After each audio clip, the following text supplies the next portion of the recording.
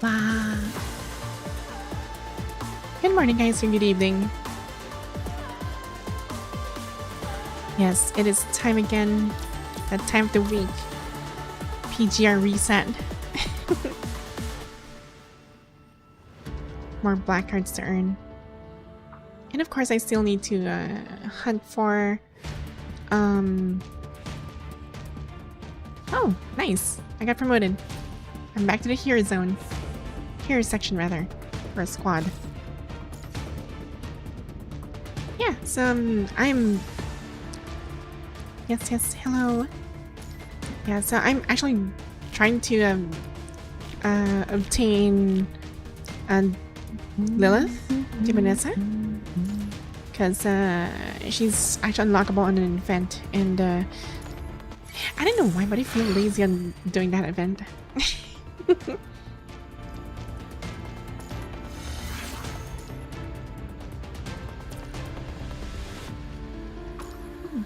So yeah, how's everybody?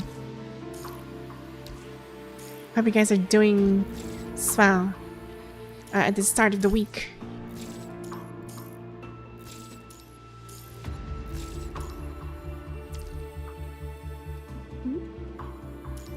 Also, just to give you guys a heads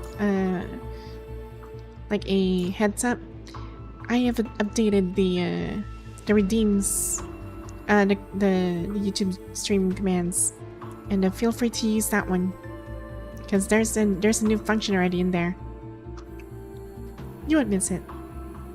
For those who are not familiar, you can also check my Twitter as well.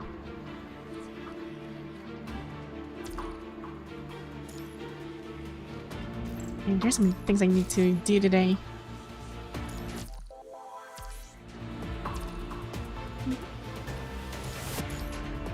Let's talk to Ishmael. I freaking love Ishmael on my screen. So nice.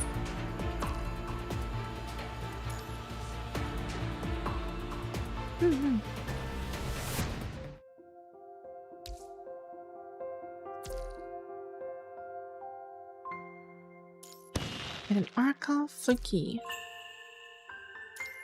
Set up fireworks.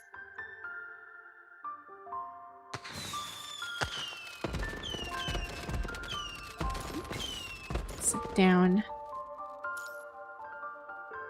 I don't already have so much cogs, but adding 30,000 more to the stockpile is not that bad. 30,000 is 30,000.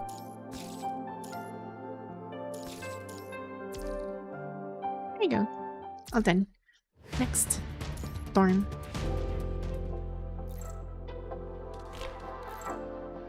Yeah, so before we start the the main story again, I gotta do these things every week. Actually, every day, except for the Phantom Pain or Warzone, because that only happens every week.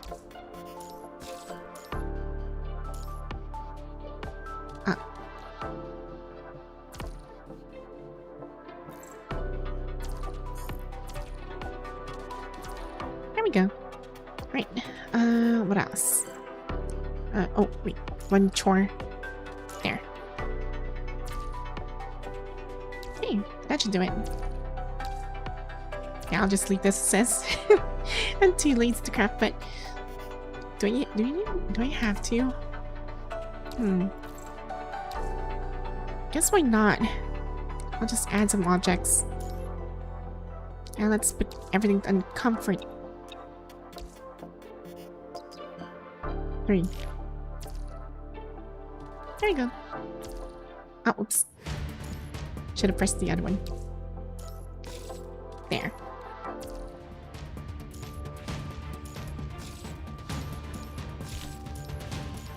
There we go. That's an instant complete for the dailies. On to the shop again.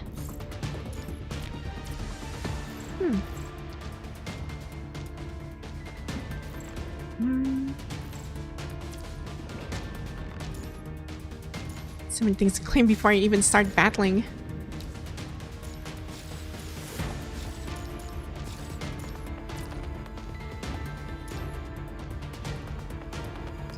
Okay, There we go. What else? Insatiable research. Yeah, this one. I need to claim these things. Yes, hello, welcome to the stream.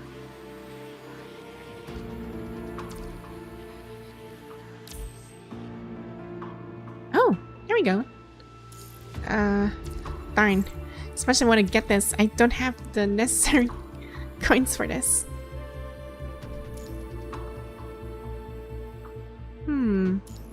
But I still have 5 rolls though. Yeah, I can just roll one.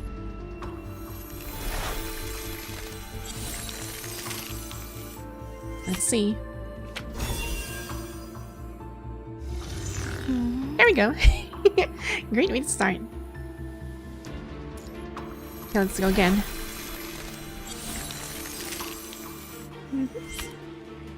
Easy pull. Easy pull.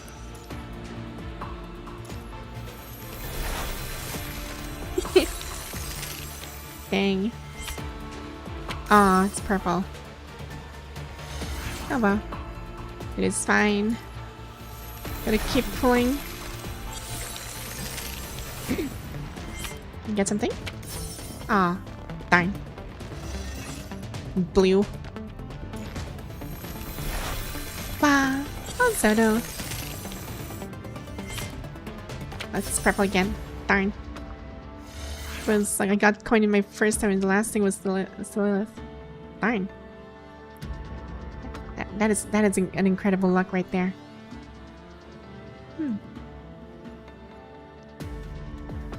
Right. Well, that's done. I actually got Lilith. That's a good thing. I just need to do this one. There. 5 steps forward. Cross check. 1. Precision. Go here. -5? Darn. I'll just skip this. There. 3. And then a bonus action. That's cool. Okay, so I need to save 3 for that one. Let's try 1. Mode sensing. Darn. There we go. Again with a 3. Jump onto 6. Go for 2. And then 5. And there's 3 again. Let's go here again. Let's use this one. Jump onto 5. There we go. 1, 1, 2, 3, 4, 5. Just darn. That is bad. I'll just go precisions here. Starting point. And then go to bonus action. Wait. Should I go bonus action or... No, I can just gamble this. Let's go. There. Yeah, I'll save the rest. But at least everything is all clean. Let's see. So that's done. What else? Achievements, collectibles. Where's that? Fortune cookie. Hey. I think that's that. On to missions and Phantom Pain. Oh darn. The roster is actually like... Okay, Sharkspear the dark version is annoying as hell. Iron Maiden is fine. Primal Projection is... I guess this one's fine too. I just don't like Sharkspear. Darn. I'll start with the Primal Projection.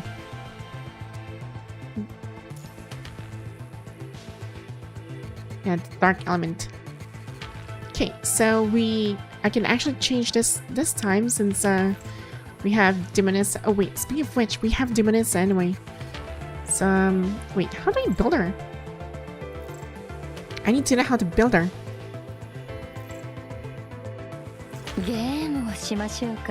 Okay, we need to upgrade her first. I really need to fix her first. I can fix her.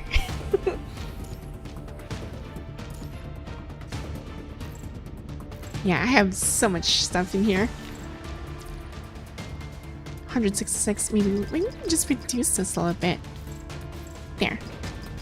Or maybe we can reduce it even further. Need to feed wife. Yes. There we go.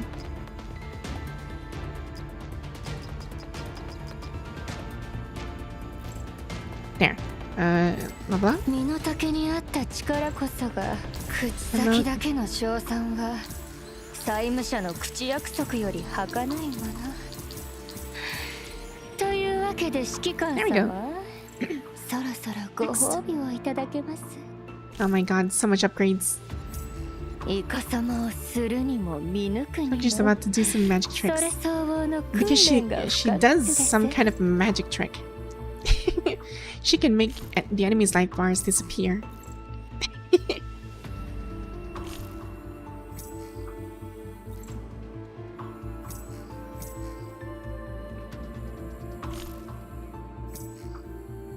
Okay. Addition to Read It Dream. And then we still have Golden Blessing. And then Leader, Class of Cards, Amplifier.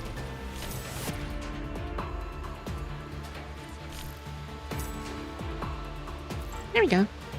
Okay, that's done. Now I just have to give her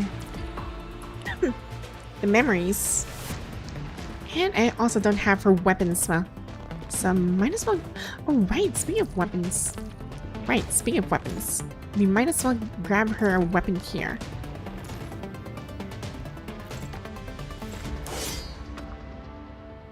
As much as I want to get this. I gotta give this to her. To an extent. Yeah, just like how she appeared in your first pull.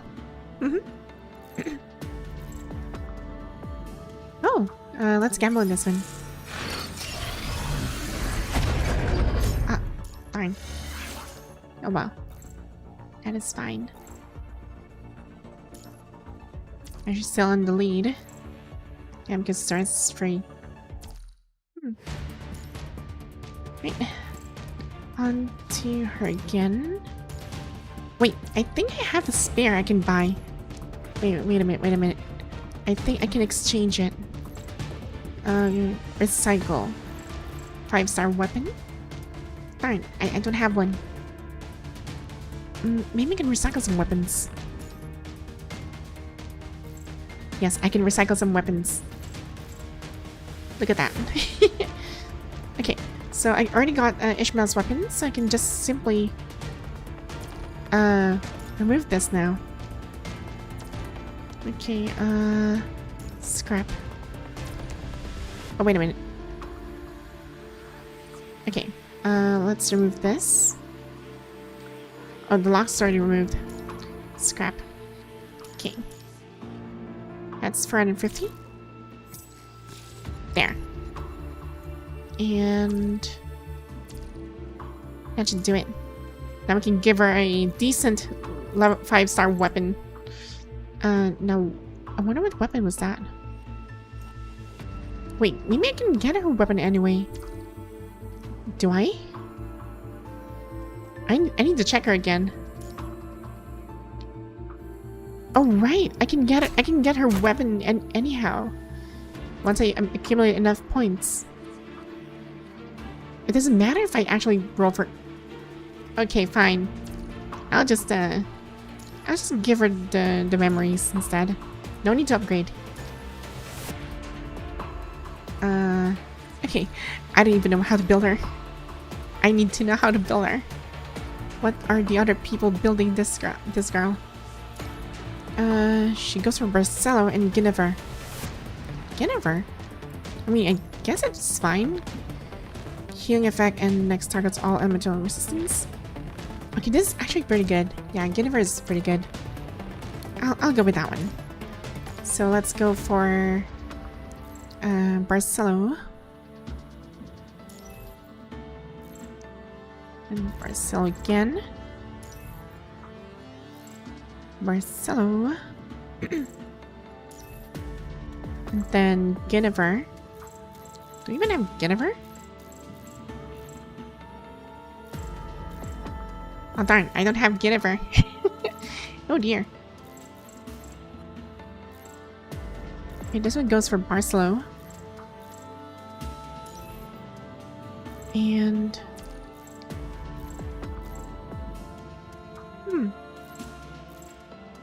yeah, I do not have Guinevere. Frick. Yeah, time to get the Guinevere first. So we can get that on the resources here. Solution shop. Okay, memory shop here. And Guinevere. There you are. I'm not even sure how to pronounce his name. Is it Guinevere or is it Guinevere? Guinevere. Actually, that sounds even better. Guinevere.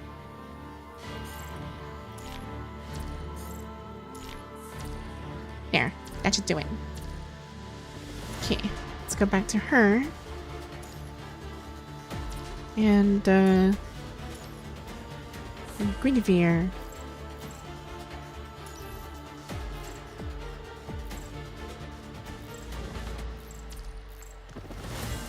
Where is it? There you are. Okay, now time to upgrade them. Enhance.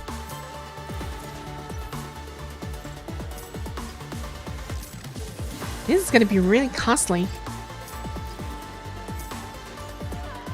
At least I came prepared. This is fine.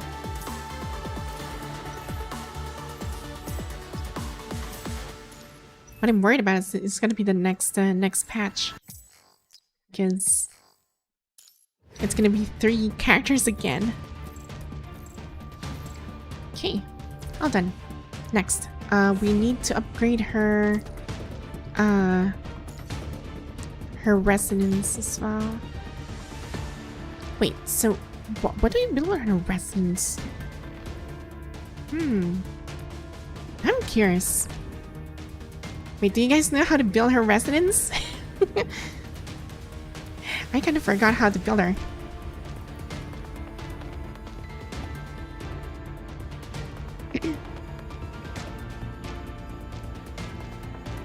Or maybe do I need to Google?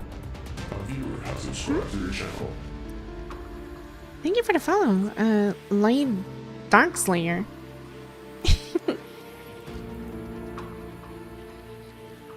Yeah, so do you guys know how to build Lilith? Because I'm thinking of, like, if I'm gonna use these... Actually, second thought. Maybe if I go here and just randomize instead.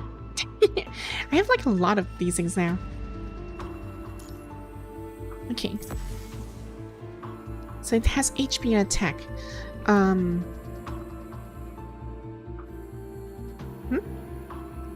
You need Sig on the bottom. Oh! Wait, if I'm gonna make her a DPS, right? I mean, I'm just gonna make her a support anyway. So it's not really that of a big deal, but do I still need it?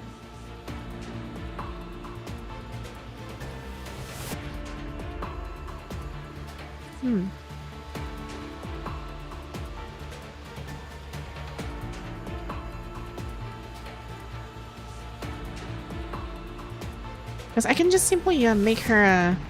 Well, that is if I'm gonna use a signature. That is some DPS, right? Because I already have Lamia to do the damage.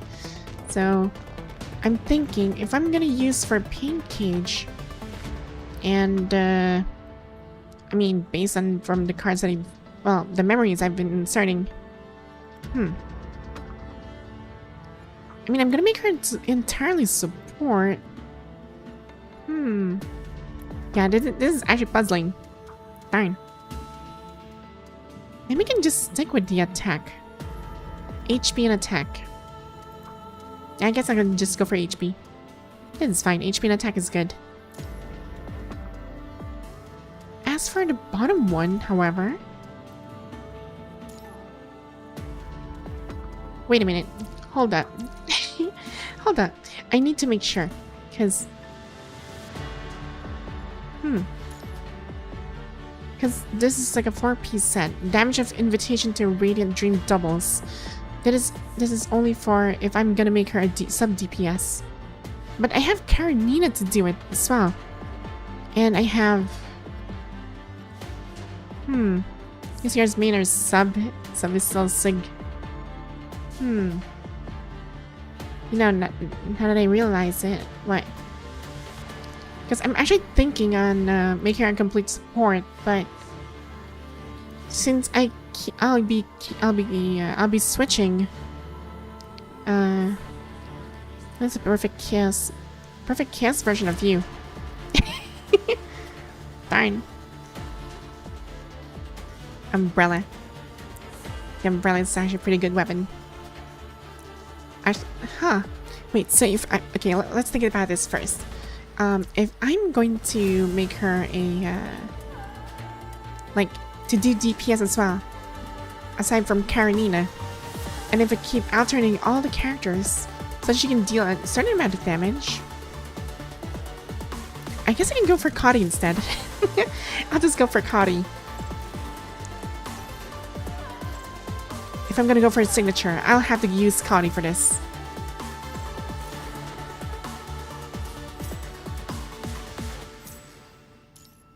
Yeah, let's make her sub DPS.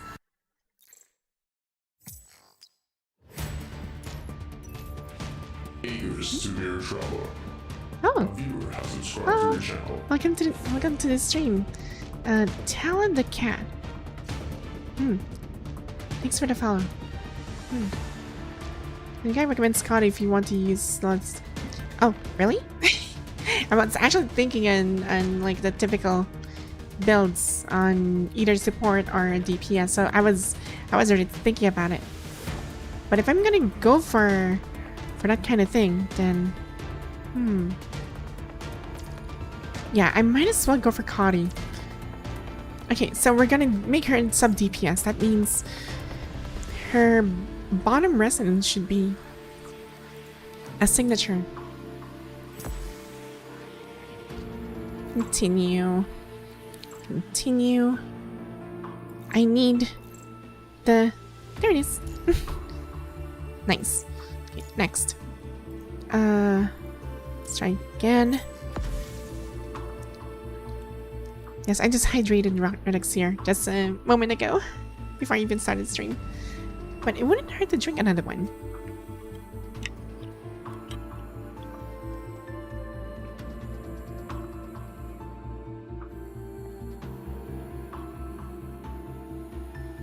I need to refill my freaking drink. It's almost empty.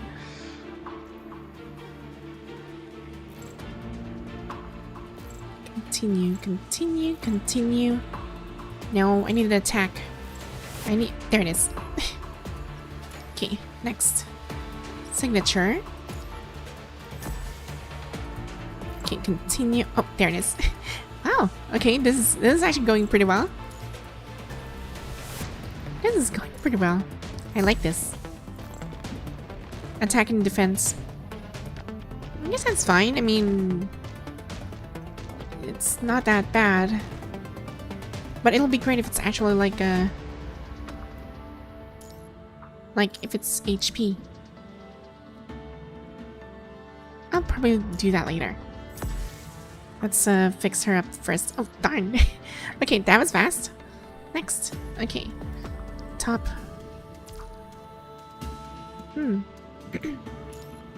There. HP and crit. Attack and defense. Okay, fine. I'll stick with that one. Signature. Give me signature. Core passive. Attack. Class skill. QDE. Crit. QDE. Class skill. Darn. Just ran out. Next.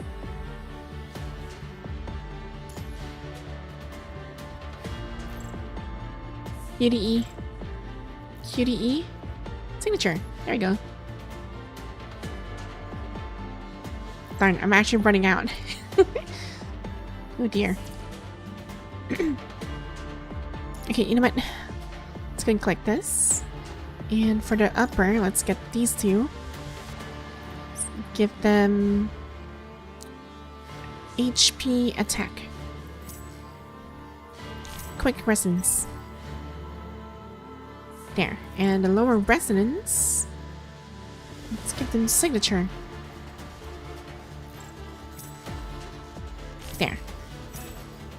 All done. Then hypertune everything. Dang, this is really costly. Holy crap. Ow. At least she's done. She's fully equipped now. I'll just have to wait for her weapon.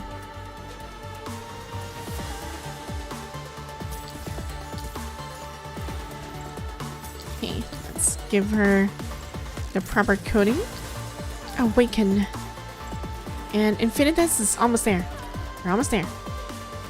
Okay, coding. I wonder what changed her. Oh, she has like extra cards on her hat. And then her knee guard has a extra transparent looking plating. I got her weapon first before the character. I mean, that's fine. At least you don't have to worry about the weapon. She actually looks lovely in these two pictures. I'll just get the other one.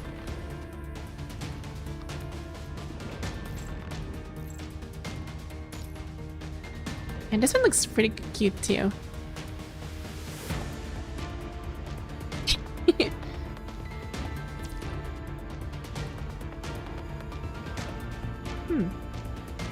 Yeah, I guess this'll do for now, because we still need to roll for her weapons, which I don't have currently. We'll get it someday.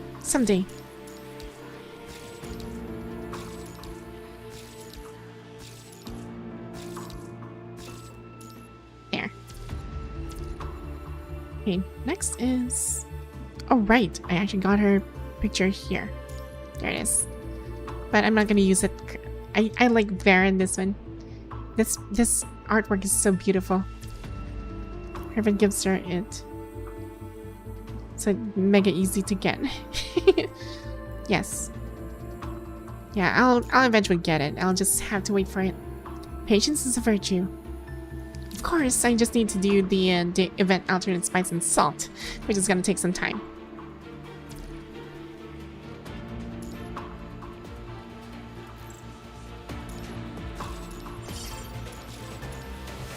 But of course, if I can't wait, I can just simply run it down. And sacrifice at least the first half of the, well, first hour of the entire story for it to shine. I mean, how long do we have? Wait, I need to check. I still have, well, 29 days. I guess this is fine. Insatiable research. Permanent. Gamba. Yes. 11 tier pulls. Yeah, I tried to Gamba like before. Well, especially for this one. But it's fine. I kind of spent some of my stuff to catch up with the others, especially with the CUB as well. So her CUB is actually pretty good now. What else? Yeah, okay. You know what? Let's do this. Let's start with this one. Okay, so we have all these things in the roster. Okay, let's save this. Save. Dark. There it is. Override. There we go. And start. I want Lamia so bad. I love Lamia. Like her story actually touches me. It's so good. Probably get her next selector. Look at, whoa, she just went to my face.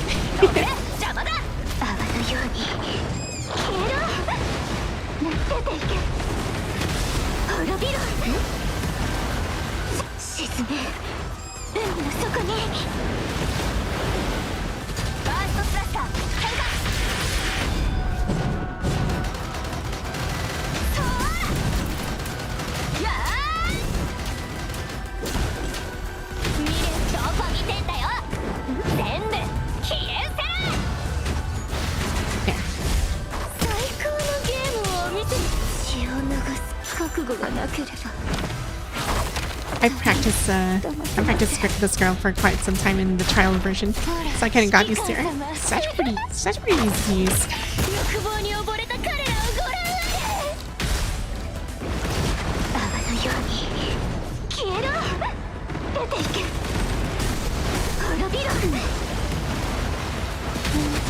Two.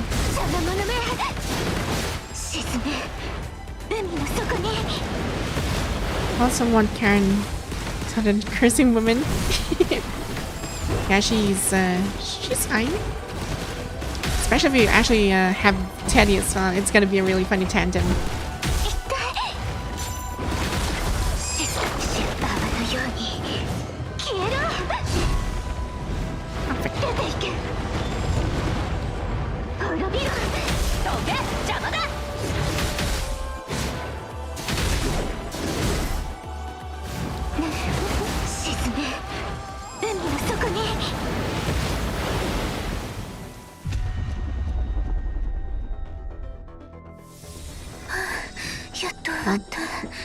That was a very slow execution on my end with on this part.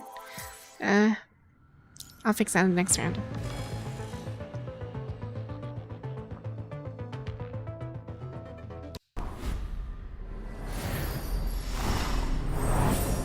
Yeah, I'm gonna do this faster.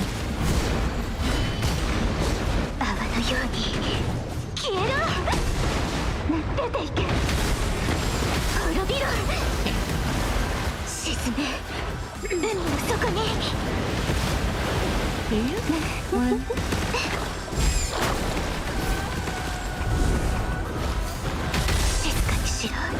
Here.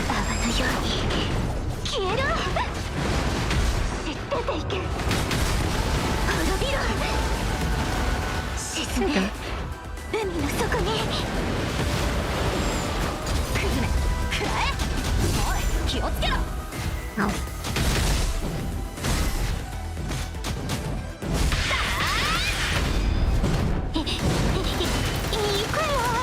Here. One. Two. Three.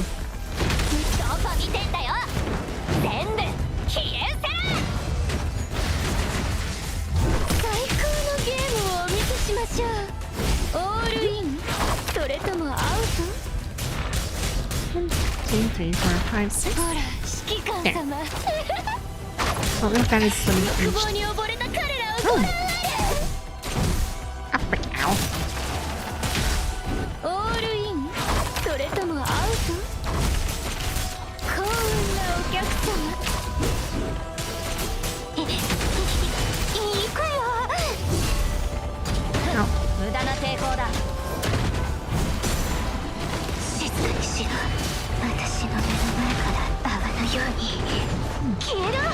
One, two, three. There.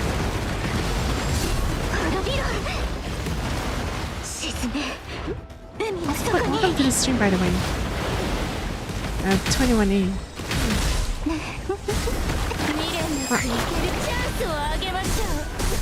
Ow. Ow. Darn. I can do this. Cast. There.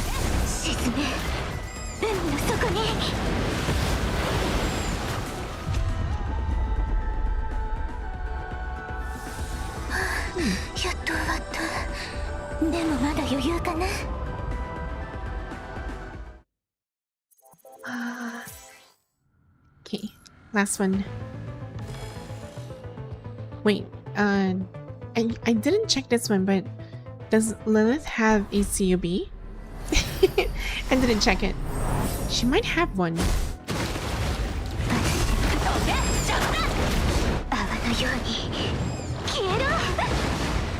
I'm gonna check the CV list later. Probably she has a CV too. That I might actually that I may collect. Who knows? 未練なくいけるチャンスをあげましょう。静かにしろ。泡のように消えろ。 1, 2, 3. 出ていけ。滅びろ。未練沈め。海の底に。 There we go. 静かにしろ。行って。 There. 泡のように消えろ。 And 出ていけ。 to cast 滅びろ。 this 沈め。海の底 and に。 this and switch. ファーストスラッシャー展開。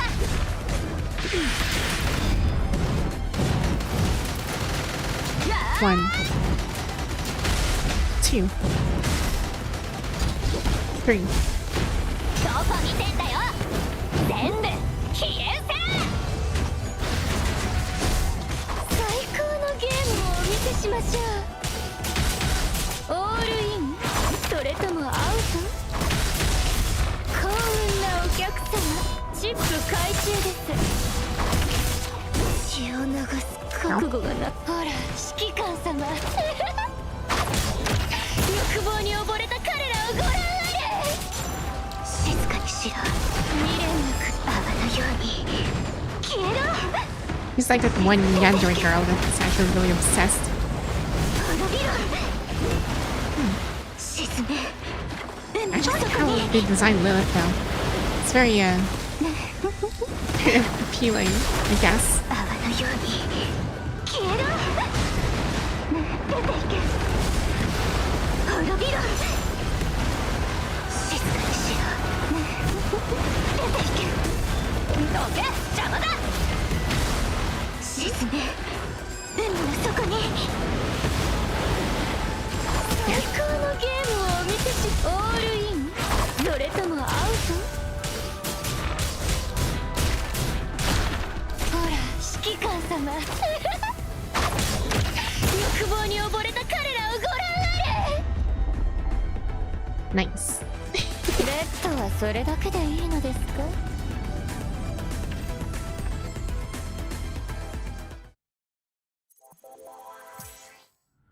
Hey, now we're done. At least for this, for Phantom Pain. Okay, next there's Warzone to do. I need to check Warzone. What's this week's Nihil, Machine, and Entropic Distortion. Okay, so that's Physical, Nihil, and Dark. Dang, I really need to roll for ultimate slash damage greatly increases. Huh. Yeah, I'm gonna need Dark. See in here, Warzone. Yes, I'm already in here, Warzone.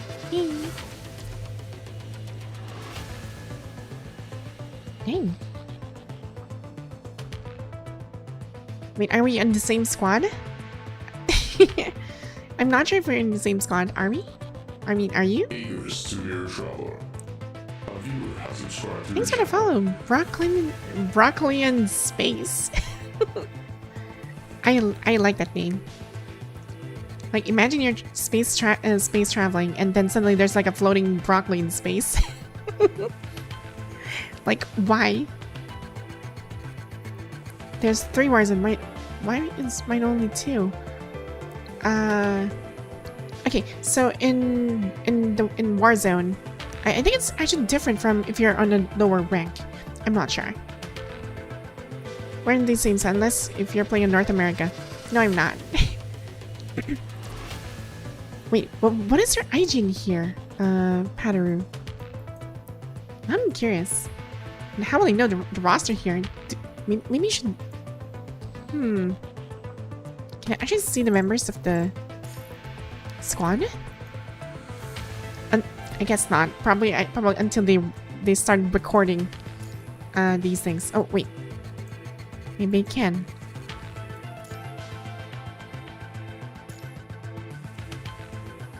Oh. Ooh. Fine. Okay, so these are top 100 people. Top 100 in points ranking. Okay, maybe I can start with Nihil first, because I haven't really practiced. I should have practiced the what's her name? Hunying. I need to do her rotations again. I need to practice her rotations. Nihil. There it is.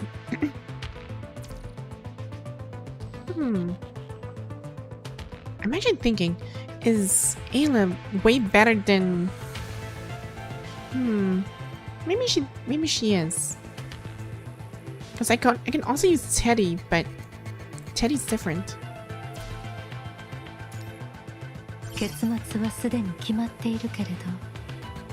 I'll just wing it. You know PJ Club with DMC? Yes, I am familiar. I've been playing this game for more than for 2 years now, and I'm enjoying as hell.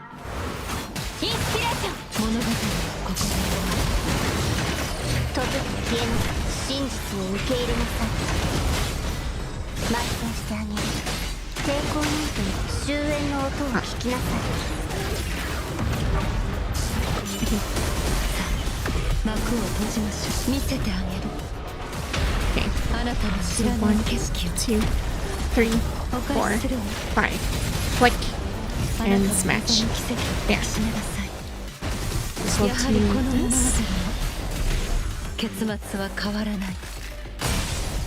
So 2 again. Cast this. This 2, 3, 4, 5. Flick. Smash. And then use this. Have lightning, dark, and Nihil Warzone. Yeah, all of us actually. Wait, lightning? You actually have lightning? Fine.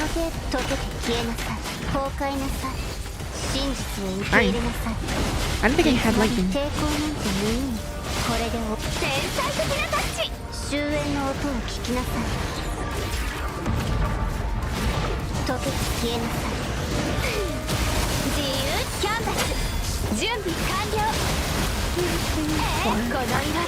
There.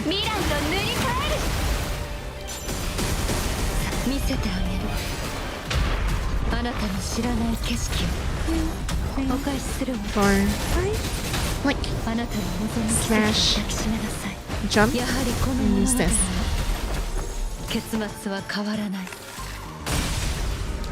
Again. Second round. Flick. I need to practice this again. I think I messed up so bad.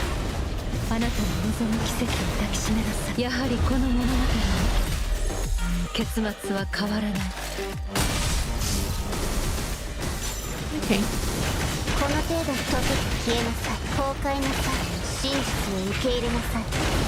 I'll probably do that later again. I'll fix my style of playing this thing. I play so weirdly.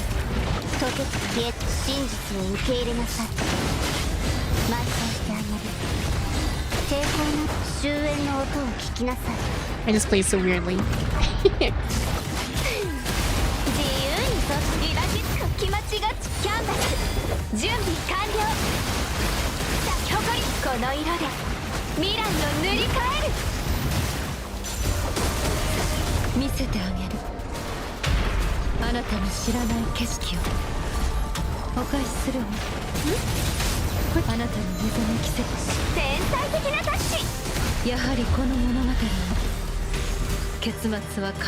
This is that way cutie. You see.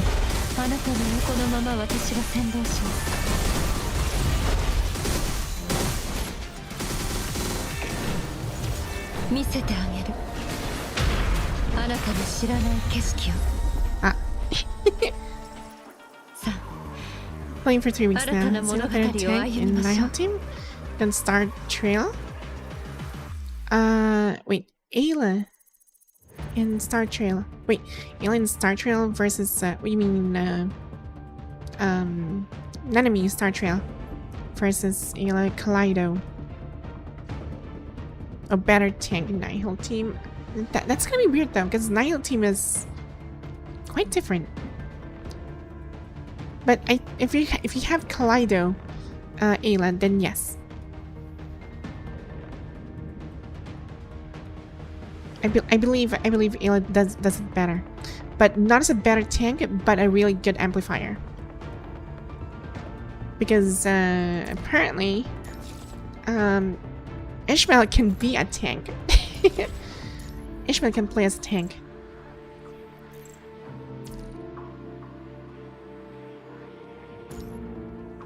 Oops.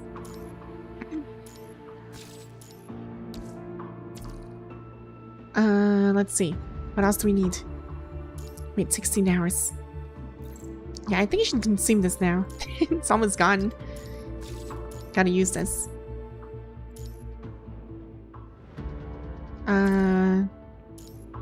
Battle. Resources. There. That should do it. And let's buy off everything on... Let's see. I could buy this one, or... Yeah, I'll just buy this one. Because why not?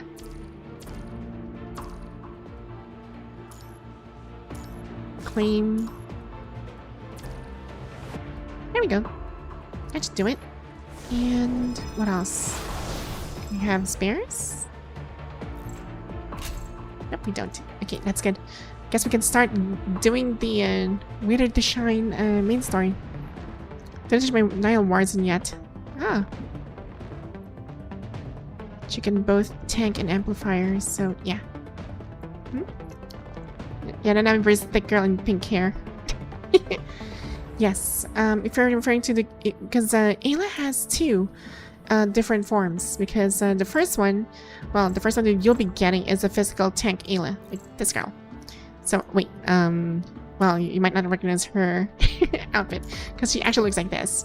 So, if you have Ayla, this tank version, in Nihil, not really. She's not gonna really do well compared to Nanami Star Trail.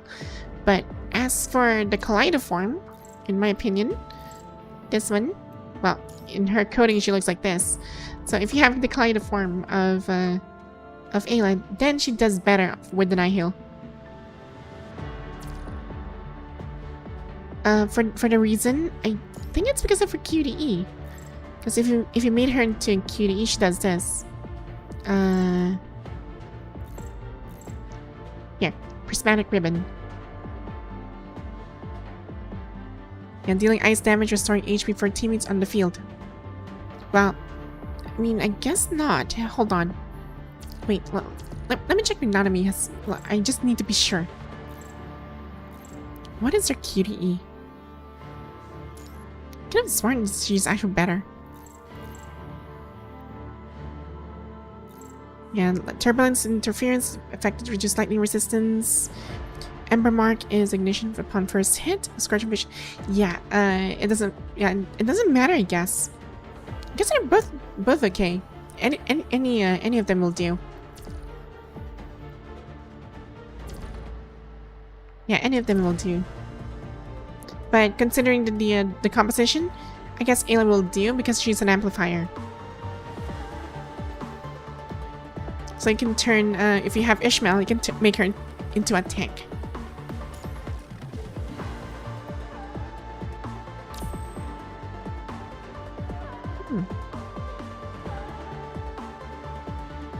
Dang. Oh, there's also the event here as well.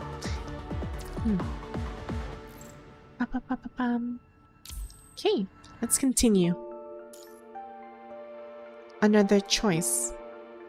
How long have you been playing PGR? 2 years.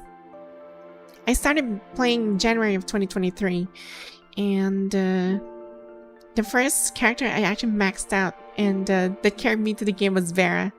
Ironically, it was Vera, like the Rosin form. So I used her as my DPS on all of my my entire progression until I got her Garnet version. so I used her garden version to clear most of the stuff. And it was so good. It was promising.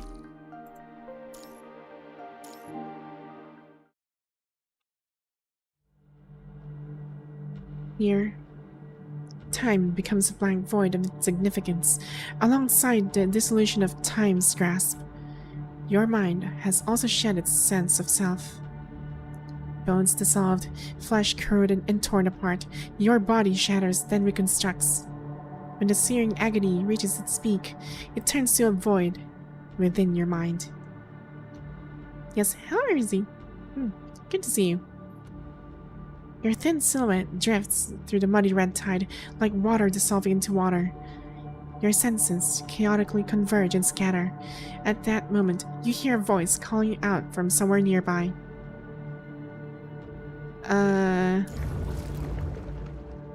The only response to the hoarse cries from your throat is the endless sound of the tide. Cold wind. Unnoticed, your senses begin to trickle back.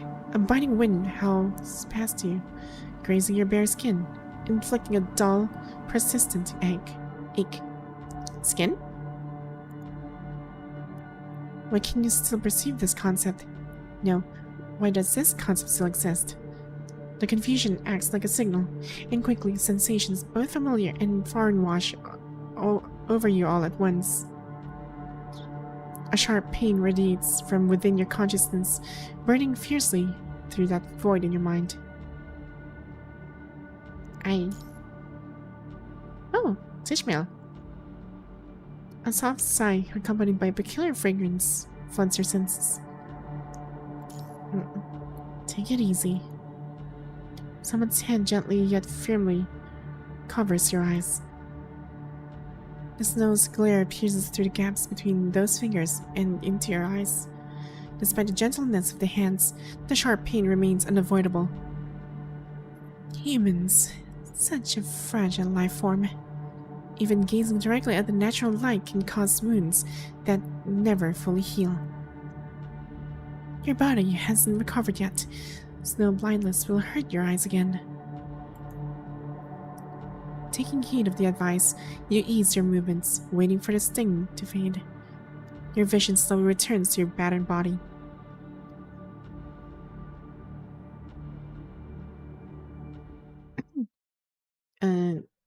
Who are you?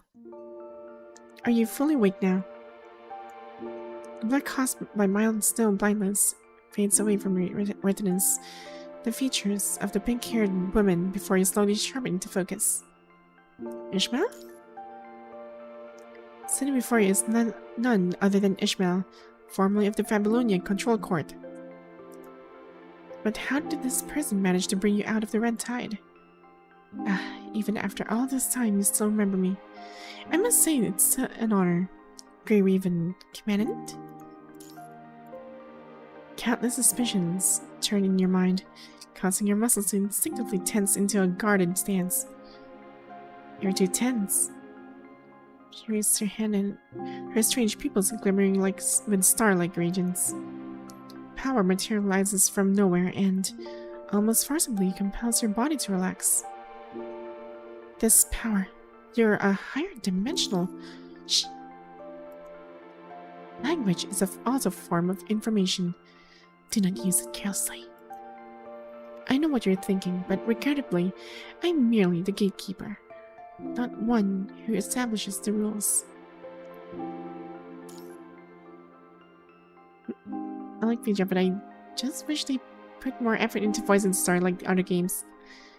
It's time to hear your storytelling about VTuber again. When she utters this term supposedly foreign to you, an unexpected sensation of familiarity washes over you, evoking countless memories. The gateway into Terra Tower serves as a shortcut to another gate. That lady once told me about another gate, behind which exists a civilization without life. It's collecting civilizations that have mastered zero-point energy and testing them. Those whose development is deemed unbalanced or incorrect to have their data harvested and brought back through the gate to grow. In terms you would understand, this place is what lies beyond the gate. This is a space that remains after the gateway connected to the Terra Tower was recycled. This place is both a graveyard and birthplace of civilizations, where birth and annihilation coexist at every moment.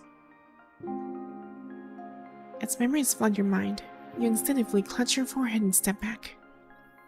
Back in the Terra Tower. It was me. Or perhaps you're more familiar with this appearance of mine. When your hood lowered and cloak open again, the pink-haired construct has taken new form, wearing an ambiguous smile. Yes, she's the merciful one that I used to fight her with using Lee. The dull sound of ocean waves floods your mind as the realization dawns upon you. The mysterious pink-haired figure who had killed you multiple times is also Ishmael. The person under the sea was also you. Who exactly are you? Don't you already know my name? I'm Ishmael. Her hood sways gently as she's quietly laughing. Though occasionally some call me the merciful one. I knew it. That most mysterious agent. We'll see Ishmael true form would. Would. Yes, would. Information always becomes distorted in the process of transmission. Gives one extra chance to whoever she seems suitable, regardless of whether they are good or evil, friend or foe. That's just a rumor that got out of hand. What I do is simply give people with unfinished business a chance when I happen to be in a good mood. So you've been watching all along. That assertion is inaccurate. There seems to be a misunderstanding. The punishing virus isn't a trial I introduced to human civilization. I am merely the gatekeeper, an observer from somewhere far more distant.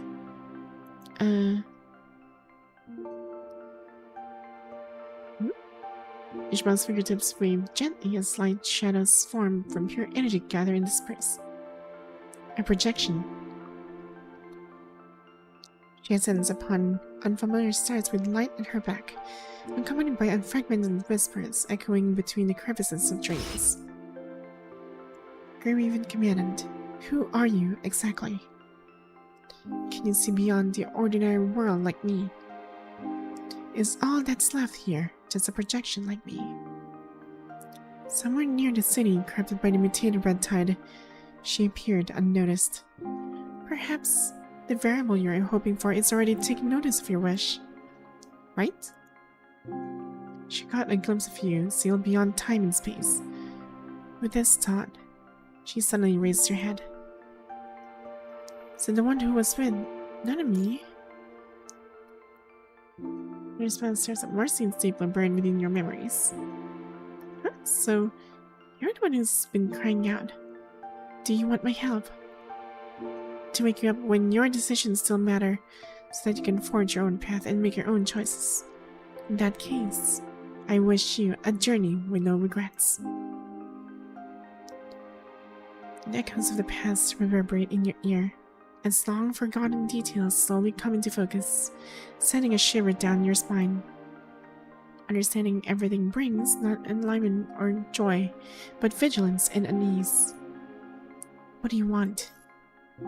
Ishmael offers a gentle smile. She pushes forward a clay cup brimming with steaming water and vibrant green herbs. A peculiar fragrance wafting through the air.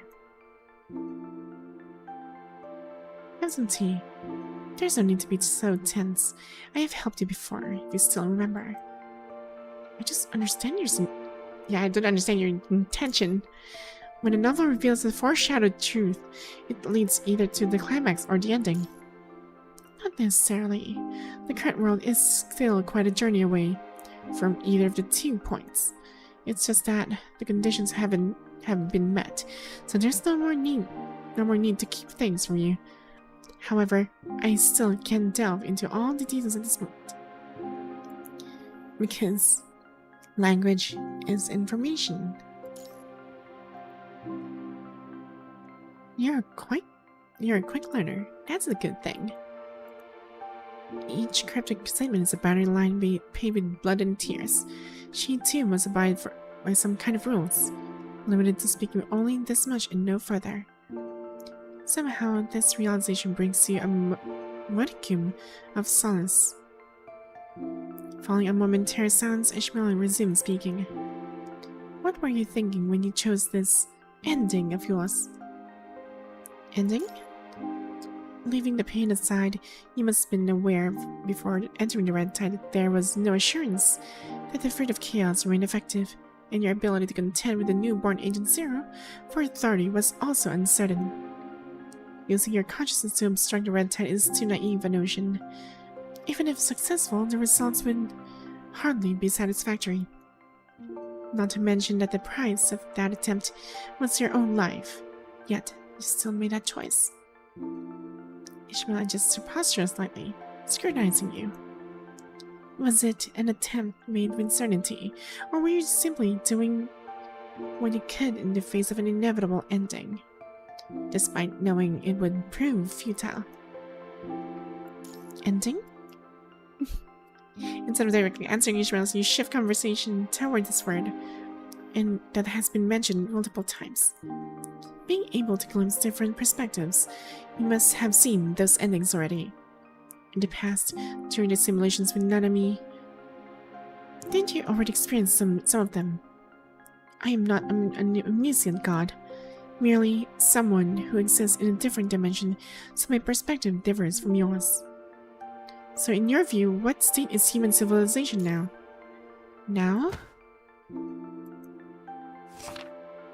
Stimulate himself so that it breathes, crimson gold text slowly traces itself across the paper.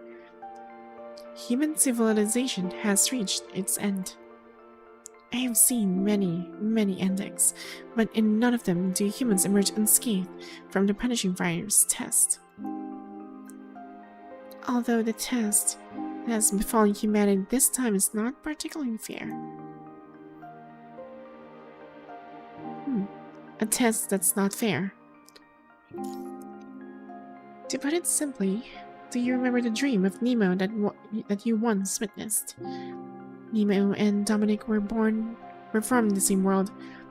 By the way, you can think of this world as another universe or dimension or whatever other concept works for you.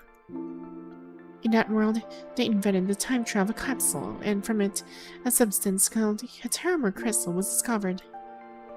Afterward, the mysterious crystal of unknown origin enveloped the entire time travel capsule. Punishing virus. Yes, you can think of it that way.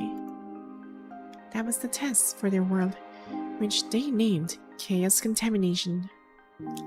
Ah, okay, that makes sense now. But unfortunately, their world did not pass the test. The Terror Crystal completely enveloped the time travel capsule, transforming it into a tower that reached the heavens, and then the Vanguard team set off.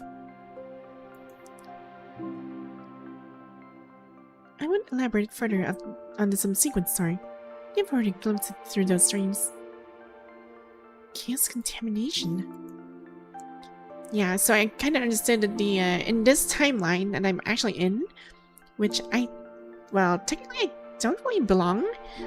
They call it the Chaos Contamination, but the other timeline was actually, they call it like the Red Tide, which I am in right now. Due to the carelessness in leaving a bleak, the contaminating mimetic followed their trail and entered the swamp. Otherwise, even though 0-point energy brought the punishing virus, the Terror Tower shouldn't have emerged so early.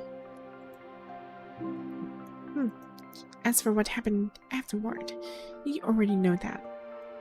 Nemo, or rather, Vonnegut and Dominic, they both tried in their own ways to save the civilization they had contaminated. Regrettably, neither of them succeeded, whether by trying to find a successor to seal it through their own sacrifice or attempting to coexist with the punishing virus. Neither approach could lead to the ending you all had hoped for. The Red Tide, the punishing virus, will never be satisfied. Its only mission is recycling. Even if Agent Zero's authority remains forever in the hands of an uncontrollable consciousness, that consciousness is bound to be gradually replaced by a newborn one, bred from the red tide. Like the current Agent Zero. Right.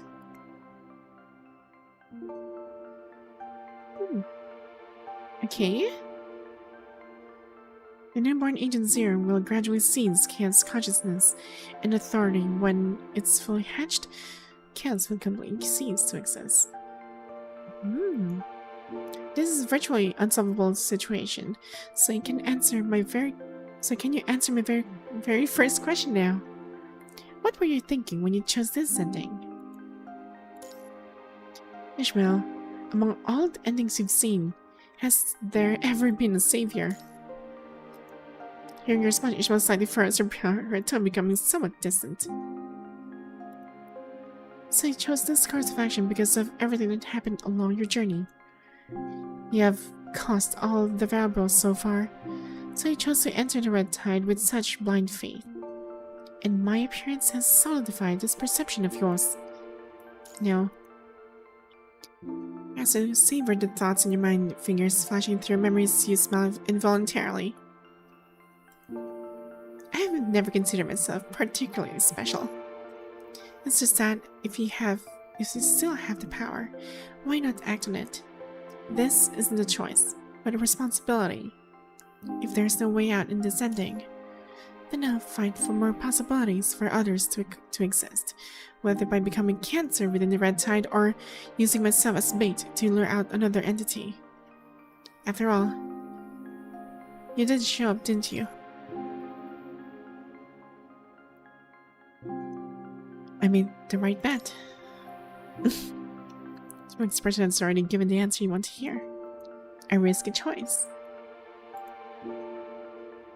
In a sense, you have indeed made the right bet. I can offer you another option besides merging with the red tide. You can choose to enter the Hetero Tower. That's not funny. What, so you want me to enter the Hetero Tower and just friggin' have myself killed over and over again? I don't think that's not a funny way to say things, but I'll just keep quiet. The Hetero Tower has long surrounded by a mutated red tide. No one can get near it. For ordinary people, yes, but as a gatekeeper, I can naturally allow you to re-enter the Hetero Tower. But the collapse inside the Hetero Tower is beyond saving. Even if I enter it, there's no way to activate the Hetero Tower to rewind time. And anyway, you no longer have the key. The exit can't be controlled and the key is gone. In such circumstances, what can you possibly accomplish even if you were to return? Yes, bruh, Ishmael. She has a weird sense of humor. No, you're capable of far more than you imagine. Concepts of passing through the gateway and entering the Hetero Tower are not the same. Entering the Hetero Tower only allows you to see chaotic space-time and uncontrollable fragments. But passing through the gateway means new power. New power? Not long ago, when the Hetero Tower first appeared, a construct entered it specifically as a construct. He successfully reached the summit and, having overcome all the trials, eventually arrived at the end. It's Lee. I extended an invitation to him, offering a ticket to cross the gateway, but he refused me without hesitation. Oh, he said there are still people waiting for me to go back. Yeah, I remember this one. Whatever the future holds, I'll find it together with them. After leaving the tower, he forgot everything he had seen and lost all the power he had gained. I've never quite understood human thinking. Perhaps I've been drifting for too long, forgetting the emotions I once had. So, what will your choice be? Will you choose to begin the trial of crossing the gateway, or return to Aerospace City? What do you gain by giving me these options? How cautious, Green Raven. If I were to gain anything, I suppose it would be a new possibility. There are some things I can't tell you until you truly pass through the gateway. But even I cannot confirm whether our other stories truly exist. Could there truly be another possibility? Or ending? I think there is. So technically, there must be another commandant like me. Well, it can't be because the other timelines are, like, have already fallen to the red tide.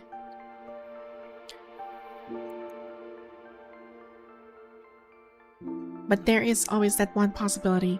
The question is, which timeline? Whether this higher dimensional being who identifies herself as Ishmael desires to witness a new puppet show unfold, or is attempting to verify something through you. Having one more possibility can't possibly make things worse. She possesses absolute power. There's no need for her to waste time deceiving you. Vonnegut said that unless I return with results, he would never let me back in the tower. Yeah, Vonnegut is technically inside the tower, trying to hold on for whatever, for how long he could handle. But remember, the Terror Tower collapse has become far too severe. Chaos and I will seal off the entire tower, no matter what. Unless you return with results, I will never let you enter again. Even if he's still inside the Terror Tower, he has no authority to prevent a trial from beginning. He has already merged with Chaos, and I haven't tracked their movements since.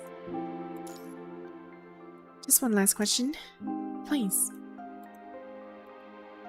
After ascending the tower, or rather, after passing this trial, what exactly will I gain?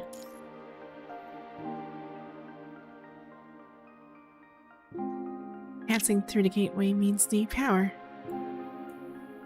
To put it another way, it means a new power level, similar to Nanami you once saw aboard a starship. Yeah, she's technically like a super upgraded construct. Moreover, you have no other choice left except for what you did just now. Merging with the red tide, gambling on the fraction of a % chance to complete with agency or for authorization. On the surface, now no one remains who can stand against Agent Zero. If Chaos were to still complete, perhaps there would still be some capacity for resistance, you know? But now, even Chaos' remaining power has been devoured by the new Agent Zero. The current Hetero Tower was brought to this world by Cradle of the past. Since Cradle's disappearance, the Hetero Tower has overlaid information flows from different civilizations, breeding a new Agent Zero. If no one stops it, once it completely masters the Hetero Tower, human civilization will be utterly harvested. If you can successfully pass the trial, perhaps you can truly seize control of the Hetero Tower. After I have control over the Terror Tower, will I be able to rewind time? Yeah. To be honest, I am not sure. Only Agent Zero can fully control the Terror Tower. According to previous patterns, only when Agent Zero completely perishes will all authority be transferred. Passing through the gateway is merely an opportunity I can offer you.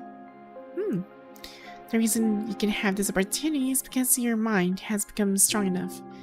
You have earned the right to initiate the trial. Because I'm God of Mind? Whatever you say. In any case, my appearance here is also because you have indeed reached the threshold to initiate the trial. Is it because I can still maintain my consciousness within the red tide? Perhaps? She doesn't offer a direct confirmation. As the gatekeeper, the only back door I can open for you is letting you enter the tower directly without having to find a way past Agent Zero. For everything else, you must forge ahead on your own, whether you take this opportunity or not. That's your own choice to make. Okay, so... Hi, Wall. time stalls in this moment where sunlight freezes top the pine treetops and the cold wind ceases to blow. Will you raise high walls or venture into the unknown?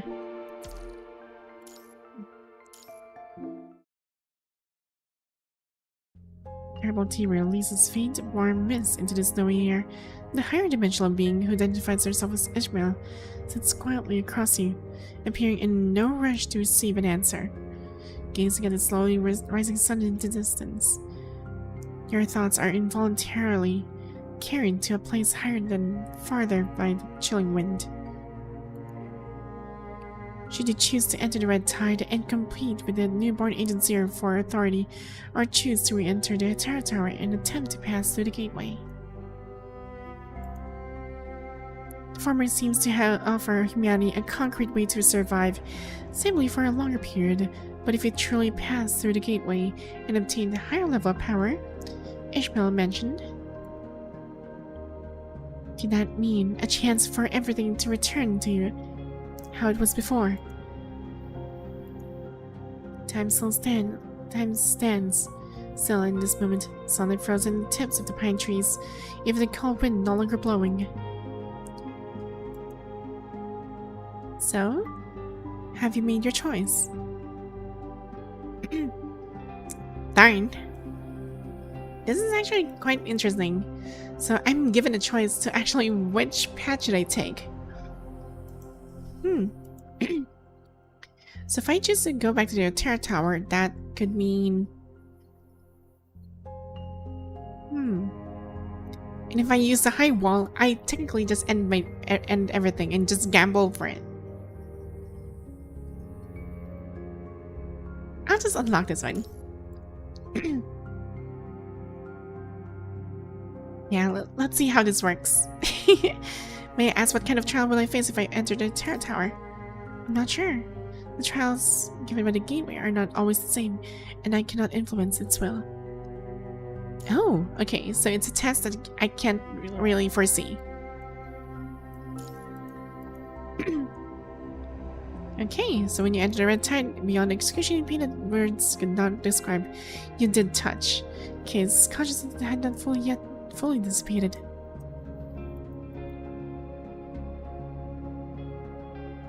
That moment, or perhaps longer, countless fragmented memories flashed through your mind. Memories that all belong to chaos. When I got Ishmael and countless days and nights in the Hetero Tower. How does Billy Pilgrim sound? Well, I guess this name suits you better now, doesn't it? So this is your choice, huh? Even if we kill her here, she will disappear. She will reappear with a new identity. If not as Cradle, then as another character. Until the right person takes this position. Exactly. But if there's one approach we haven't tried, I know you'd never agree to. Let that commander act as bait, right? I hope those two can discern the true adversary during their stay in Constellia. Yeah, so...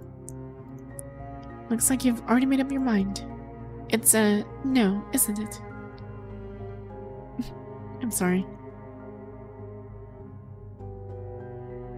It's alright. I understand why you come to this conclusion. If it were my past self, I would probably have simply trusted some weird, hooded, higher dimensional being either. Hey, with her hood obscuring her face again, she turned back into the Ishmael of the control court once more. Now, what do you plan to do? Would you like me to give you a ride back to Aerospace City? After all, I'm the one who took the liberty of taking you out of the Red Tide. Huh.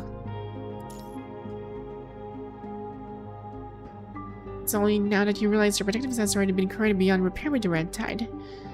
Could you take me back to the mountain peak on the outskirts of Aerospace City? Thank you. I am at your service. A dim veil obscures your vision, and when you open your eyes again, you find yourself back in the mountain peak from which you previously leaped into the Red Tide. The big-haired, higher dimensional being has already vanished, leaving only the lingering echo of her voice in the air. If you change your mind in the meantime, you can still call my name. My name is Ishmael. Ooh, so I can call her out anytime. Like, Ishmael, can you send me like a burger from McDonald's? That would be so convenient. This should be the last time, right? In the faint light of dawn, you leap toward the red tide below the mountain. The red tide engulfs your vision, corroding your flesh and pupils. Within it, you catch a final glimpse of Earth's sky.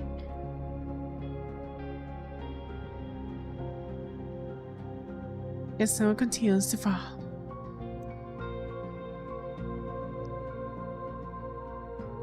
It's now the 902nd day since Commander left the tower. It's been 62 days since Commander left.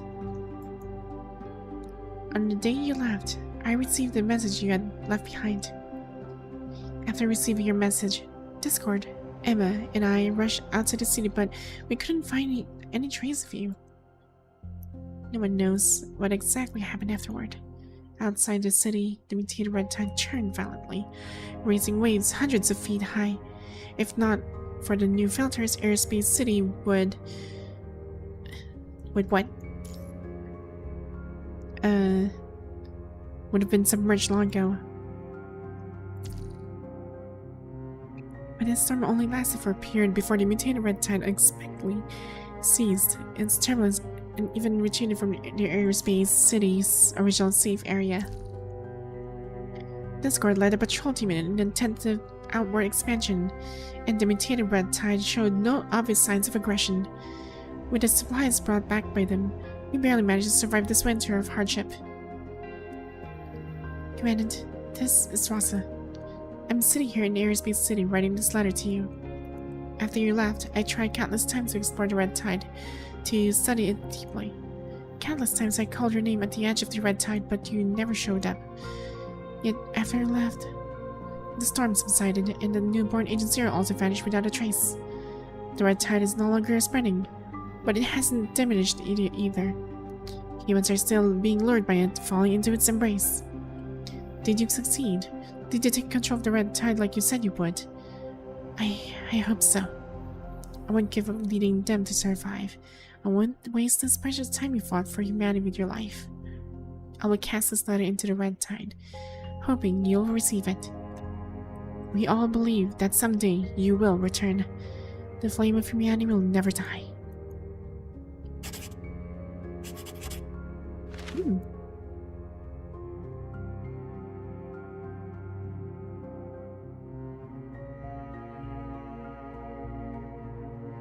I guess that's, it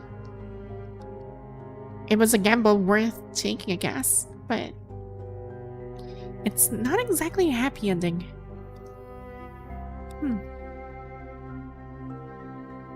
Humanity's ending. High wall. Here, human civilization stagnates. Yeah, I figured. They survived, but it's not really a happy ending. So, what it did there was... It was a solution. It was a solution, but... Actually, okay, I'm curious. What's gonna happen if I actually did not unlock this? Let's skip this. Oh wait, I can't. Darn. So I'm really curious what if I chose the other option. That I actually went to the Terran Tower.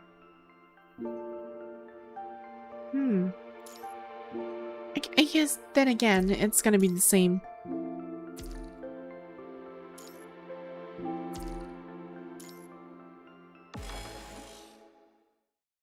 Let's try it. Oh, wait, hold on. Okay, let's just try to finish this one first. Then we'll try doing that other option. 27 territory colonies bizarre operation. Oh, wait. So regardless of the choice, I still end up in the Terra Tower. Okay. So I guess this is like the same thing. So regardless of whatever I choose, it's the same thing. But if I use the high wall ending, what happens then is that I basically saved the entire human civilization, but the red tide's still there. At least it's not expanding anymore. So they'll just probably have some ways to do it. But then again, it's stagnated, so eventually it might die out. Because imagine here, in the future where everything is actually pretty much empty, and then the Babylonia is already gone. A lot of civilizations had fallen from the red tide, or the mutated red tide before. Yeah, it is gonna be really, really hard for the human civilization to actually go back to its former self. So yeah, I would understand why it's stagnated. Imagine the red tide's still there, but it's not moving. But you can't clean it either, so it's a sad thing. Yes, hello, welcome to the stream. Within your consciousness, colossal waves surge, brewing storms and depths. Your nerves tremble incessantly, orchestrating a symphony of sorrowful wails. Blood trickles between your clenched teeth as the punching fire's concentration spikes uncontrollably, just as your legs start to give way. Faintly, you feel a pair of familiar gentle hands supporting your back. Oh, it's Lucia! Lucia? Wait, I'm probably just freaking projection. So many different history lines. Hmm? Then, the projection vanishes suddenly and silence disappeared. What's happening? Ishmael? Has it appeared already? Was that Lucia? Where is he? Yes and no. Okay, let me guess. That was Lucia from the other timeline, wasn't it? To be precise, that was a projection she left in your mind beacon. Ah, frick. Okay, so it's just I'm going crazy. As its baby, jagged crystals grow chaotically, resembling strange amber spreading across the sky, completely encasing your tiny figure within. Has it already begun? Then, safe travels, Grey Raven.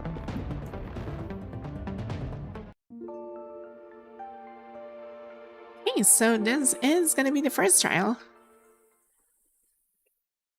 Oh, ah, I can move. Ah,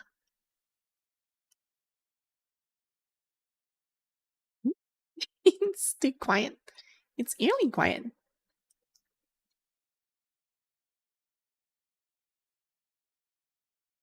It is very linear. Can you jump? No, I can't. 周囲の状況はどうなっていますか? I'm just gonna shoot you guys. まったくどしがたいですね。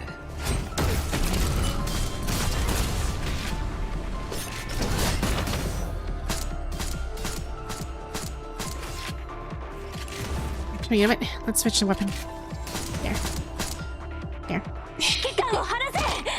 ルシア、ひどい怪我です。それに指揮官も。Oh, see, why am I seeing the old Lucia? Come on.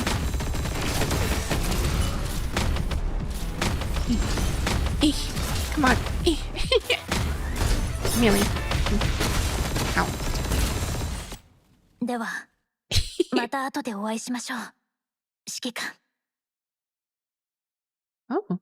指揮官、リーフは少しでもお役に立てたでしょうか? 問題ありませんよ、指揮官。僕がいます。 Wait, why are these projections are... The territory keeps changing. Do I need to step on this, or... Okay, nothing happens. Okay, I think I'm good. I think I'm good. Oh no. More enemies. 一緒に戦いましょう、指揮官。 Oh, it's different. It's a plume version now.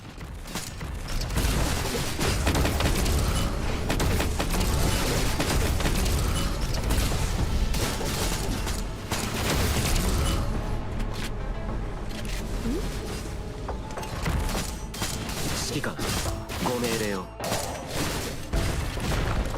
Come on. Ow.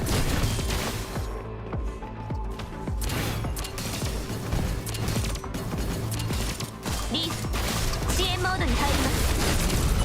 Come on.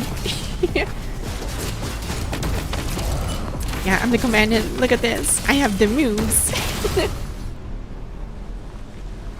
指揮官、 Huh? 心配はいりません。 Guess that's my next that's my next pathway. Okay, there's another way. Let's go.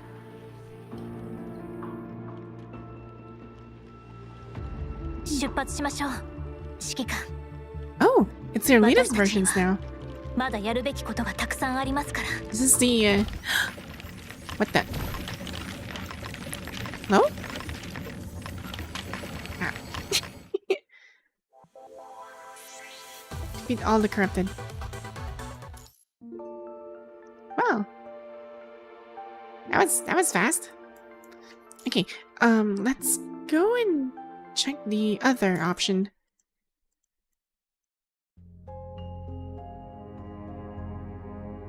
Okay, let's skip this a little bit. I'm gonna try and go for the other ending. Re-enter the Terror Tower. Ishmael indeed harbors no silly towards humanity. Perhaps she's merely curious or simply wishes to see new stories unfold. Can she truly be trusted? Whether you trust me or not, it makes no difference to your circumstances. As if you're seeing your concern through, Ishmael speaks up gently, curling her clay cup.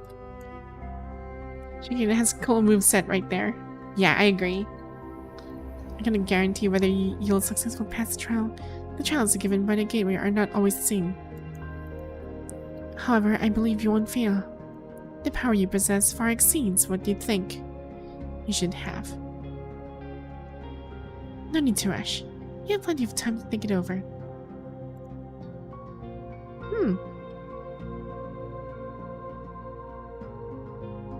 The bridge across dreams. Do you mean the tunnel extending from the Terror Tower? If I pass through, will we be able to control that bridge? Perhaps. In some ways, she offers an ambiguous answer. If you can pass through the gateway and master the higher level power, if you can't rewind the time to the correct future, you can at least follow in an enemy's footsteps and attempt to set messages to the past. That way, there might still be a chance to make a change. Either way, the worst outcome is simply death. Looks like you've made your choice. Is this the gate? To be precise, it's a convenient passage to the Terror Tower that I can access with my authority. Are you ready? Or do you need to return to Airspeed City to leave any final instructions? No need. Thank you. Get ready prepared by documenting all possible subsequent events in detail and sending them to Rosa, Emma, and Discord. The worst outcome remains death, albeit with a distinct destination. You have no final words that require changing. Now. You have pulled for Ishmael? Yes, I did. I already pulled her. As if to assure you there is no danger, Ishmael takes the lead to walk inside. The frozen time begins to flow once more, as the sky blushes with the azure hue of dawn. Wind whispers through the pine forest, creating a gentle rustling melody. The snow continues to fall. Countless thoughts flow against the long river of time, as innumerable scenes from their past resurface before your eyes.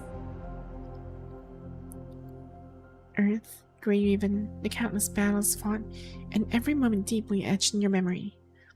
The azure sky hides behind the clouds of drifting snowflakes, no longer letting out even a single sigh. Perhaps this is your final glimpse of Earth. When this battle is over, you feel the urge to say something, your lips apart, yet you don't know to whom you should speak. The balanced daylight envelops the cliff face, and with it yourself that belongs to the past. Farewell.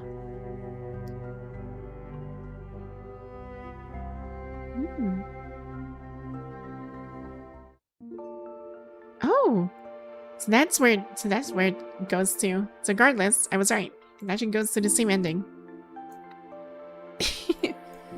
But of course, the high wall ending is actually quite different. So what happens then was that PGR just stopped on its tracks. Unless I take the other path. Okay, so stairs at the edge. Riki is always locked here. Us. David with Lilith is free. Her CUB and her. ここを訪れた人類文明の客人 I'm は aware.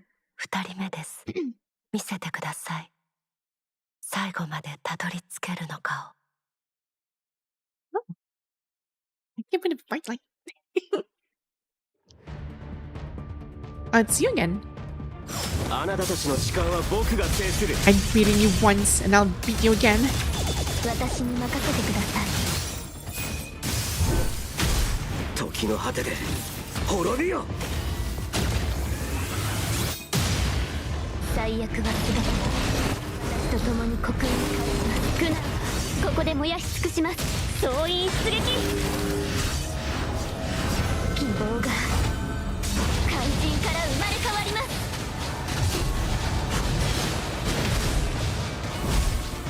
集え暁の光。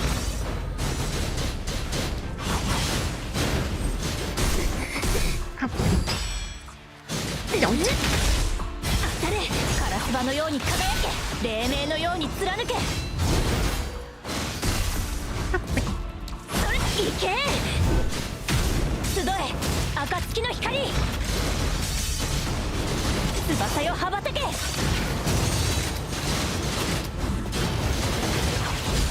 黎明のように貫け。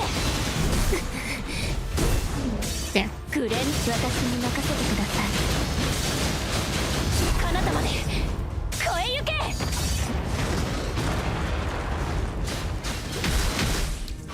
それ集え暁の光。 Good thing I should practice Lucia for this. Ow! Freaking. 先に下がってください。 The glorious kick. あなたたちの時間は僕。もう逃げ場はありませんよ。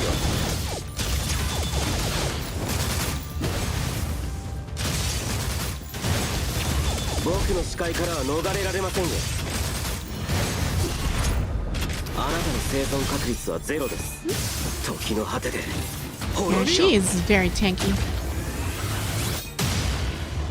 最悪は全て私と共に国に返します。苦難はここで燃やし尽くします。 1, 2, 3. 希望が怪人から生まれ変わります。集え暁の光。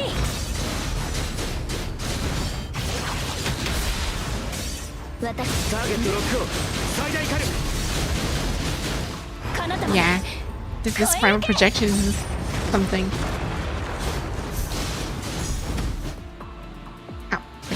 あなたたちの時間は僕が。 I am not getting 私に again. 任せてください。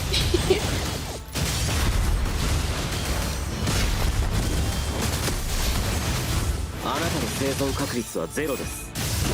時の果てで滅びよ。最悪は全て私と共に国運に返します。苦難はここで燃やし尽くします。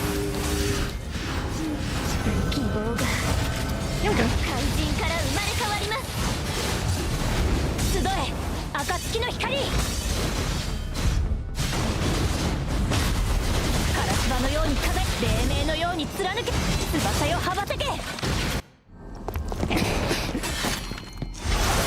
Dang. The three of us are actually working together.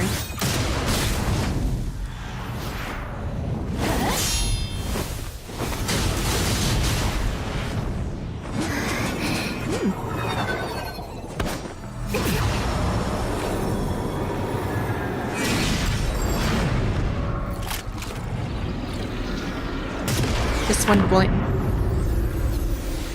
Dang, that is a one powerful bullet. Okay. And I actually grazed her. Ooh, but she healed though. Guess that was a trial. Yeah, that was a trial. Dang. I had to shoot her right on the cheek.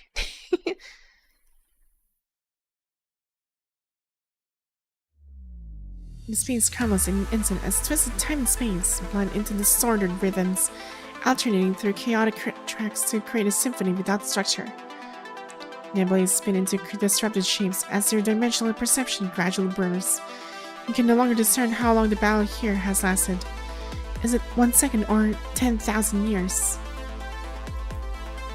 You stand alone facing the vast cosmic domain, yet showing no trace of fear. Commandant. Commandant? Come on, now. Yeah, I recall these people. I've never been alone.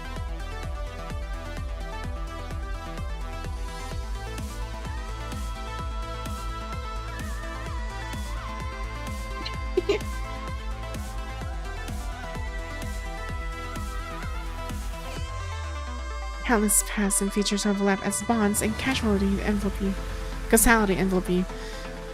Innumerable failures pile corpses into towering monuments only to crumble into sand under time's destructive force. Battles from the past come sweeping back with earth-shattering force, horrific wounds accumulating one after another in both flesh and spirit. Oh, the first step. Okay, I remember this one. Yeah, this part too. I remember this annoying satellite thing. It actually boarded the freaking engine train, the Actilec, the Eternal train, Eternal engine. And also in Kowloon, I remember this one too. Freaking, this is so cool. Freaking best girl is here. Yeah, I still remember this part. Night of climate arrived in the fabricated Torah. Hope must emerge from the depths of the sea. Yes, this is like the last spark. I remember all these chapters. Darn. Then the twins. Amidst the nightmarish battle, new life arrived. The girl declared war on the Eternal Night. Yes. It is the surviving Lucian, where Lynne first attempted to use the very first Omega weapon. Shadow of the past returned in the dead of night. Yeah, this is the part where Bianca apparently had to kill her best. Well, had to kill. What was her name? Chica. Chica or Chico? Oh, it's Chico. Fight in this battle, endless and infinite.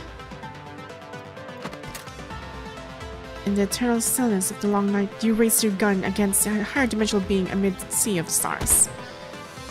Gunpowder smoke fills the air as deeper fears, accompanied by mournful cries, are crushed and scattered around you. Yes, hello, Skibidi Man. Are you swimming on 2 platforms? Yes, I am. The crimson light pierced through the sky's dome. The corrupted forest whispered of an unknown life form. Yes, I remember this one too. Friggin' 21 actually saved Varys' life in this one. The ocean lifted a morning star. Yes, this is the cradle parade. The memorial fire can deep star. Yeah, this guy here apparently sacrificed himself to save Watanabe. I can't believe that this guy's a true Chad. I salute him too.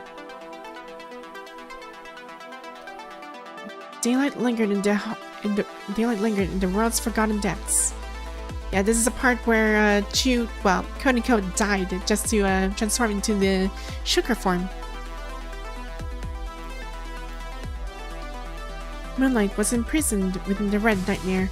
Yes, this one's like under when Teddy was actually helping us in this one. Tears soaked through the crimson abyss.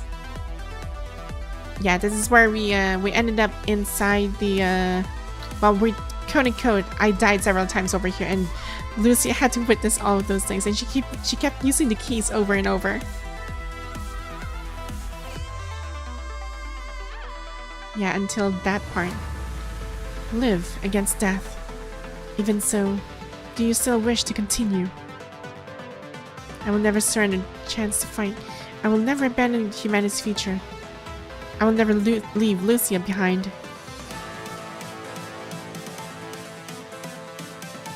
I'll never surrender a chance. No, humanity's future is the best. Faith and courage flow ceaselessly from your mind beacon. Humanity will never fall here. In the timeless quiet, you rise anew. Infinite hues ablaze in the depths of your gates. On the distant horizon, stars emerge and perish with a dazzling explosion. Stardust fragments raining down in glittering splendor. At the boundary between life and death, you stare directly at the being whose form defies description. I saw it. The voice of the universe echoes hollow and pale. I saw your will. This is not my will alone. This is the will of the civilization.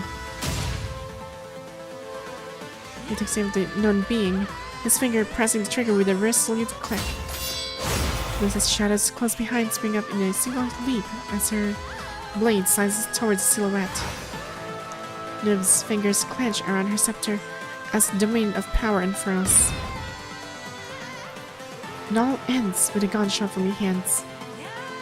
The higher dimensional being wipes away her wound and sheds her disguise. A lingering sigh resonates to the void as this prolonged battle at last concludes beneath the united onslaught of 4 people. The observer slowly ceases her movement as her projection begins to dissipate. Endless exhaustion floods your brain. Your consciousness is plunged into searing seawater in an instant, so scalding that not even a whisper can escape your vocal cords. Your eyes slowly close within the suffocating darkness as large patches of vibrant colors flash across your retinas. Rage, helplessness, joy, fear, agony. Countless emotions erupt simultaneously in your mind as infinite specks of light gradually reconstruct everything here, until all returns to stillness. The moment they reach the unopened door, and their bodies of flesh and blood. You did it, human.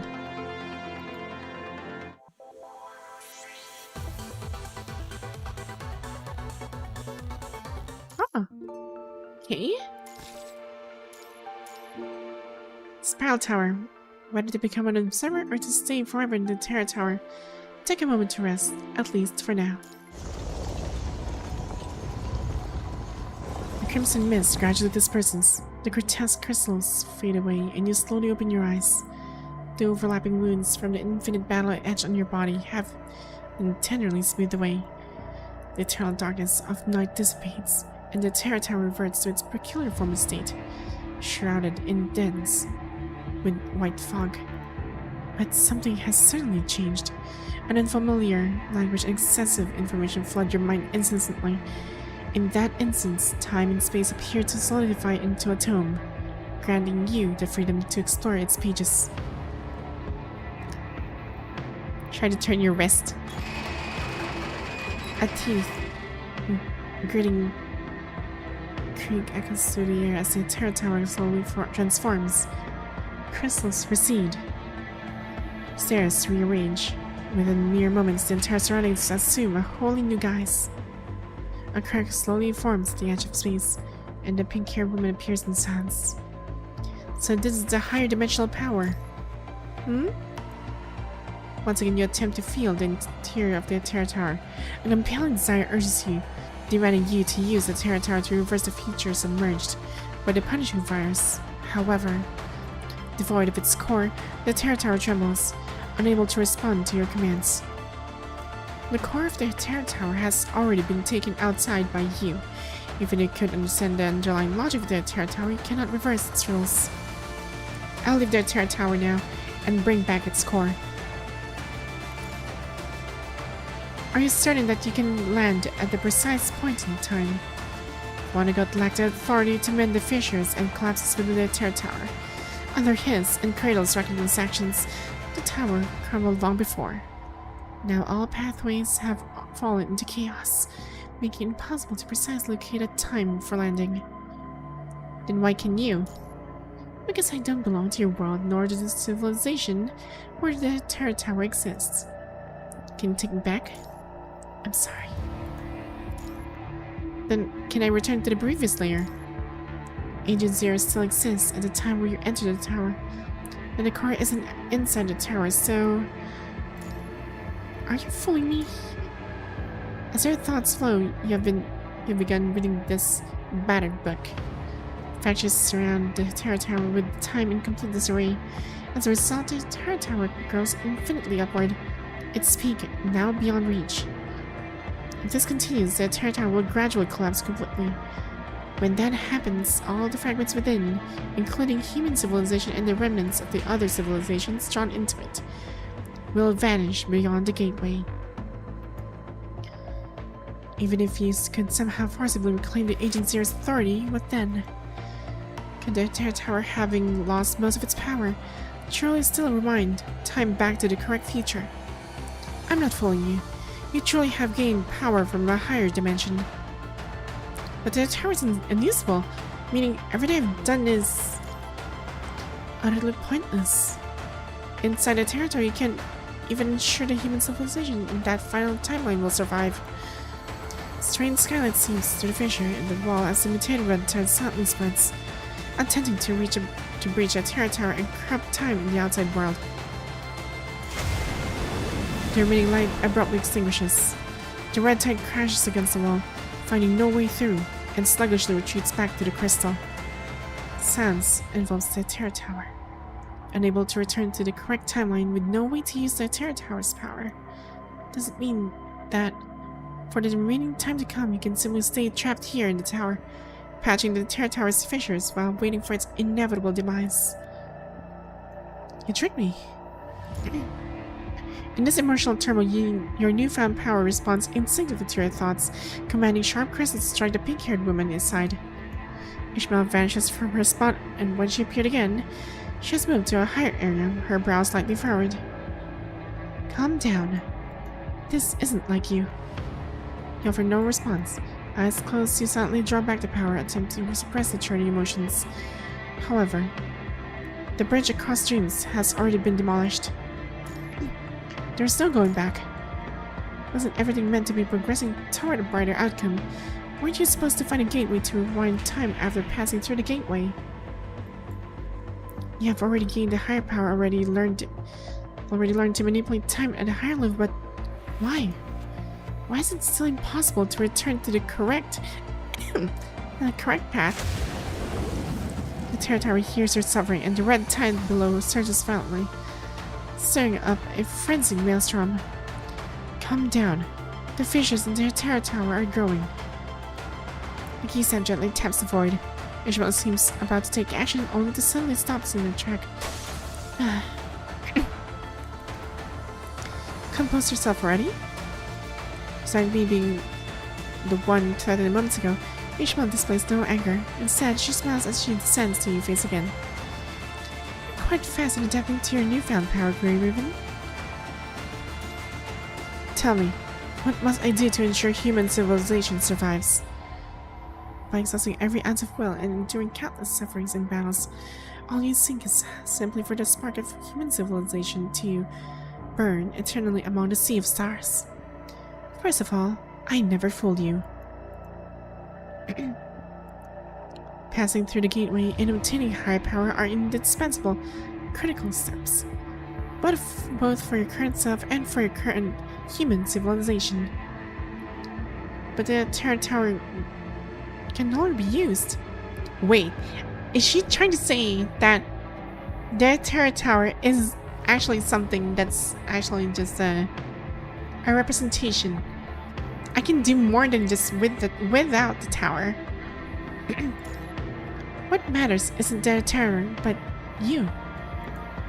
If you hadn't chosen to merge with the Red Tide at that time, perhaps you could indeed have fused with Chaos there, allowing you to contest authority with Agent Zero. However, a Hetero-creature has no way to reverse the Red Tide, nor can it ever obtain of a higher level than the Punishing Virus.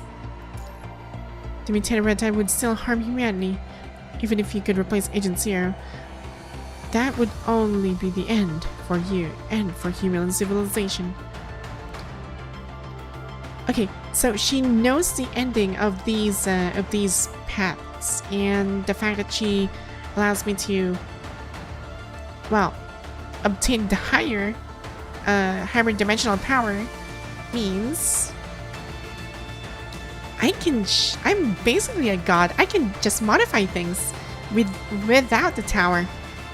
I didn't need to rely on the tower. So, you never had any other choice from the very, very beginning.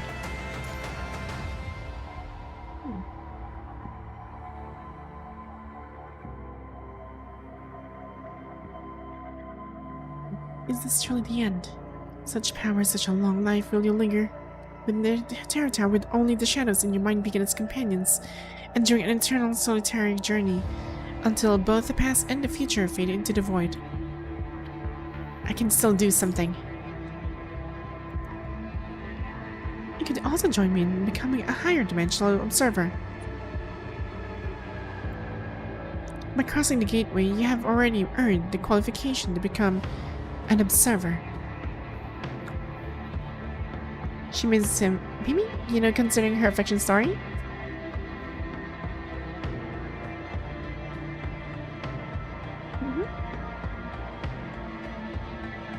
Observer.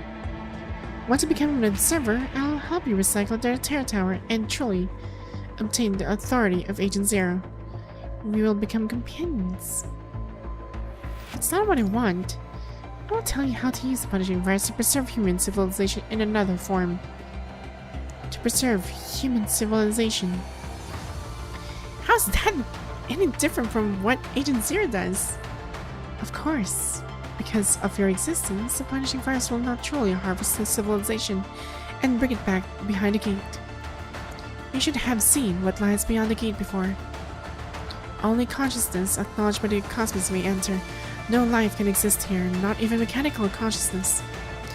A lonely starship drifts through lifeless space, witnessing countless worlds fall and endless universes being born.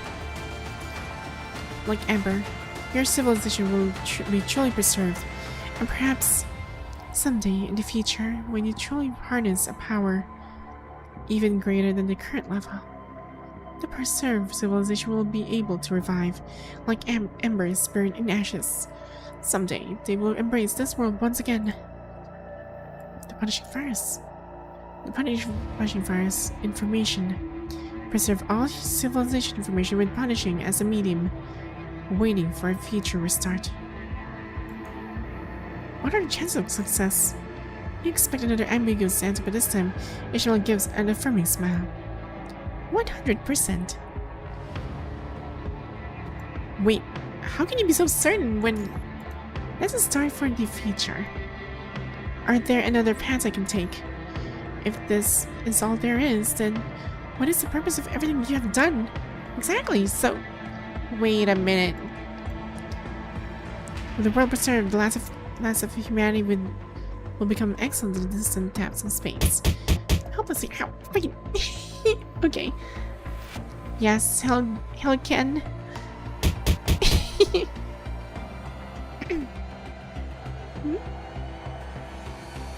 last of humanity will become excellent in depths. Distant depths of space, hopelessly waiting for the future restart. Let me think about this. Yeah, so I need to think about this. So if I become an observer, I can do more than what I can do right now in the Terror Tower. All you want is a moment of rest. Maybe upon opening your eyes, you will awaken to find yourself still in the Grey Ribbon Lounge, realizing that all of this is merely a whimsical dream. Huh. If you're willing to take a risk. Huh? What? If you're willing to take the risk, perhaps there's still another path. You could try to change the past. But the Terror Tower has already been collapsed. Wait. I can change the past by sending a message instead. So currently I'm existing in this current future, but if I send a message to the past, I can essentially change the past. Right? But the singularity still exists. Singularity that belongs only to you. Wait. Are you talking about the Wait a minute. Is she talking about that moment coming? But she extends her hand again, and the weighted tome materializes again. This time the book appears slightly thinner than before. The book looks... Is the past disappearing? Yeah. She is likely working hard. This time she candidly spreads the book open for you, inviting you to browse through the chronicles of human civilization together. This page was originally blank. But after I saw you and Lucy leave the Terror Tower, indistinct text appeared here. I once attempted to decipher the content clearly, but sadly, I am merely an insect in the dark forest, unable to delve into the distant future. After you left the Terror Tower and met Nanami, the text here became clearer.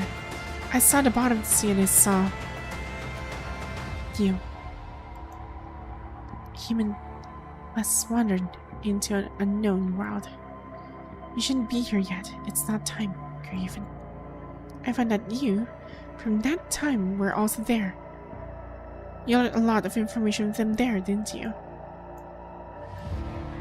And after that comes the moment you pass through the gateway.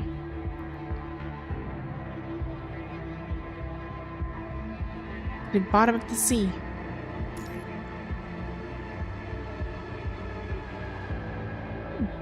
This was the catalyst that led me back to Earth when everything seemed over. It's also a miracle that belongs only to your kind. You're basically using Nanami's method, sort of. Yeah, sort of.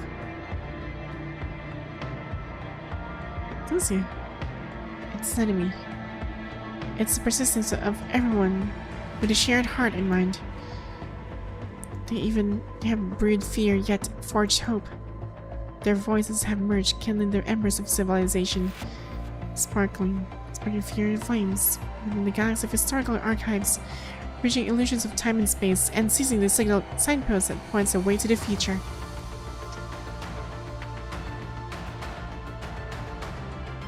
Yes. You gotta go? Alright, narrator. Well, you have a good rest. But this is no different from what Vonnegut asked me to do. Of course it's different. What he wanted was for you to become his qualified key. Yeah, Vonnegut has his own tricks up on his sleeves. If your past self had returned to the cradle of Deep Blue, Sithla would have hatched nothing but a key. Entirely according to Vonnegut's wishes, Chaos would have completely become his puppet. She would have contained the red tide within the ocean as Vonnegut desired, yet Agent Zero's will would still have eventually consumed Chaos' consciousness. This isn't fundamentally different from what you could accomplish by jumping into the red tide at that time. Oh! So Vonnegut was... someone right. She flips through the tome. If your current self were to return to the undersea cradle, Sithla could hatch Chaos in her complete form. A complete Chaos would possess absolute power, capable of defeating Cradle. If you could fully control the Terror Tower before it becomes damaged, perhaps you can truly fulfill the wish you've been hoping for. Pull the timeline back to the day before the Terror Tower's arrival. Wait, are you talking about the... before Constellium was there? Wait, no, not really Constellium. Before we enter the clean zone. This establishment of the clean zone. Darn. I think that's what she's trying to go for. This is really fascinating.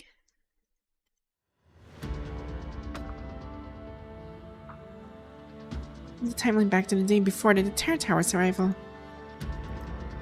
All else fades into insignificance as a single fragment of knowledge is etched indelibly into your consciousness.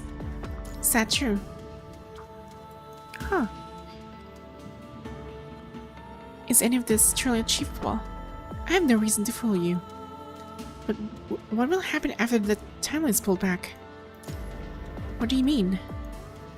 Those born during these past 30 years. Well, I guess those people within those 30 years are completely obliviated. They don't even know that it existed. Those are gone. So that was like the 30 years reversing everything. Every single thing. Including Babylon's before Babylon even left the orbit. That's a huge change. What will become of them? Those destined to meet will naturally find each other, and those destined to be born will naturally come into existence. However, they won't be born into a time of pure darkness. Without light, without hope, filled with suffering and the sorrow of that separation. If you succeed, they will be born under the warmth of sunlight. Perhaps becoming a valiant soldier of Babylonia, or perhaps working in a conservation area. They deserve a better tomorrow. What isn't destined will not change, but all of that solely relies on your success. Even at a time like this, you are still concerned about people who have nothing to do with you. This is indeed a new story you wish to witness. Still, are you truly willing to take such a risk? Huh. There's no such thing as a free lunch, and certainly no benefits without costs. If I choose this path, what price will I have to pay? Is it I who must pay the price, or must humanity bear an even greater cost? To be precise, the risks are manifold, and the price won't be yours alone to pay. So it's gonna be a lot of people, everybody's actually connected to me, I guess. I have never witnessed such a possibility before, so I cannot predict what consequences this action might bring. As a friend, I would not advise you to take such a gamble. It is an extremely risky option. Huh. One small misstep and you'll become the commander who truly died at the bottom of the sea. I think she's referring to the time where Cradle Parade, that one commandant that actually witnessed by Lamia, like that one commandant that actually died under the sea, quote unquote.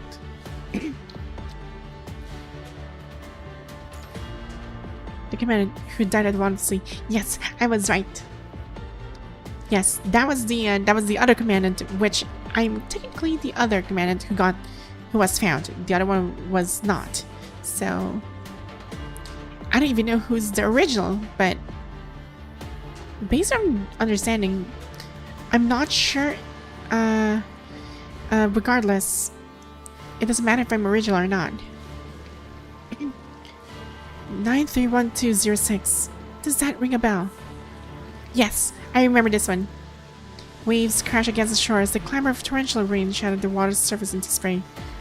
The lone mermaid clutched the egg to her chest, gazing anxiously at the human on the water's surface. You told me about this. Well, another you, that is. One of the clones of Gary Commandant died in the accident. Never have you imagined a day when the one who died would become your true self. It is true death. If chaos fails to be hatched successfully, you will truly die in this incident. If the singularity cannot be changed, the world will fall together in this endless time loop.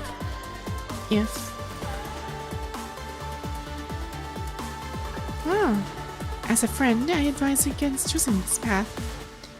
Unknown whirlpools lurk within this option.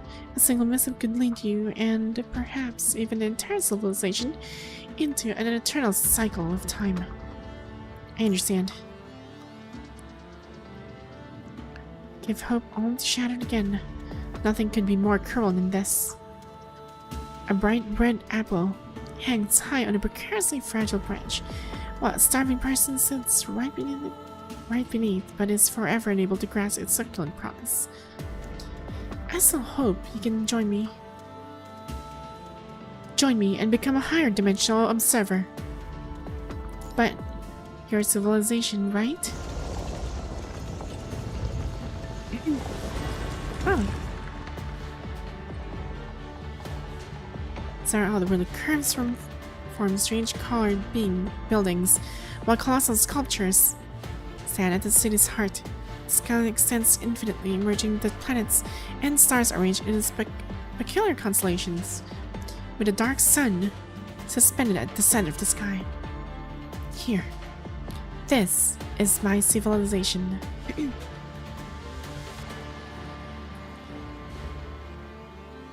Amber. The city's time seems frozen at a specific moment. Yes, Amber. I sealed them within space with my own hands. One day, they will embrace this world again. At least, they won't be easily eliminated by higher dimensional beings, like other harvested civilizations. Oh, so... Darn.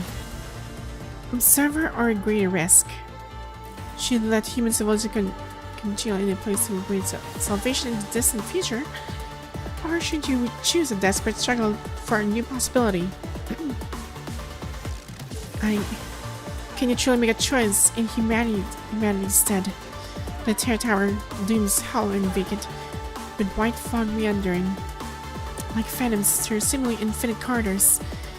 If you end up choosing the greater risk and return to the bottom of the sea, a single misstep could plunge all of human civilization into a vortex of time. Okay, this is like a big deal. So if I choose to become an observer, I'll just have to wait.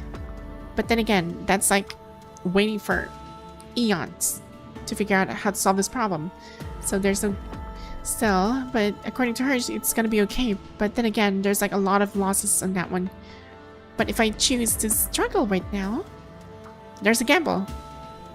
And it's pretty low, and she doesn't know anything what's gonna happen. But we're like one of many creatures around this universe, so based on my understanding on multi-dimensional experience and experiencing other creatures and all civilizations around the omniverse, I can gamble. There's no need to be anxious. The of Ishmael's offers a comforting pat on your shoulder. This may not be much comfort, but if you choose nothing and just sit here, it won't change anything. You have already seen it. The ending of it all. Maybe multiverses exist in real life. Multiverse comes in different forms based on someone else's perspective. Because my perspective of multiverse is quite different from the multiverse that people actually sees right now. Human civilization has been branded with a punishing virus. Whether you chose me or return to the sea, nothing could be worse than it is now. Or rather, having this thread of hope. Having those choices at all is already the fruit of your efforts.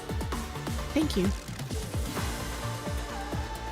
Punishing virus already marked human civilization, meaning that no matter what action you take, it's already optimal solution in this ending of inevitable doom. Okay, so she kind of gave me this weird perspective. Like, if I choose to wait and become an observer, it's still humanity dies. If I gamble, she doesn't know what's gonna happen, humanity dies. So, I'm definitely taking the gamble. And before I make my choice, I'd like to ask a favor of you. Please, go ahead. No matter which path I choose, could you take all the research data from Aerospace City from before I entered the Terror Tower and give it all to that enemy in deep space? You want me to give all Aerospace City's research data to the administrator behind the gate?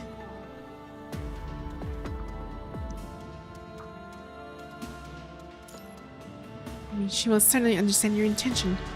Even if you end up trapped in a time loop, when she sees your last will and the analytical data on the Terror Tower's core, the enemy will surely know what you want to do. Another little contingency plan from Grey Raven, I suppose. It's just a precaution. Can you make this happen? Of course, this isn't a particularly difficult thing to do. And then, have you made your decision? Yes. Whichever ending you choose, I will spare no effort to help you. This is my promise. Go ahead. What's your decision? I choose to return to the sea, but there's also an unlocked ending, Gravekeeper.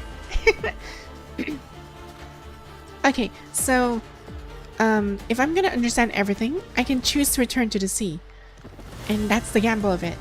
But if I become an observer, which unlocks a Gravekeeper, which is actually pretty funny. So now I'm beginning to think. Okay, how about this one? I might as well give you guys a poll for this. What would you choose if you were given this kind of option?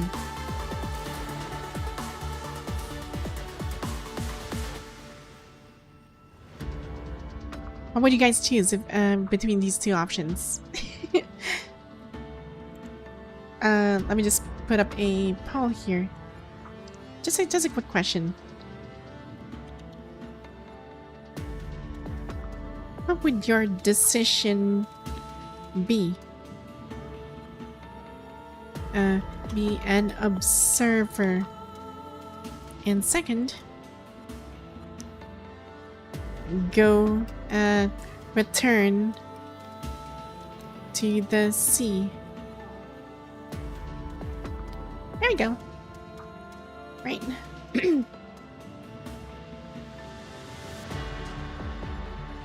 Yes. The paw's up, guys. Get ready to choose. And as for the people in Twitch, let's see. Is there a poll function here? I'm not sure if there's a poll function in Twitch. Wait, how do you even use this? Oh dear.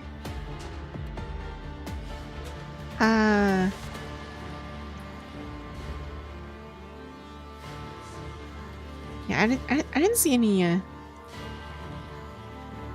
I didn't see anything here.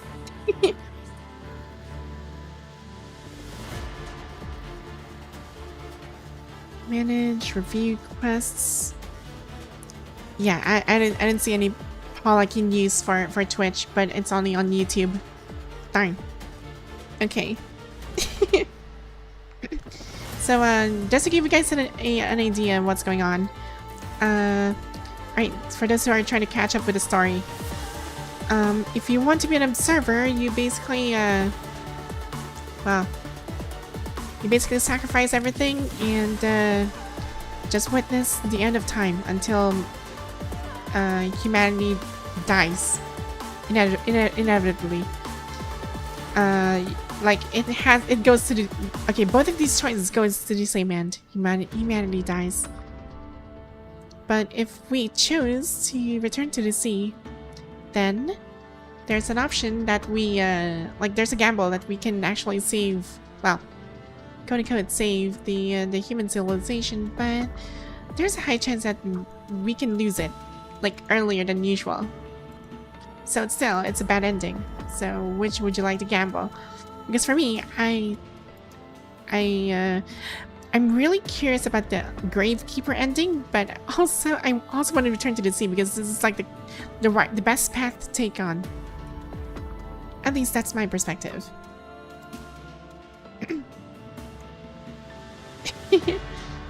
So yeah, okay, and let's end the poll here. No follow-ups.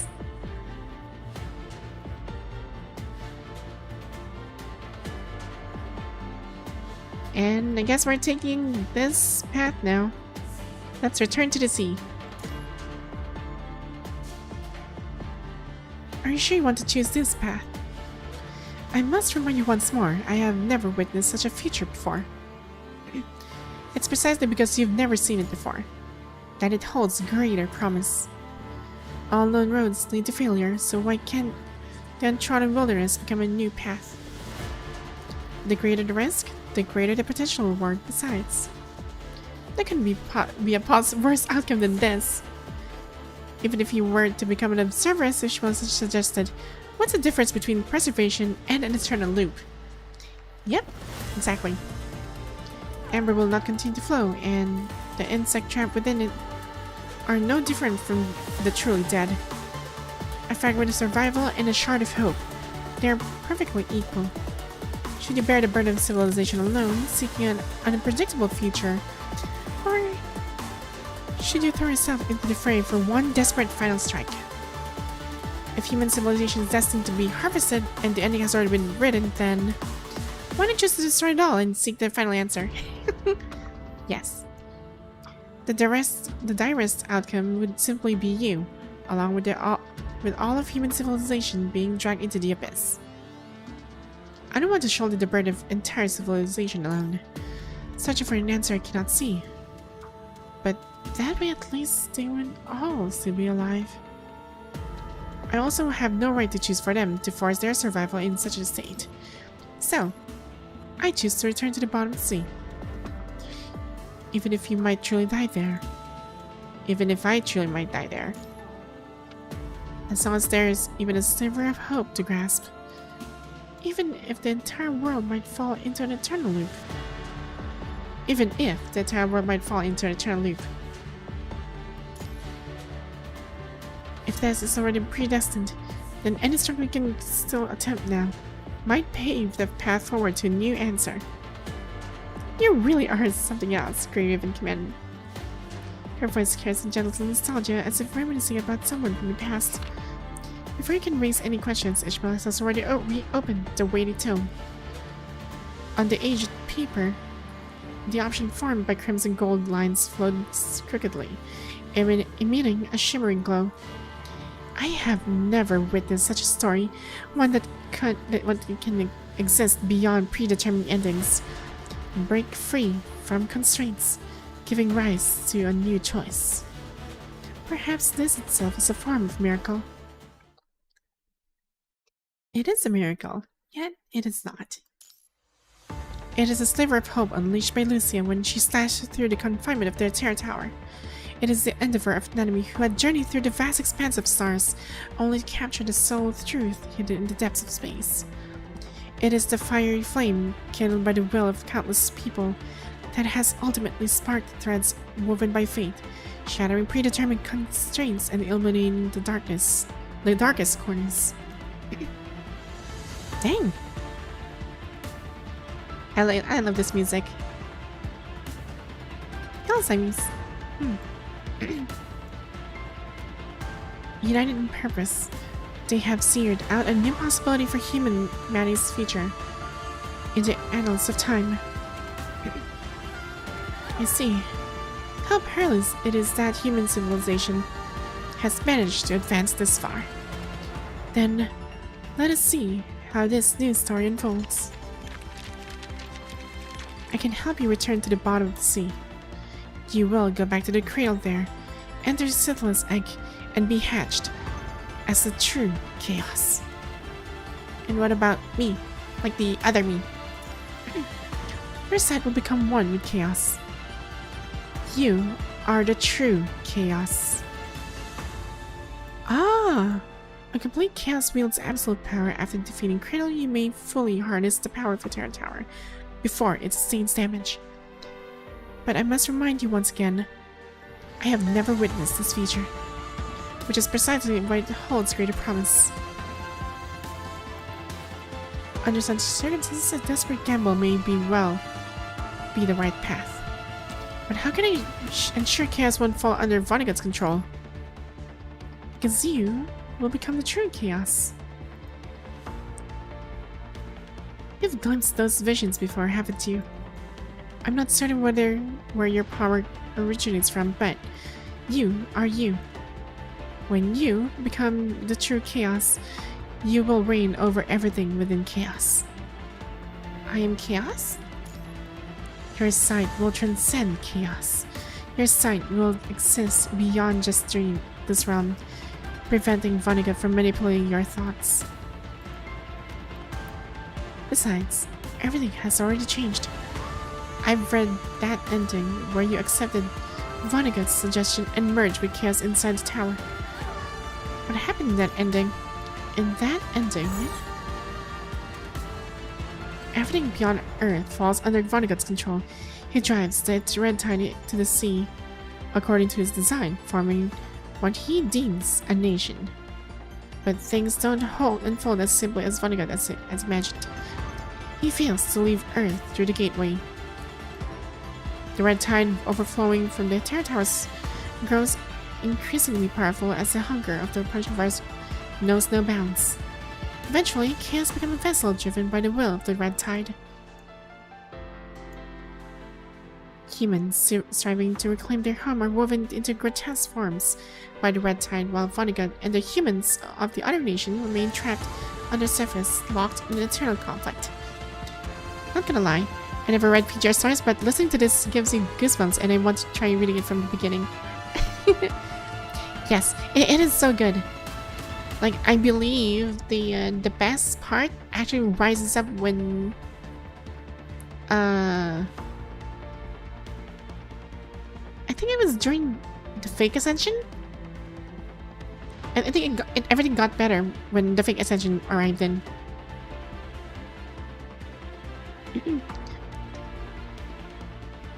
A few sparse images sketch the outline of another hellish fate.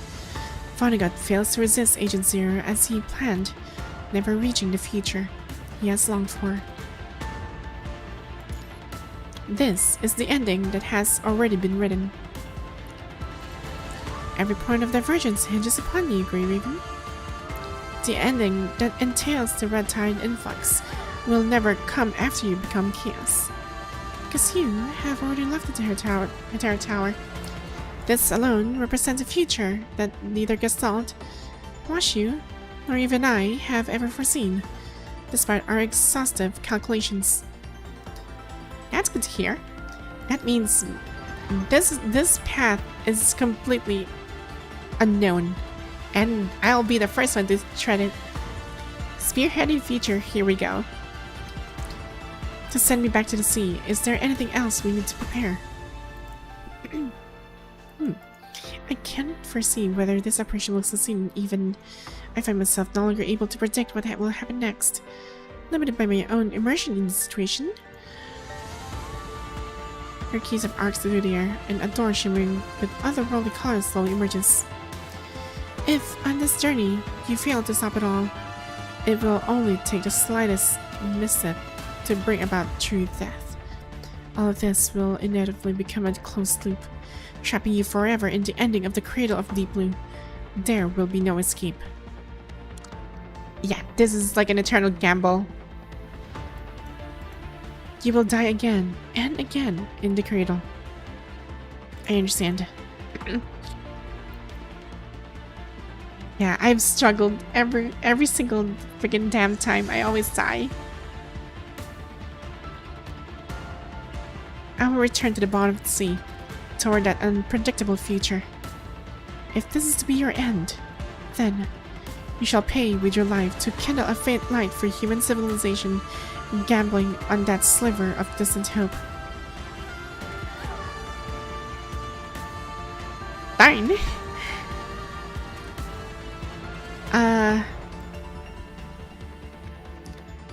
Okay, this is like a very interesting path. So if I say Lucia, it's a very romantic approach. If I say Grey Raven, this is a very like an emotional approach. But if I say for humanity, this sounds like a very heroic approach. So would we go for the heroic approach, the emotional one, or the romantic one? Darn. So everything falls into like specifics. It's really interesting.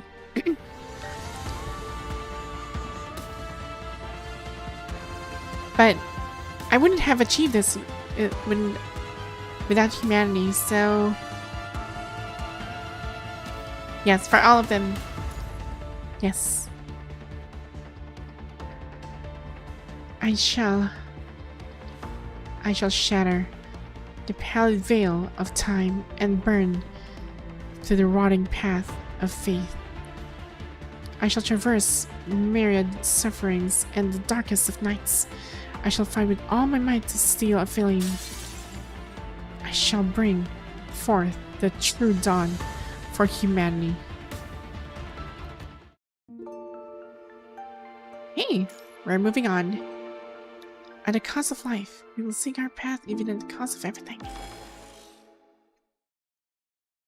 So we remind every single thing that happened for the past few chapters since the Cradle Parade. An illusion drawing indefinitely close to death grips your senses and nerves. A mournful buzzing echoes through the dark depths of the sea.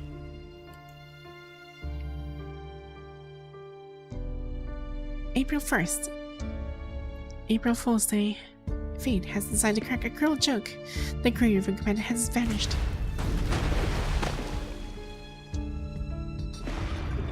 As the mirror splashed this humanity's here, loaded by all plummeted into a corrupted river.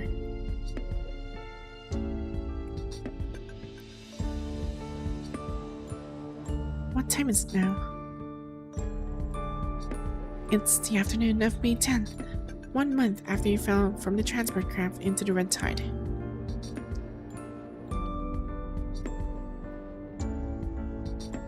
A shuttle of fate weaves, intertwining blurred fragments of time with a rusty iron needle, stitching them together one by one. You finally wake up from a prolonged coma. Blurry memories extend in sequence. Right. To become a new breed of human, rising above death's grip. Ah, Lithos. It's a shame. If only you could become a construct, things would be smoother sailing. But it's okay. We've got a plan B. This potion is one of our research results. Needs a jab every day. One last shot and you'll score adaptability. Once you've got this adaptability, you'll be more in tune with Sithla, more wholly embraced by her. What a surprise, finding the Grey Room Commandant here in this shithole. I think maybe we should try to escape first. Yeah, this isn't Lillian. This is actually Lamia in her disguise. Welcome back. You have 27 offline messages. Would you like to play them?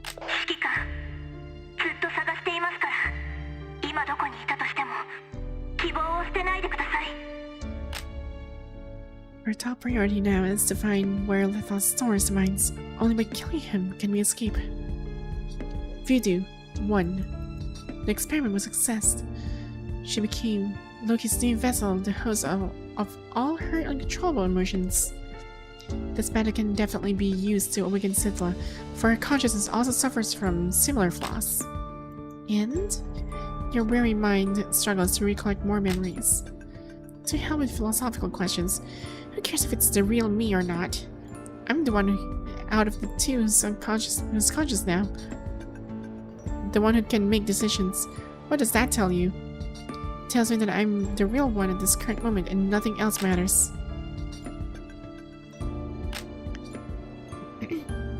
Might as well take a step forward if I'm going to end up regretting it anyway. After the final shot, you will only have 48 hours left.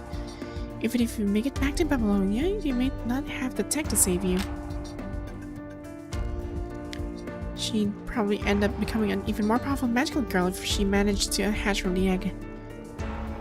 Yes, I remember this star from No One. And after that, T-minus 13 hours. Cold droplets fall on your face, jolting you awake from the depths of your dream. As Ishmael promised, your consciousness has landed in a cradle of deep blue. Such an ingenious deception that even the higher dimensional beings among the stars of deep space can't distinguish truth from falsehood.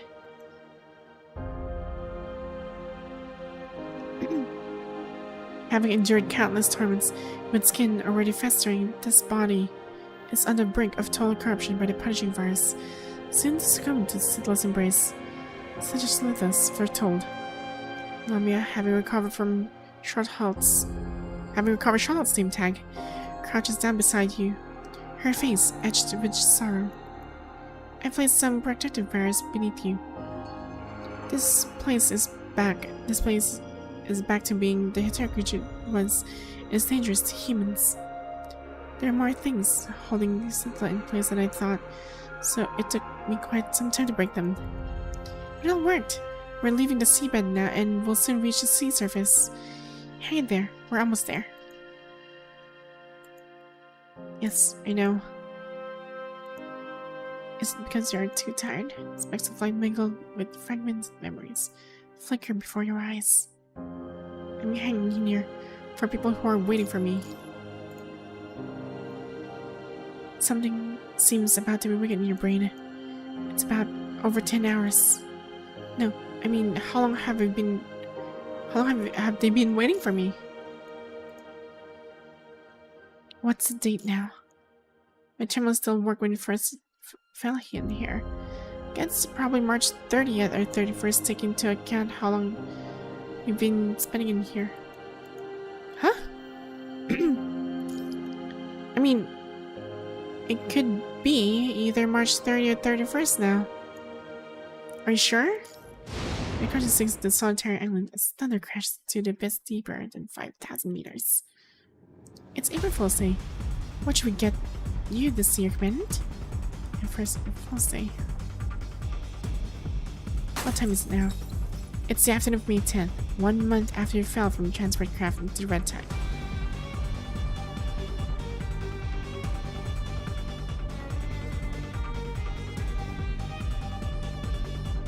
A chill ring cascades over your mind as if a floodgate within your consciousness had been opened, unleashing a deluge of peculiar memories to surge into your brain. No, rather than memories surging into your mind, it's more like you have remembered all of the past. The Dark Star. The Terror Tower. The Red Tide. Golden Age. Cold sweat soaks through your nearly completely rotten skin, the salty moisture stinging the flesh already festering from the corruption of the punishing virus. I went missing on April 1st. Then, let it be here. Just a small trick is all it takes. She guides a green command's keys toward this moment, sealing only your memories until the right time.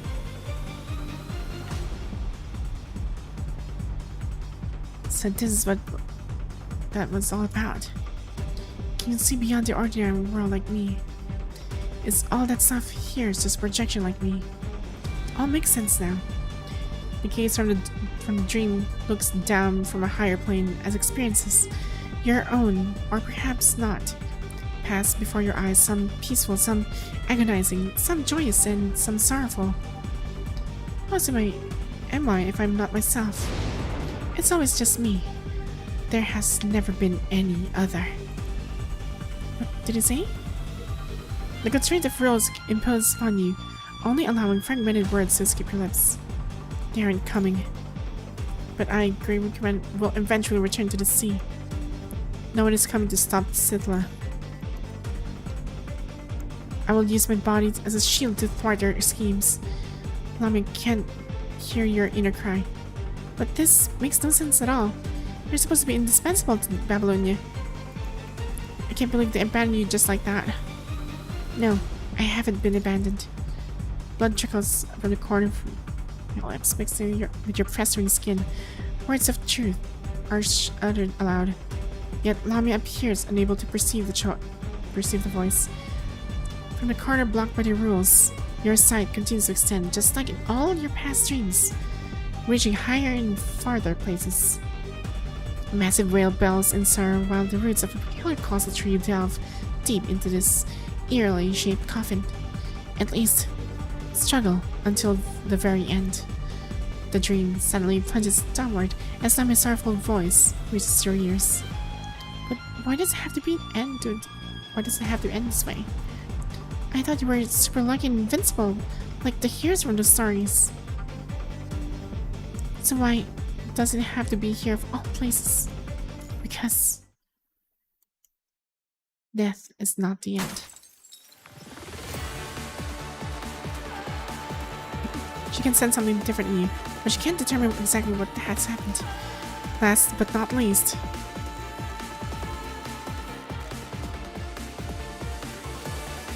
the red sludge turns and envelopes the last human. April 1st, dawn has arrived. We'll continue to search for a path even in death, marching in the parade as corpses.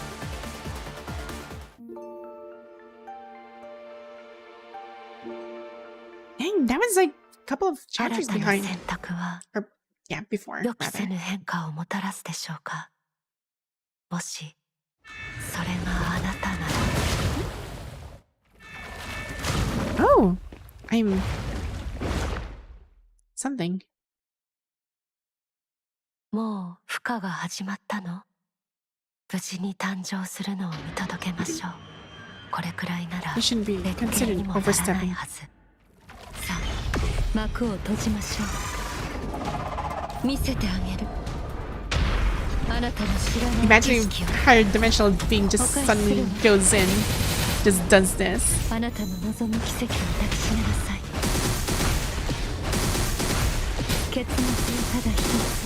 宿命には逆らえない。悪くないの。結末はただ一つ。やはりこの物語も結末は変わらない。さ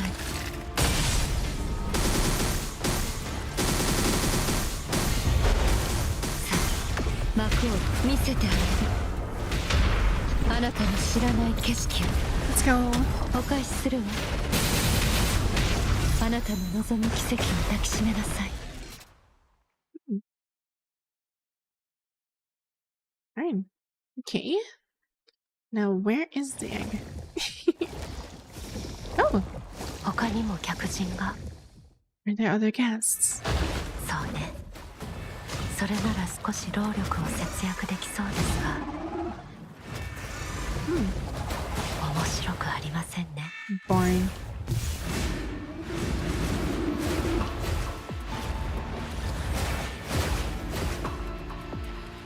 Wait, do I need to like... I guess I have to fight them. Yeah, I don't have a choice. Let's go.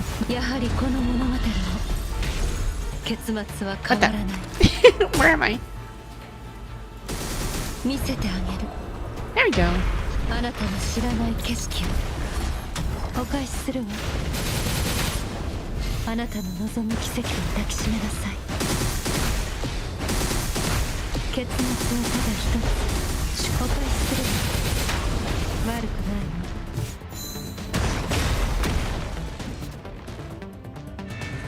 わ。やはりこの物語も結末は変わらない。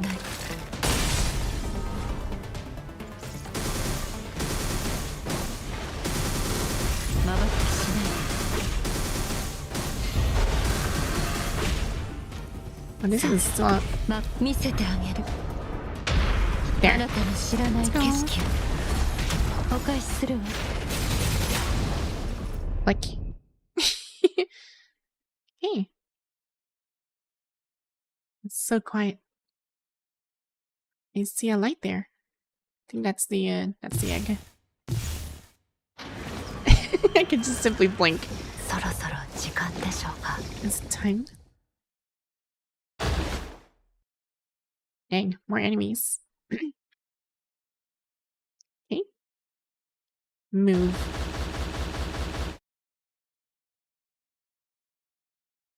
Yeah. Everything's so feeble.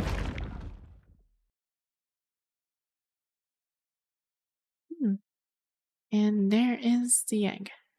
指揮官。全力であなたを戻ってきてください。指揮官。命では必ず私たちの関係は随分しばらく前ですからね。君しかいないのです。会いたかったで。まだ成熟の時 It's で not は time ない。 for maturity yet.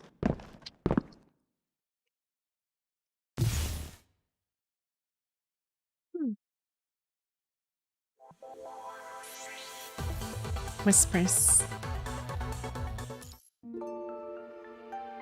Very nice. Even though people seek their path through death, a part of them still hopes to endure life and see tomorrow. The first day of FOS. Camp stormed with welcome projections, while the school anthem drifts through the air about the auditorium. Oh, there's this for first day of FOS. Make sure to fill out the student's good terminal. I understand. Oh there, you're also a freshman, right? No. It looks like you've got a quite interesting freshman this year. Here's an enrollment form. Make sure to fill out. It's in your terminal. Enrollment registration form. For some reason, everything before your eyes becomes blurry. The surrounding laughter and buzzing chatter slowly dissipate.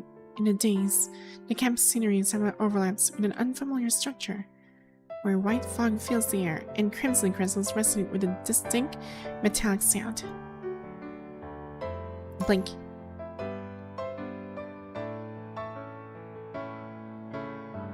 Huh. I must be too excited. Hello, do you need any help? I just noticed you seem to be out of it. I'm fine, thanks. Go back to check your enrollment form. FOS Military Command College Enrollment Form. Name. Gray Raven Commandant.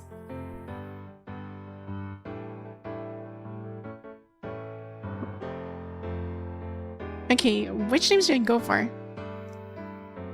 Because this is like the past, and I didn't know anything about Grey Raven. So... it's funny if I actually choose this. But I'm gonna stick to the story. Gender. Oh, well, duh. Student ID. You'd think it was noted on the folder of your examination work. Where did you put that folder again? Grey Raven. Hi, my name is Grey Raven. Wait, what? My first name is Gray. My last name is Raven. Freaking stupid commandant. Reach out to grab it. Excuse me. The girl rushing to submit her enrollment form accidentally bumps into your shoulder. You lose grip of the folder and the report pages are scattered across the ground by a mysterious gust of wind. Ooh. Huh?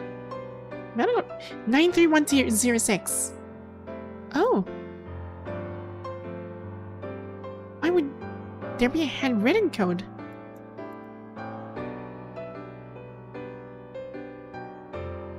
Huh.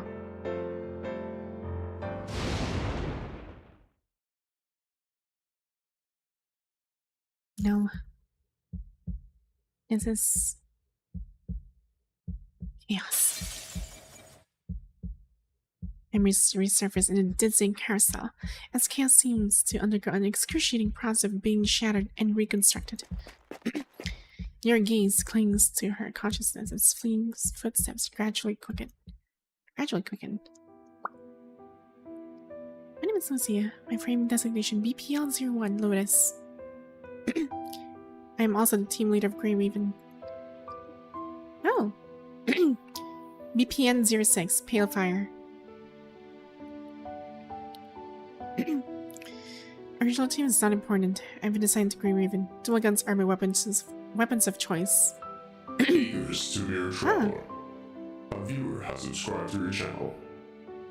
Oh, thanks for subscribing, by the way. I came from Egret. My preferred weapons are levitated weapon platforms. I look forward to working together. Yes. Egret. Because the old Grey Raven was, well, sometimes the memories belong to Grey Raven, and others it's... We're going to that youth center again next month. Been quite a few missions lately. Maybe you should take some proper rest. After all these years, that child must all be grown up by now. Project Sithla? What's so important about a crazy project that was terminated long ago?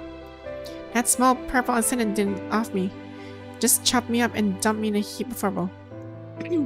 Or perhaps it's my dream that future we wanted is right there beyond the seemingly infinite darkness Hope will triumph in fulfilling its dream.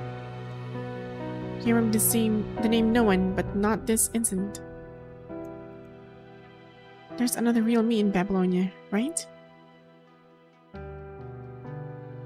And this is not my will alone. This is the will of civilization. Queen mercilessly involved. Hatches once more. And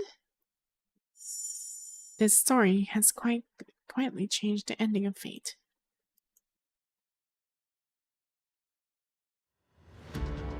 Huh. It's been so long since I've done something this adventurous. The simple dive pulling off this clever deception briefly fills her consciousness, creating a ripple in her long, monotonous life. And now... Ooh, it's almost time. Severe traveler. A viewer has subscribed to your channel. Oh. Thanks for the follow. Pyragon. Her index finger glides across the book where crimson gold threads twist and writhe.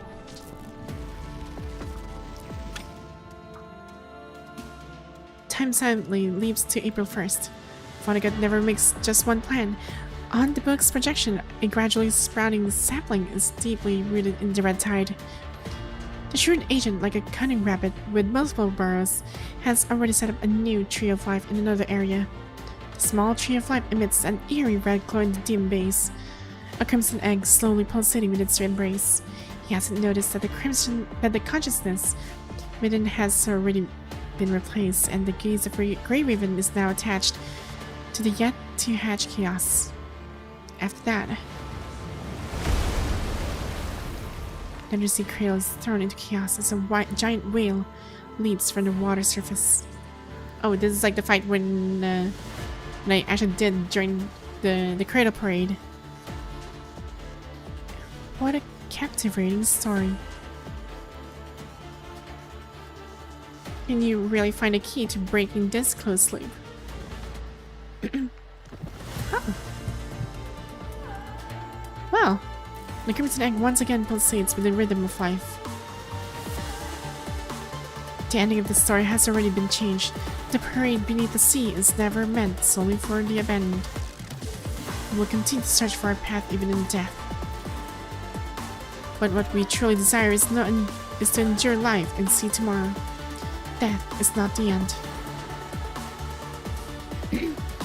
At the end of death lies the tomorrow of hope. The torch will inevitably be rekindled, and the Grey Raven emblem will once again shine beneath the rebellion sunlight. Dang, this is actually getting more interesting, and I'm already halfway there. We're almost there. I can't wait to see the climax of the story.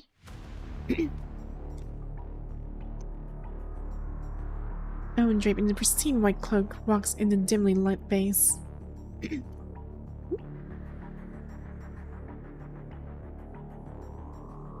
It's been a while. Forgive my uninvited appearance. You've obtained the key, haven't you? Yes, she's about to hatch. So, the key. Would it be safe to see if as the commandant's daughter? I'd say the key is more like the actual commandant. The introduction didn't go well. The memories and consciousness aren't entirely complete. I saw several shards that belonged to others. Perhaps it can already be considered a complete return ticket. Why did you choose this command when anyone with a stable mind can be the core of this key? I need someone who can understand the cost of power.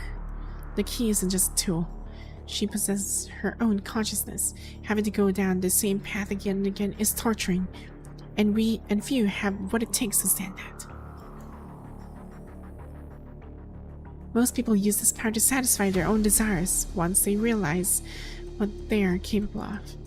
And we both know what can happen when that happens. Only this commandant has what it takes to become the perfect key, unfortunately.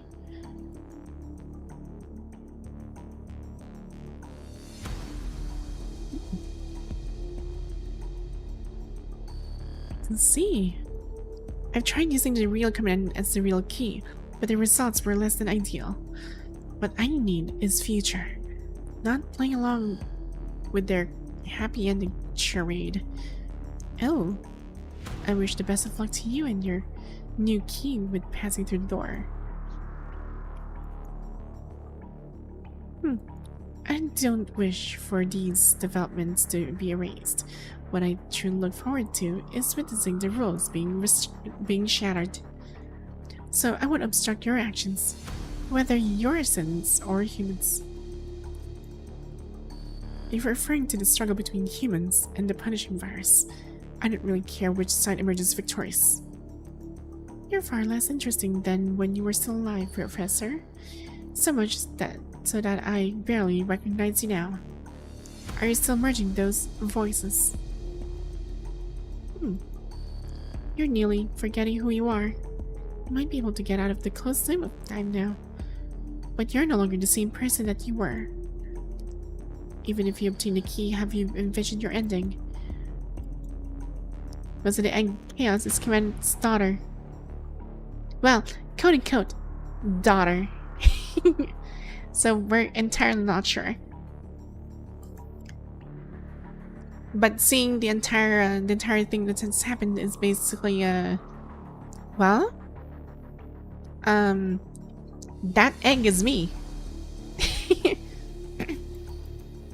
Regardless of the outcome, this path is exactly the one I set out to take.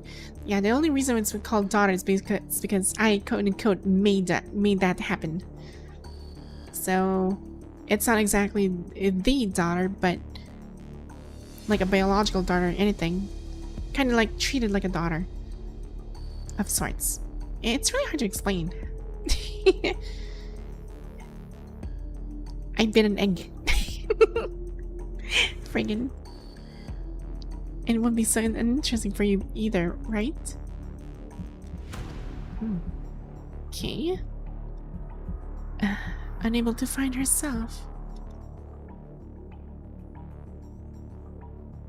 Should we give her a name?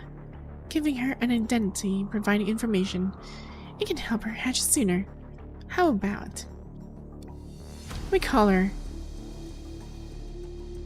Hey, that's me.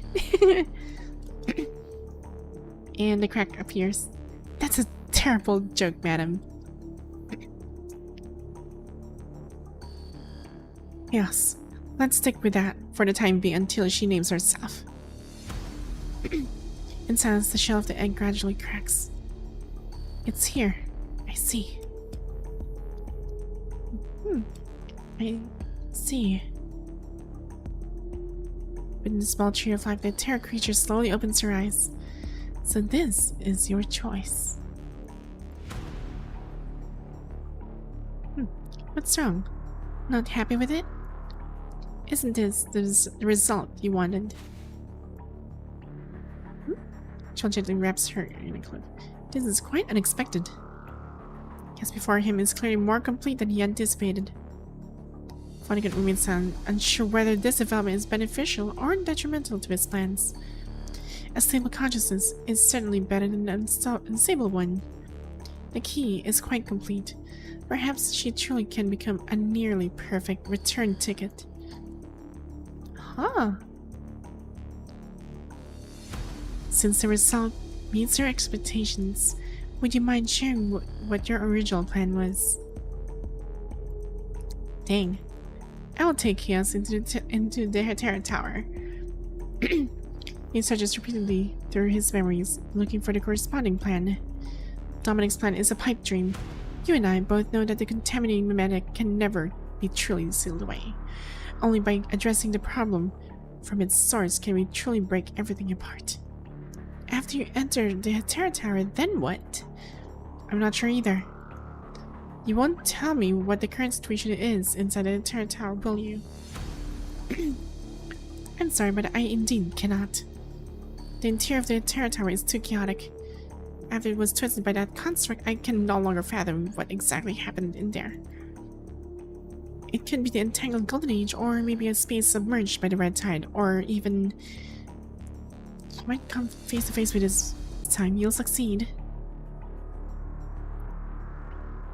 Huh.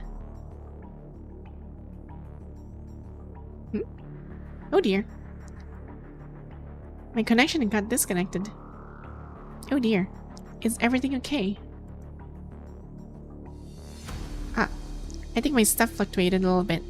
Hold on, let me fix something real quick.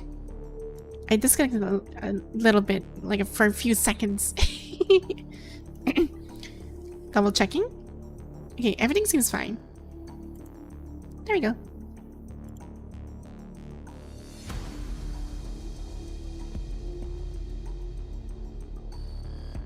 Can you guys drop a little hi or hello? Just to make sure the chat is actually working. Just want to make sure.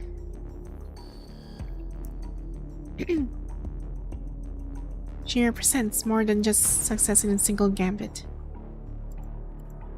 She is also the path that determines whether you can completely break free from the time loop.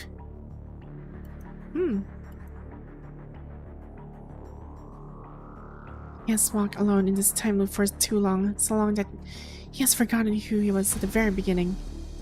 Darn. How long has it been now? Do you need me to tell you the exact figures? No. Thanks. I don't actually want to know. Then why ask? It's working. Okay. Thanks. If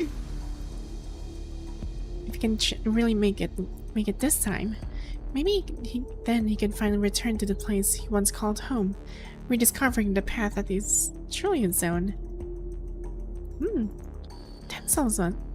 And now that I've learned your choice, this is farewell.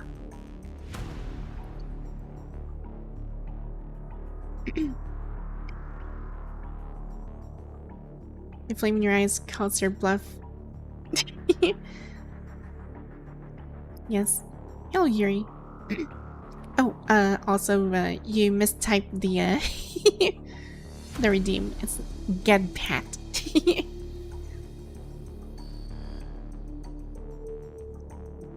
Sometime later, Lithos enters the doorway and shakes his head in Vonnegut.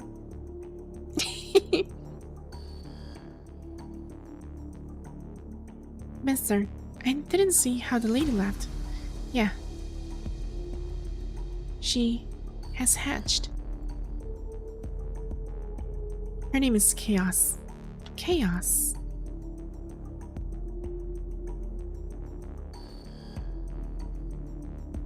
Actually, I'm not sure if I should name her Chaos, but because from what I heard from those usual cinematics, they call her as Chaos. Like, just yeah, it sounds like chaos, but probably just Chaos. Who knows? But still, I'll just go for Chaos. Your name is Chaos. Vonnegut dresses a petite doll with noticeable awkwardness. Is that consciousness still inside her, mister? I'm not sure. Her completeness is beyond my imagination. Probably something unexpected has happened. But the breeding process was complete, with no abnormal data detected. At Chaos in the Agent's arm, she is the child that hatched from that egg. Maybe it happened somewhere beyond our notice. His deep golden eyes study the petite Hetero-creature. Tell me, who are you? The gaze, higher than Chaos, observes everything here. The strange shadow of whisper in the corners, their chaotic murmurs constantly pouring into the mind. Chaos. Hetero-creature. Egg. Fragments of memory slowly resurface, unveiling the world like silk. Unwinding from a cocoon, revealing everything once more before you. Hey. Just as Ishmael said, Vonnegut cannot fully control Chaos as well. Everything about her seems to be under your control. Or rather, you are you. When you become the true Chaos, you will reign over everything within Chaos. Your side will transcend Chaos. Your side will exist beyond just this realm, preventing Vonnegut from manipulating your thoughts. Tell me, who are you? Monica repeats the question sharply and persistently, as if trying to discern some clue from Kia's indifferent eyes. What do you remember? Greyraven, Babylonia, Excelynne. It is one word after another, probing her responses. No response. There isn't the slightest reaction to those words. The petite Hetero-creature remains expressionless, just like an actual doll. Does she really have consciousness, mister? So Vaniga's somewhat gloomy expression, the thus hesitates for a moment before speaking softly. From what we've seen with the past test subjects, those without implanted memories wouldn't have any memories to speak of. She should have no self-awareness. He shakes his head. She's too complete. I find it hard to believe that a Hetero-creature fused with the memories of that planet would remember absolutely nothing. Back then, are you sure there was nothing unusual about the clone commandant? Your thoughts recalls everything that has happened at the bottom of the sea. There was nothing unusual, mister. Everything has been proceeding according to your plan. All escaped subjects have been recycled by the sea fairies. So, there was nothing unusual, mister. The cradle has remained stable, and all data shows no issues. I saw the birth of her egg with my own eyes.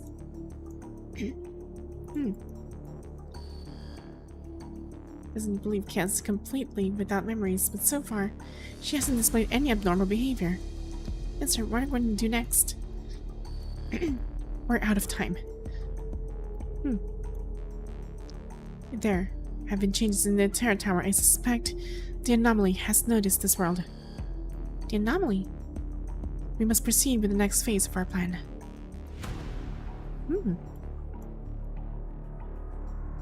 Okay.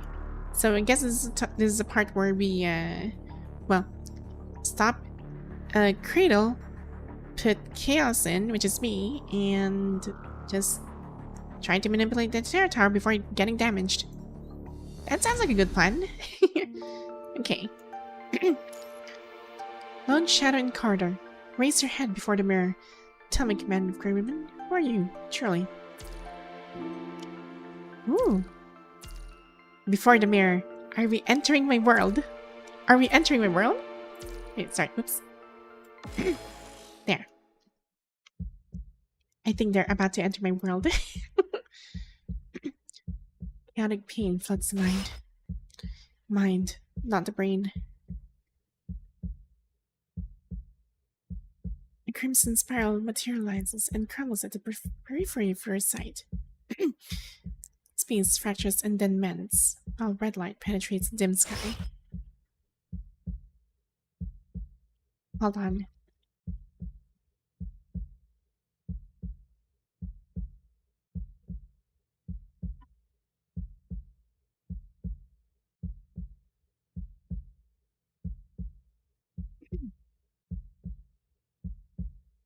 Wake up. Wait. Where am I? Sharp thorns embrace the white bird. Countless familiar silhouettes struggle at the edge of time and space. She bows fiercely with a crevice, all for a sliver of hope. They jagged crisps scatter as blood-red mist permeates the air, their projections appearing on every refractive surface. Then where am I? You find yourself relentlessly chased by eerie shadows, your body slowly dissolving. You ascend the strange staircase, pushing onward until you reach the very top. Hello! Welcome to the stream. Who am I? Raise your head before the mirror. Tell me. Greyraven Command, who are you exactly? I am... Chaos. Yeah, I'm just gonna use my real name. I'm the Greyraven Command. I am a ghost who drowned at the bottom of the sea. I am the newborn Chaos. I'm Excelynne. I am me. Something shatters deep within you, and your consciousness suddenly snaps into a perfect clarity, as if the murky mind is washed through by icy water. Pair after pair of hands grasp yours, dragging you free from those complex information whirlpools.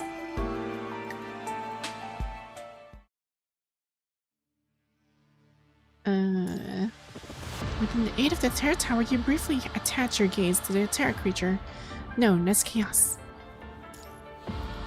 As far as the eye can see, you stand on an empty platform, white fog permeating the surroundings as a spiral staircase extends endlessly toward the heavens. Vonnegut lies collapsed to one side. This place doesn't seem like one safe spot to linger. After a moment's hesitation, you return to the platform and drag along the unconscious agent. Regardless, he could save as an aide in this tower. Even though he's grown suspicious of you, he's left with no other option. Head toward the platform edge. At the platform's edge lies an abyss of nothingness. Head toward the staircase. I'm just curious. Around the staircase, countless gates stands on platforms of varying size. Where is this place exactly? Don't recall seeing an area like this when you were in the Terror Tower. Just as you hesitate over which direction to take, or whether to call out to Ishmael, the path behind you suddenly begins to collapse. With no time to shrink, you drag the unconscious agent forward, throw open the nearest gate, and rush inside. In the whirl of movements, a familiar symbol catches your eye. Etched on the gate, Vonnegut appears to be awakening, softly murmuring something. The four-winged white raven spread its wings. Four-winged? Huh. あれは異常事態。 Oh, I'm back in my own place again. Let's go. 死翼のホワイトレイブンの空間に生命の兆候が。 Oh, あの人ですか。 it's at the Terror Tower, city of an alien civilization. 移住強盗の扉。カイウス、引き続き警戒を。ここは移住強盗に残された別の文明の痕跡かもしれない。私はこの広場の中央で待っています。 You're finally talking. Hey. Yep. Strange red tide. The strange traces on the floor look like red tide, but not the type Chaos saw on Earth or in the Terror Tower. Hey? Maybe there's something in the past here. Portal. Seems to be one direction gate into the space. There's no way back. Oh, okay. At least I managed to explore that one. You shouldn't be here.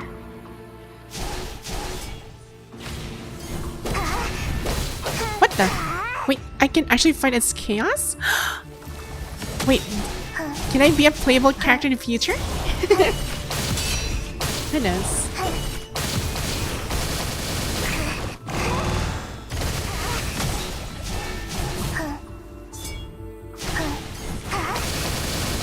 Oh, this is so amazing. She just stands still like this.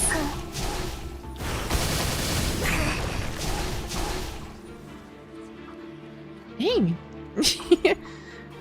that is cool. Maybe it's just one of those things again, like when you play like one of those old characters like Amberia. When you play like Amberia, or play like other bosses. So she's not gonna be like those accessible constructs in the future. Just happenstance you can play around her.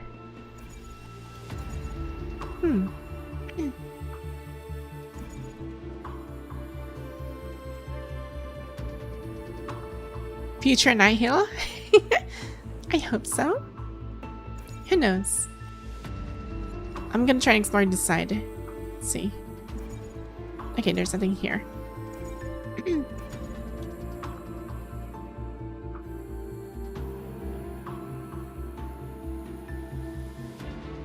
And she looks cute though. Here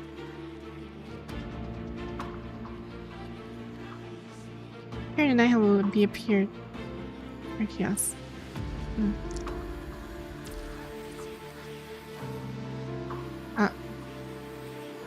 Exquisite device. Okay, so it seems like I can create. It's like a time is reversing. So now I'm in the past and this thing is accessible? Okay. There we go.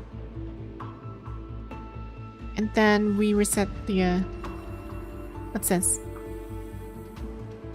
Residents of an alien civilization. Some of the former residents of the city, but without any signs of life. There are people talking, but it's not in any known language. They're like ants sealed in amber, repeating the same dialogue over and over again. Okay. So a whole new thing. What's this? Data fragment. Huh. These are languages from the human civilization. Okay, there's something in here. Yeah, we'll try to explore as much as I can in just one whole visit. City of an alien civilization. A square? Okay, so I guess this is a part where we put the time back again, I think. Or do we still need to go around?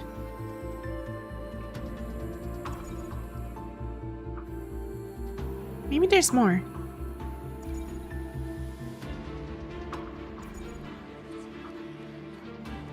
Okay, there's something else I can actually explore. So I have to go here.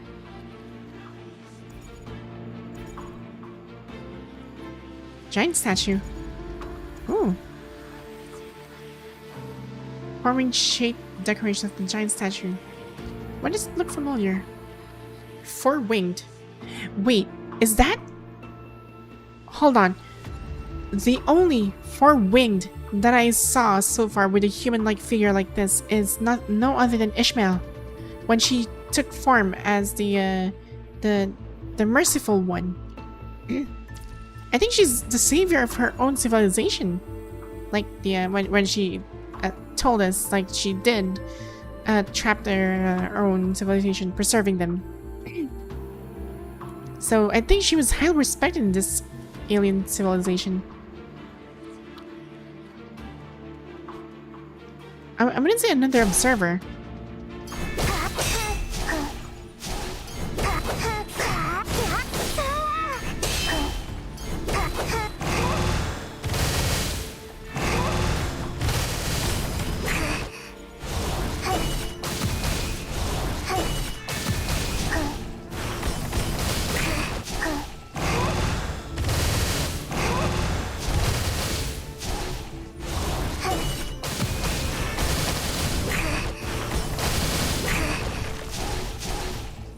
There we go. Okay. Next. Wait, there's something here. I see something glimmering. Parhelion. The Parhelion hangs high above, shining over the city in dense silence.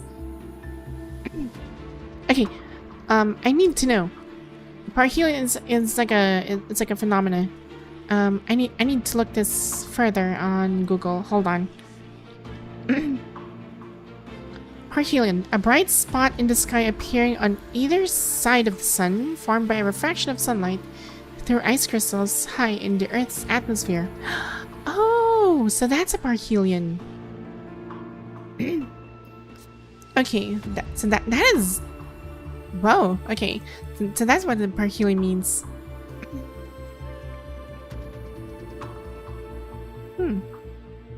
Fascinating. Is there anything else? Did we miss anything? Or... Okay, there's something over here. Place the core component.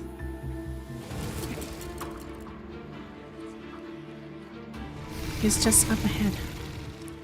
来ましたか。この都市の文明は高度に発展したエリアにあったはず。 I wonder. あちらで青函飛行図を見つけました。こんな文明も Okay, I'm 回 not 収 seeing される anything の else で I しょう can か。 actually go around with. Yeah, this place is really massive. Whoa.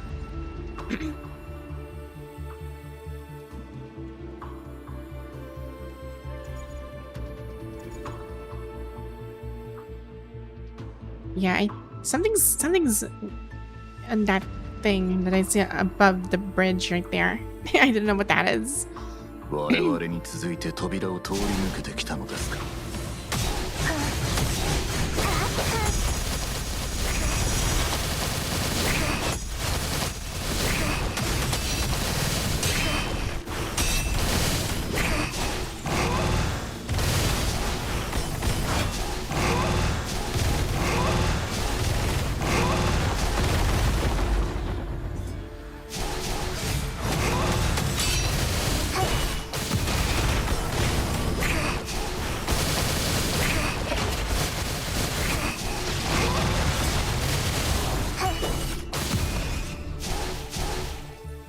Dang.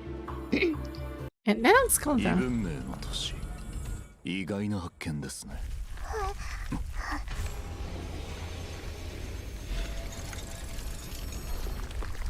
おや、世界が反転している。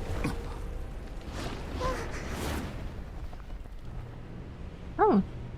Darn. この空間の主に不快に思われたらしい。すぐに離れましょう。 Huh. Okay.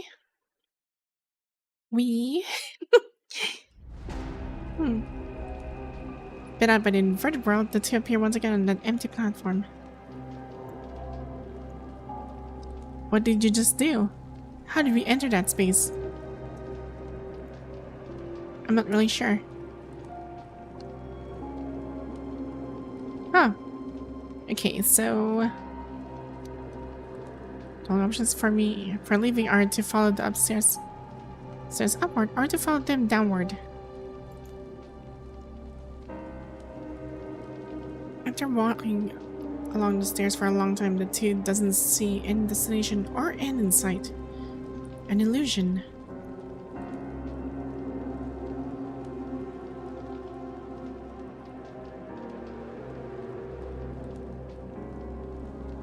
Such a small provocation seems meaningless as this space remains silent and unresponsive. Do we need to open these gates and go through them? Can you still recognize which way we came in?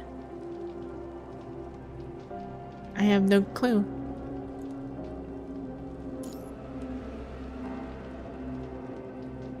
That's how it is. We'll need to carve out our own way forward. Okay, so relying on violence is not really a good habit. How come it's you two? Was there a shift in the tower entrance? Why have you appeared here? Perhaps you should ask the space yourself. Fanaga withdraws the light from his hand. After we entered the tower, chaos suddenly went out of control. I followed the trail, but it seems like this place was actively resisting my power. When I woke up, I found myself already in this location. I'm starting to get it now. Aren't you going to introduce this place? If I'm not mistaken, this should still fall within the domain of the Terror Tower. It's a place where you'll be trapped forever if you don't leave quickly. Huh. Looking safely at Ishmael, Fanaga does not particularly trust this mysterious lady. Noticing his suspicion, Ishmael shakes her head and speaks softly. This is an entrance. Leading to where? A graveyard. If you don't leave soon, you too will become part of it. With those words, Ishmael walks into the rift. Without waiting for a response, Vonnegut follows closely behind Chaos as the eerie space silently seals shut behind him.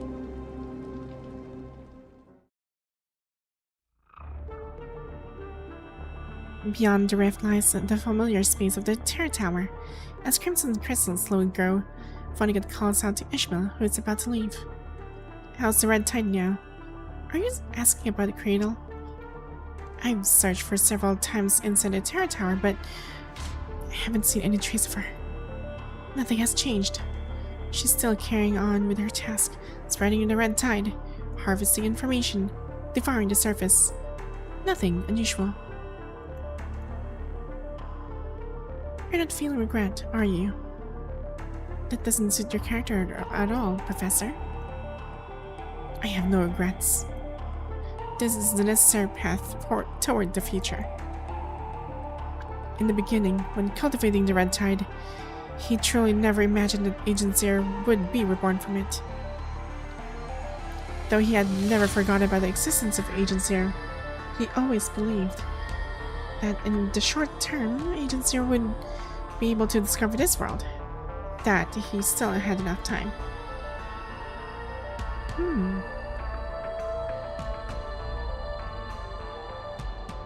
She still exists, and it's only a matter of time before she finds this world. Nemo. I suspect that we might need a new approach to accomplish all this. Let's go from the cursed wave. Yes, that's exactly Cradle. The projections within the red tide are not necessarily true illusions. As his grand design unfolded, he began to continuously cultivate the red tide, hoping to find new answers. But his path forward was once again interrupted, as the origin of the red tide and the chaos contamination shared traits too similar to ignore, making him aware of a new problem. The gigantic-sized Chico. Sifting through memories of numerous loops to extract the shards belonging to this cycle, the agent slowly begins to speak. I truly never imagined that the Terror Tower would manifest on Earth in this form. No, it's still too early for this world. When Dominic and you appeared here one after another in different forms, you should have seen it coming, shouldn't you? It's not just technology that was brought back from the future. The promise of that era came with it. I won't deny my mistake. Vonnegut let out a soft sigh, gazing at the pale dog. Now, everything will come to an end. It's like pulling sensation emerges from the consciousness, as if something is being stripped away from the body. The interior of the Terror Tower gently ripples, as if welcoming the return of the one who once was its master. Ah, it's her. Looks like it's time for me to make my exit. I wish you good luck on your journey.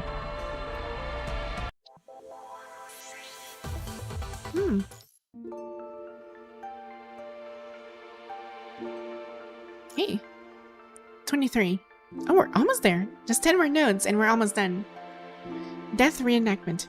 Fervently eyeing the agent like a butterfly specimen, Cradle suddenly seems to have lost interest in everything else. Cradle enters the Terror Tower. Cradle has returned to the Terror Tower.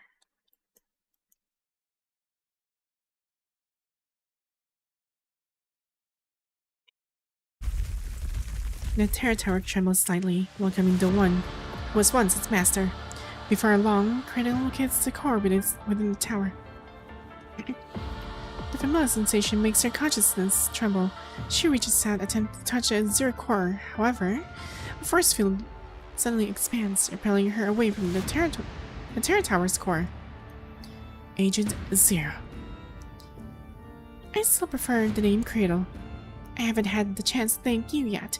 After gaining Agent Zero's authority, I'm starting to remember things. At least a part of it. Very well. Perhaps we can save some time. Radiant light flashes in the agent's hand, lunging toward Cradle. His consciousness is complete, enough to bear Agent Zero's authority. Regardless of any issues unnoticed, there's no need to waste more time with an anomaly before him. I thought you'd want to chat with me a little longer. Cradle's form flickers as she darts behind the red crystals for cover. You changed something, didn't you? Her rose-colored eyes locked onto Gaia standing outside. standing outside. The petite doll nimbly weaves around the crystal, striking at Cradle's exposed flank. Don't forget to drink. Yes, I will. Actually, you know what? I'm gonna do it now. It's almost empty now, actually. Like, probably this is gonna be my last gulp.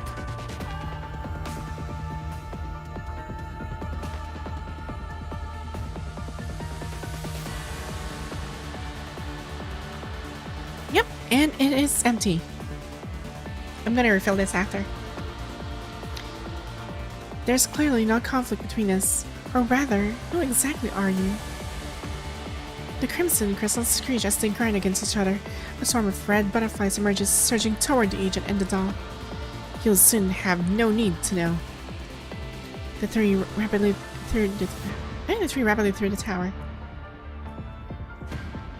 Unable to match Vonnegut and Chaos' combined assault, Cradle continuously flees away from the core area. She thought that by leaving the core area, the agents would rationally pursue her, but for some reason, even after she has moved far from the core, Vonnegut shows no intention of stopping the chase. Dang! After several moments, she finally manages to temporarily evade the two pursuers, hiding behind a cluster of crystals. Cradle must seek aid. Despite the Terra Tower being her home field, without regaining sufficient authority, she can't single-handedly oppose the two, who depend on the Terra Core. Well then. Her palm releases thin trickles, letting the red tide spread in all directions. Found you. She has already heard the wind come from a wall of the Terra Tower. Though unclear who left it there. Amy gleams at the tiny wound. You won't say no, right? A crimson light flashes brilliantly as the tiny fissure rapidly expands. The red tide surges into the Terra Tower like it's returning home. Over there. Using a force field as a springboard, Chaos leaps forward, sweeping aside the red butterflies obstructing her vision, and strikes directly at Cradle.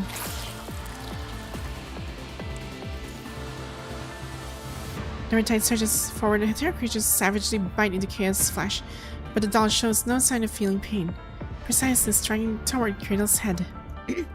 Step back. Although her strike lands as planned, Chaos has her forearm severed by the scythe. The limb of the Hetero-creature born from the red tide is instantly absorbed, immediately merging back within the red tide.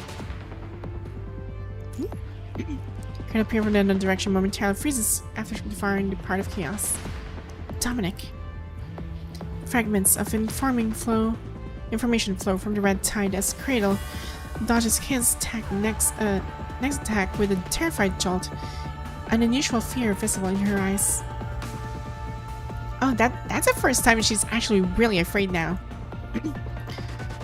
Fragmented force fields.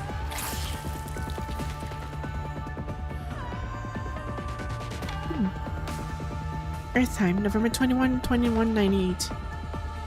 Humans develop portable force field devices capable of preventing the chaos contamination from spreading.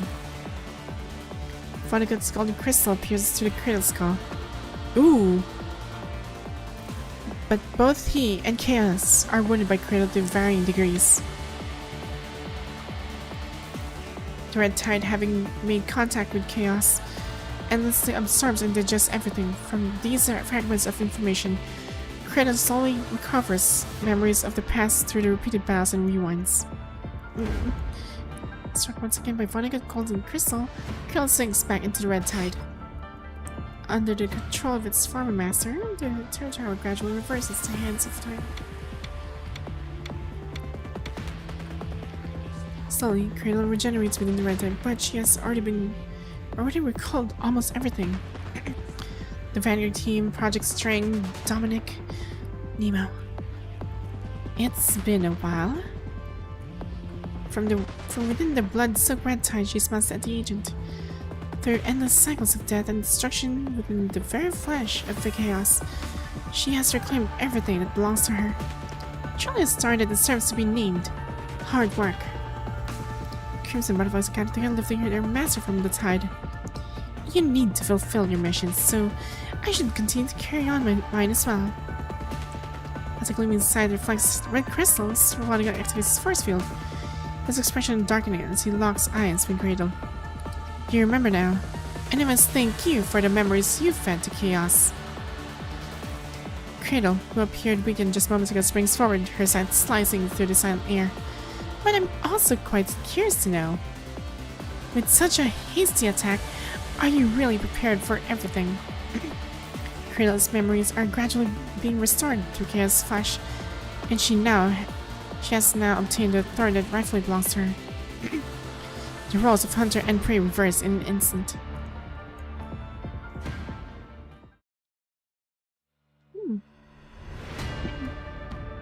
Onto the entire tower, Vonnegut gasps for air, using the punishing virus to mend his body. Leveraging his familiarity with the bridge across streams, he uses this force field to evade Cradle's onslaught, pushing all three of them temporarily out of the entire tower. I'm gonna allow her proximity to the terror core. Okay. Vonnegut Liz puts a deep sigh, creasing his brow. This is taking too long. Time flows chaotically in the terror tower amid the constantly rewound battle. Cradle equally absorbs the fragments of memories. Ooh.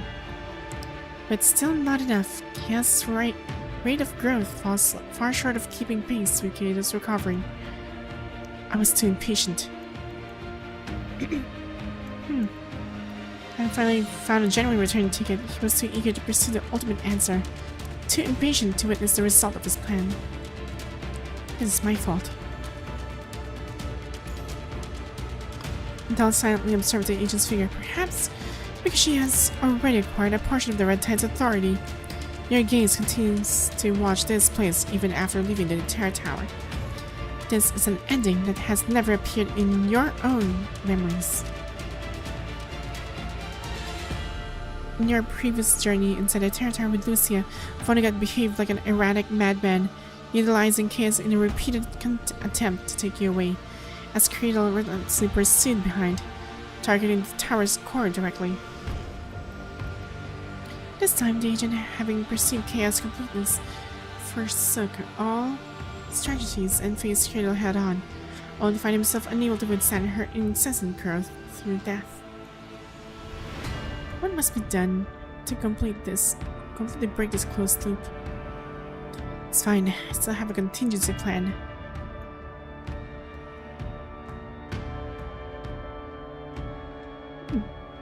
It's time to use the fruit. Oh, it's gonna do the reset. Darn. Okay. After regaining consciousness, Vonnegut opens his palm and reveals a small, delicate fruit. Turns out that the fruit you once swallowed is created just like this. While the tiny Hetero-creatures repair chaos damage consciousness, the agent notices some barely perceptible wounds. My consciousness has experienced similar damage. What else haven't you told me? Sensing her reluctance, Vonnegut suppresses the impatience that has been building up since entering the Terror Tower and shakes his head. Forget it. Now's not the time to delve into this matter. We need to find a way to send your consciousness into the Red Tide to hold Cradle back. Uh-oh. He's gonna get stabbed, isn't he? Wait. Vonnegut only has time to place the fruit in Dahl's palm before his expression changes. A rift of the Terror Tower suddenly opens behind him, and the agent instantly appears near the tower square with chaos. He now has a significantly bigger figure. Cradle! Golden Crescent suddenly thrusts forward toward the red-eyed girl who commands the Hetero-creatures to assault the Terror Tower's core. Vonnegut deploys a force field and instantly strikes the tide of the Hetero-creatures surging toward him. Oops, I thought I could sneak in without you noticing. She literally leaps away, seemingly concerned about the sudden appearance of the agent and the doll. Did you leave something here to keep yourself updated on the situation? Let me guess. Could it be this? She commands the Hetero-creatures to precisely target the force field devices nearby, which swarm forward in unison.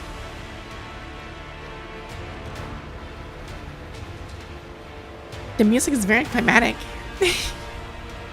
Darn. What a shame. Huh. Yeah, this is getting more I don't know, I'm having goosebumps like as I'm hearing this music and reading the entire dialogues. Better be careful. I'm about to catch your weakness. Just kidding. Just to be impaled as she embraces the pale dove with her bloodstained body. You are my target all along. Chaos. Oh dear. You didn't seriously think I wouldn't notice your attempt to steal Agent Zero's authority, right? A thief? Chaos. The agent shouts sternly while police forcing. The doll's consciousness abruptly snaps back to alertness. With fingers joined in a razor-sharp claw, the doll pierces through Kira's chest, then viciously thrusts the fruit deep into her body with a backhand motion. Rico is thrown off balance by the doll's counterattack, but only for an instant. So this is the plan you struggled so hard to come up with. Not as impressive as I'd imagined, Nemo. I guess your minds have also been worn down by those time loops. Darn.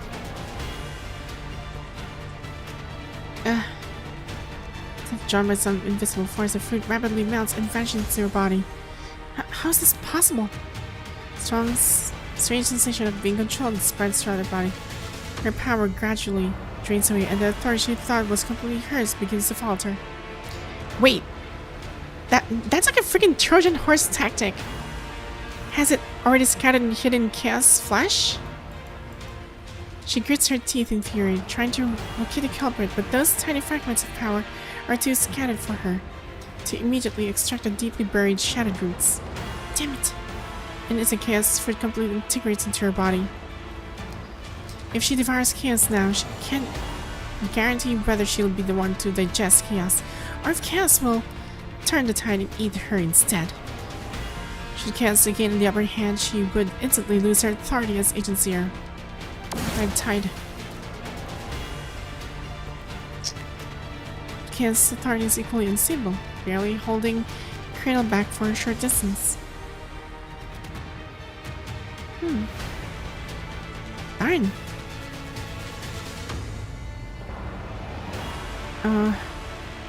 The crystal spikes violently pierce through his body, though the Hetero Tower's core quickly dissolves them.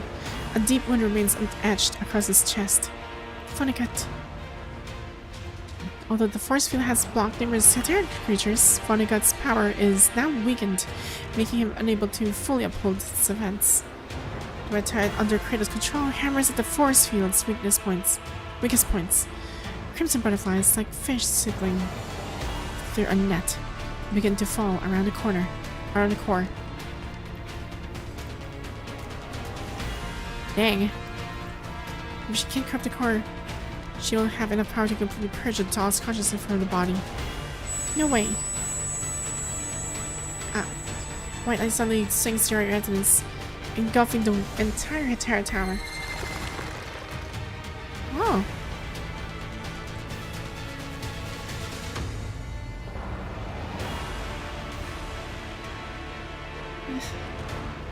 But he uses that strength to maintain his protection around the Hetero Tower's core before collapsing weakly to the ground.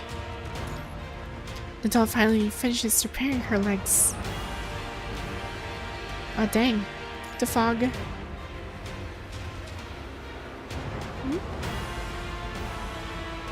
This is actually quite something.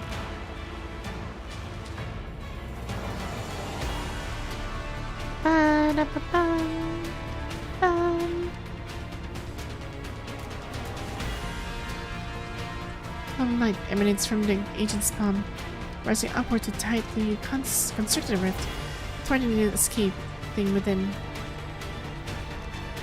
The fog cannot contain Cradle.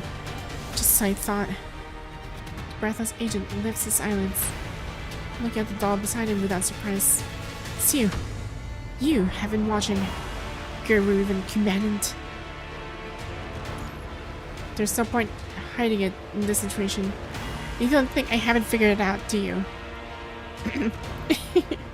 I don't know what arrangement you struck with that lady to make her willing to help you. But considering the current situation, maybe it's not just a bad thing after all. What are you implying? I want you to work with me. Cradle must die here, or we can only return to that closed loop again. Darn. So here, we're back at the same situation again. You will not die. This can only temporarily harm Vonnegut. In the future you have already experienced, he should not die from this injury. You can say, with his palm gradually healing his wounds. Upon his form, the wounds pierced by the spikes are slowly festering, with tiny red butterflies constantly spreading from his flesh. Butterflies flap their wings, and the variables become unpredictable. I think Cradle has seen something in your flesh. Aw dang, she still hasn't mastered all their authority. Let's cooperate. I'll help you kill Cradle. Otherwise, having more person enter this time would benefit me either. How do you wish to proceed? The fog won't contain Cradle for long. The Terror Tower's core absolutely cannot be corrupted by her again. I want you to take the car away. Take the car away? Are you sure? But beyond the Terror Tower lies another world. A world that belongs to chaos contamination. You even know about that. What else do you know? Nemo, Dominic, and the Vanguard team, and everything else. Agent Zero's authority, isn't it? What time did you come back from? I have no reason to tell you. Well, I don't have any more information to exchange with you anyway. Dang. Since you already know everything, then you must also be aware that using the key to interfere with the Terror Tower's core requires sacrifice. That was why all members of the Vanguard team became part of the tower. Target butterflies corrode his wounds, preventing the punishing fires from preparing his body. I need you now to help me.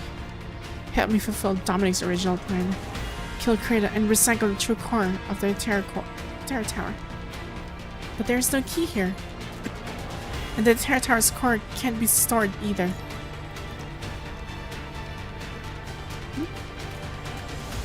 In this layer of time, we see to enter the tower, so naturally there's no key to contain the core. That's right, so... well... this is the key that belongs to me. Nemo, this is also what I hate most. Just like back then. Your team sacrificed everything, getting all hope in the Terror Tower. Paid every price possible, yet only managed to open one exit to Dominic's world. Everything in their world fell into stagnation, firmly sealed away by the Terror Tower beyond unknown space. In the end, they too end up walking down the same path. Did this sacrifice really make a difference? Fine.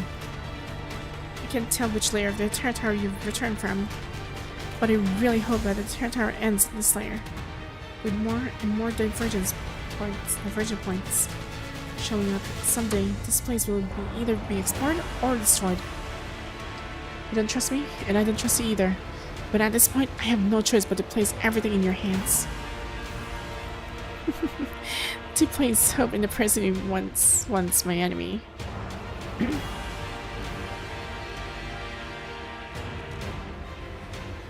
Tell me what I need to do. I've already merged with Chaos. I need not say more. To return to the previous layer of the Terror Tower requires Agent Zero's authority and the Terror Tower's core. Don't let the Terra Tower collapse, or no one can survive. All you need to do is retrieve the Terra Tower's core and control the power. But not now. Remember, after taking control of the Terra Tower, immediately seal the rift behind its core. The force field can only hold for so long, for a short time. You should be able to accomplish all this with Agent Zero's complete authority. And I'll hold her off as long as I can. Now everything else is up to you. Ah, darn.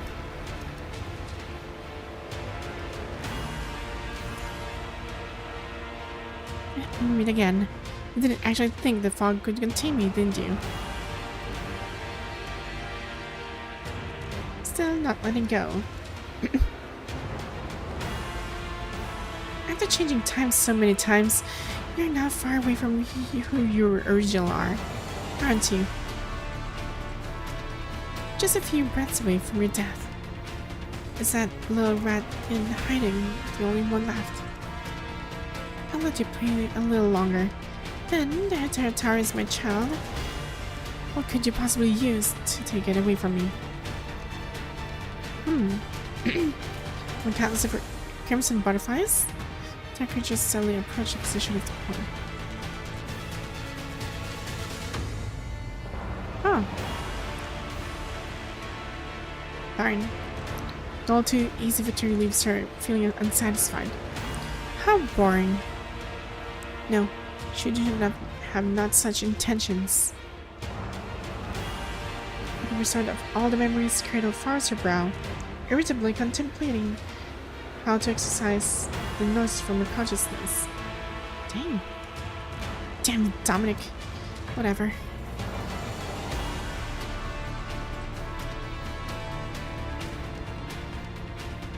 We'll find a way to exercise her personality in no time. But exercising her personality truly what she wants. Irrepressibly, a faint voice emerges from deep within her heart.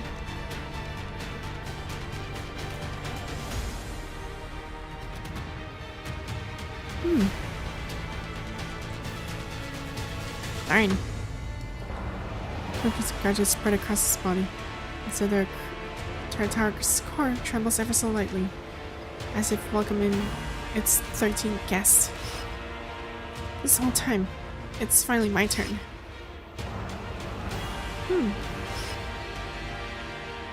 This time, can I really complete with this? This impossible mission? Or see you on the next paper. Its body completely vanishes as the golden light erupts brilliantly. It's actually very interesting. Okay.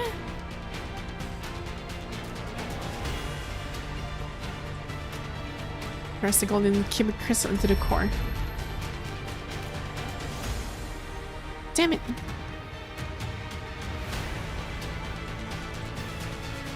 Of all places.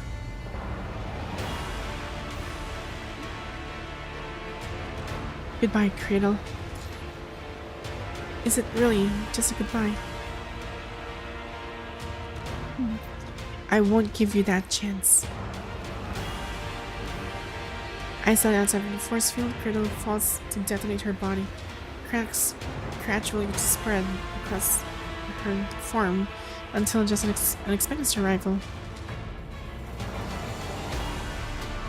Leave behind only a case, so Cradle's gone. Goodbye, Cradle. Huh.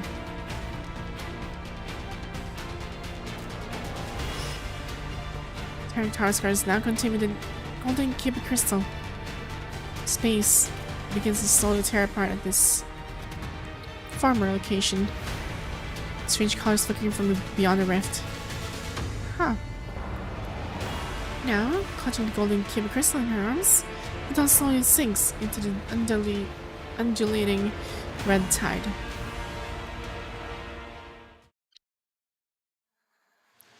We managed to stop Cradle, but it's not over yet.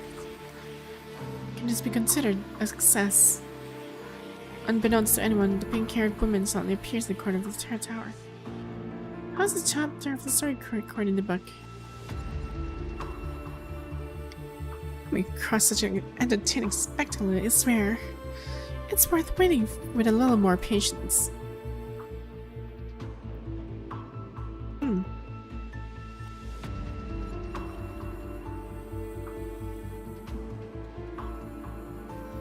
Dang. Maybe she's the far-winged. Oh wait, that couldn't possibly be it.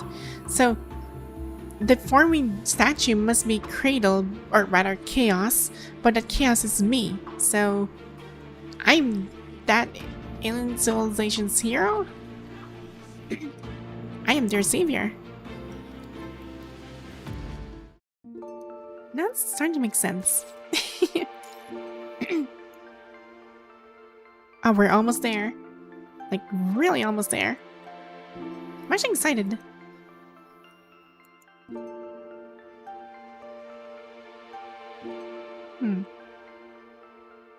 Let's see. Okay, so it's like 1 a.m. Can I actually finish this in 2 more hours? Yes, I can. Probably can.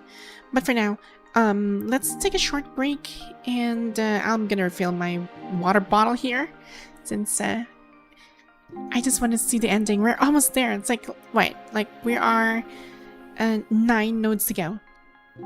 It's almost there. I'm so excited in this one. Right. Anyway, I'll see you guys later. Just give me like a couple of minutes, and we'll dive back into the story again. Right? So yeah. In the meantime, get yourself some bathroom breaks or get some food, whatever you need to do it. Anyway, I'll see you guys later.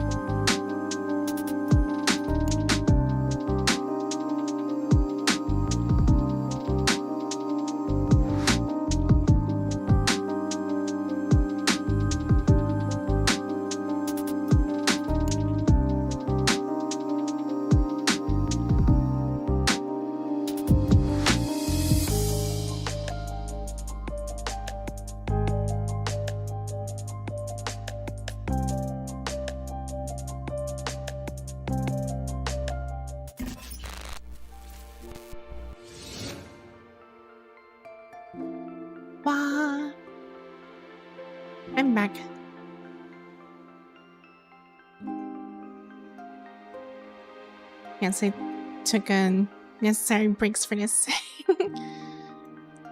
I'm really gonna go for it. I'm gonna try and finish this this entire story by the end of the stream. Before I end the stream, rather.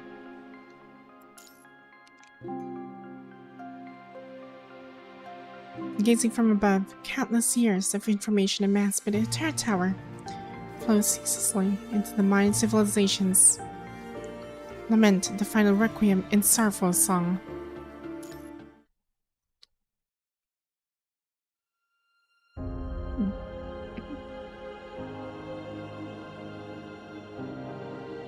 These are a dream detached from the body, overlooking the entire world like a ghost from above. Saw. Past. Something. Hello. Do you need any help? I just noticed you seem a bit out of it. Yes.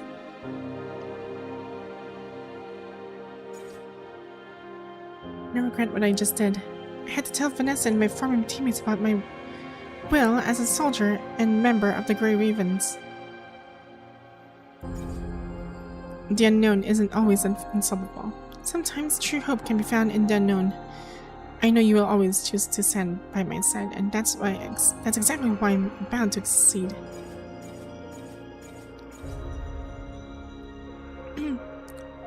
See. Her. Once it's released, whether through Lynne, who failed the refiltering, or through Cradle, its fusion with Ascension is inevitable. The only question is, who will take control? The key is quite complete. Perhaps she truly can become a nearly perfect return ticket. See. A tranquil, stable world that feels both comfortable and strangely alien. The viewpoint suddenly elevates, revealing a blue planet on the edge of sight. From the far reaches of the cosmos, a pink-haired woman approaches with measured grace. Finally awake, are you... Finally can control your own eyes. Finally can see it all. She paused for a moment, her voice revealing a hint of sudden realization. Finally, able to obtain the true ticket. Everything just...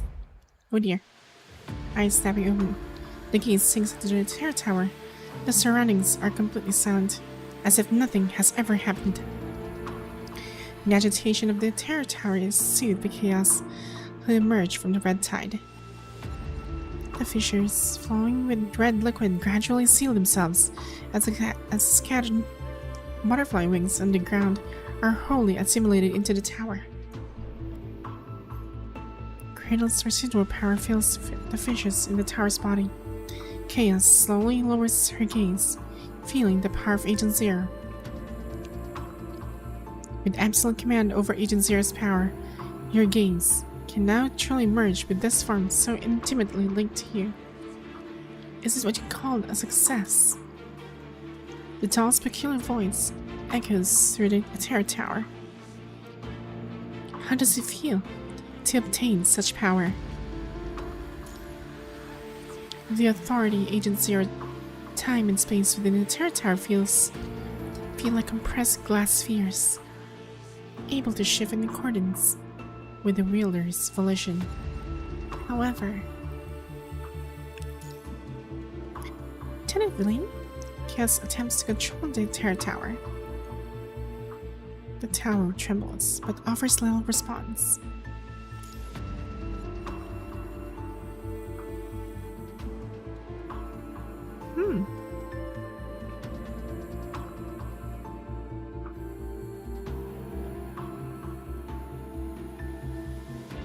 Darn. Why? Why the Hetero Tower still can't be used? As the previous moment of bewilderment was merely an illusion, the doll intensifies her movements. Chaos?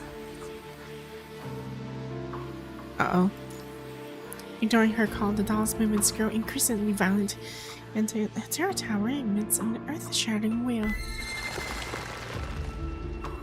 Complex information floods into her mind as the towering Hetero Tower continues to grow without cessation.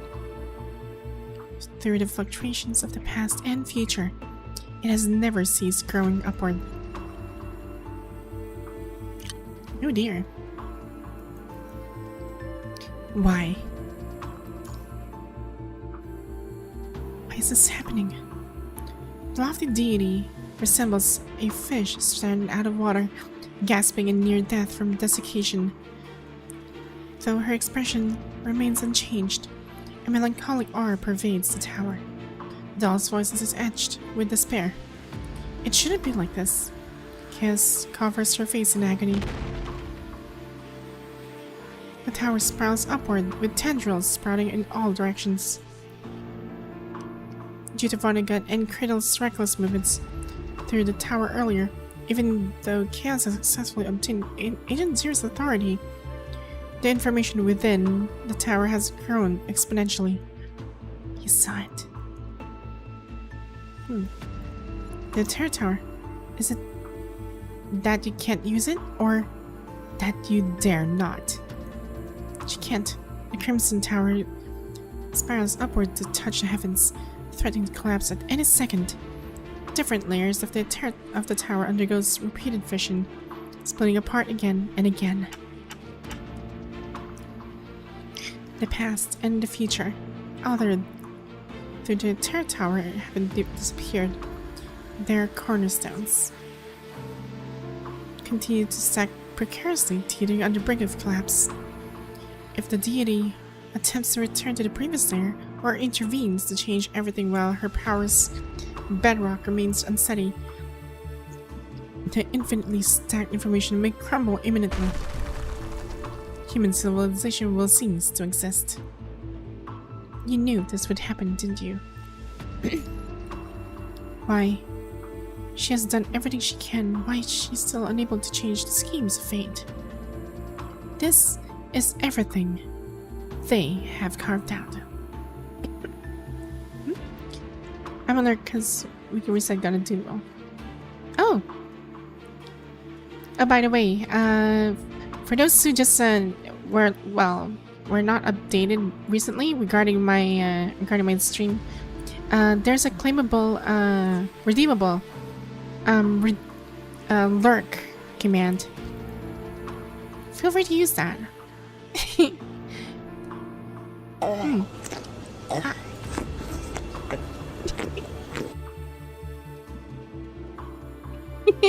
Let's see.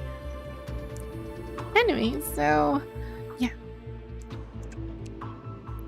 yeah, go do your resets.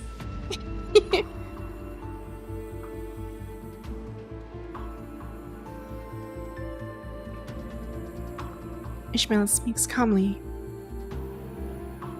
Like me, you're able to see beyond the ordinary world. Like me, all that's left of you here is also just a projection. Essentially, we are the same kind of existence, and our endings are destined to be alike.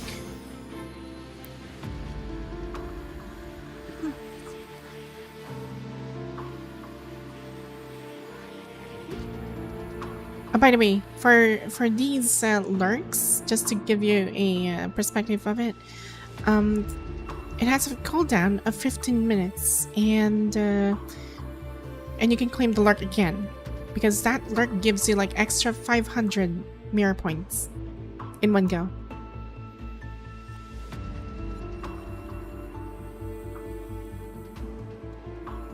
So yeah, happy lurking. The vast sea of stars explodes at the edge of the universe. Stardust scatters in all directions and misty clouds spread throughout. Her gaze penetrates to countless universes, settling upon this world. We will eventually meet at the end of the world. Bearing their broken civilizations, they will journey together through the depths of starlit skies and oceans, until they find a new shore. No. The newborn deity opens her eyes, filled with blood and tears. But you no longer have the power to save this place. Everything I've done is not meant for an ending like this. Power gradually grows. Wings stretch to obscure the sky and sun. Every dark people harbors the spectrum of emotions, gazing upon the world chaotically amassed by the terror tower. There will always be a way. The red tide slowly dries up. Its contained information slowly absorbed by the doll. I will prune the branches of the terror tower and dismantle the layers that should never have existed. I'll push everything back to the past, back to the time before the terror tower's arrival. You'll be overwhelmed by excessive information, completely losing yourself. Things are fine as they are, aren't they? The punishing virus will preserve everything of this civilization. One day, we'll find a way to restore it. But if you continue absorbing this endless stream of information caused by Vonnegut and Cradle, you lose your mind from being unable to bear all this information. Even higher dimensional beings, even deities, can meet their twilight. Ishmael takes a step back, gazing at chaos. Most people swirl like turbulence. I have never feared death. I have come this far, not so that I can give up here. Please forgive me, I will have to stay in the past for now. But you will press on, far beyond, until you reach the place where everyone can be brought back. Liv, Lee, and our other companions didn't leave Earth because they abandoned it. They left to look for a hoping place for far beyond, to look for you. When that time comes, if you still want to, come find me. What I left in this world is more important. It's more than just a projection. Here carries my memories. Ah.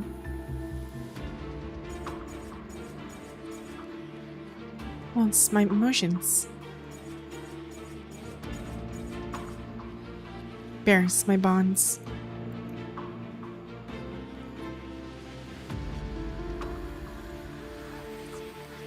I'm having goosebumps. Oh dear. Brilliant light scatters in all directions as time freezes in this moment. Innumerable red threads manifest, omnipresent, coiling around the Hetero core and ensnaring the Hetero Earth. The gate of the stellar sea is forcibly pushed open. Myriads of shards drift along the river of time.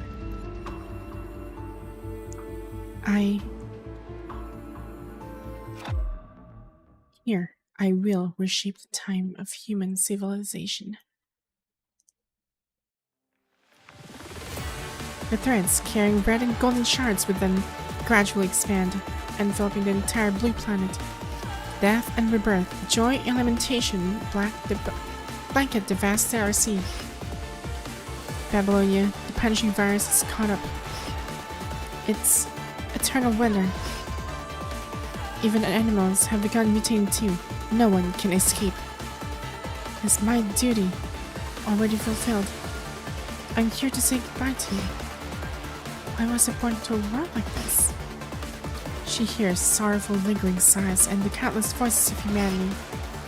She takes into herself all the redundant echoes pruned from the human civilization. Infinite causality and time crowd her mind, leaving only murmurs by her ears, merged, cacophonous yet distinct. Her consciousness shatters countless times, only to solidify and reconstruct itself just as often. Star causes appear and vanish, congealed into the cosmos, eternal and unchanging. Oh, welcome to the stream, Lord Branya.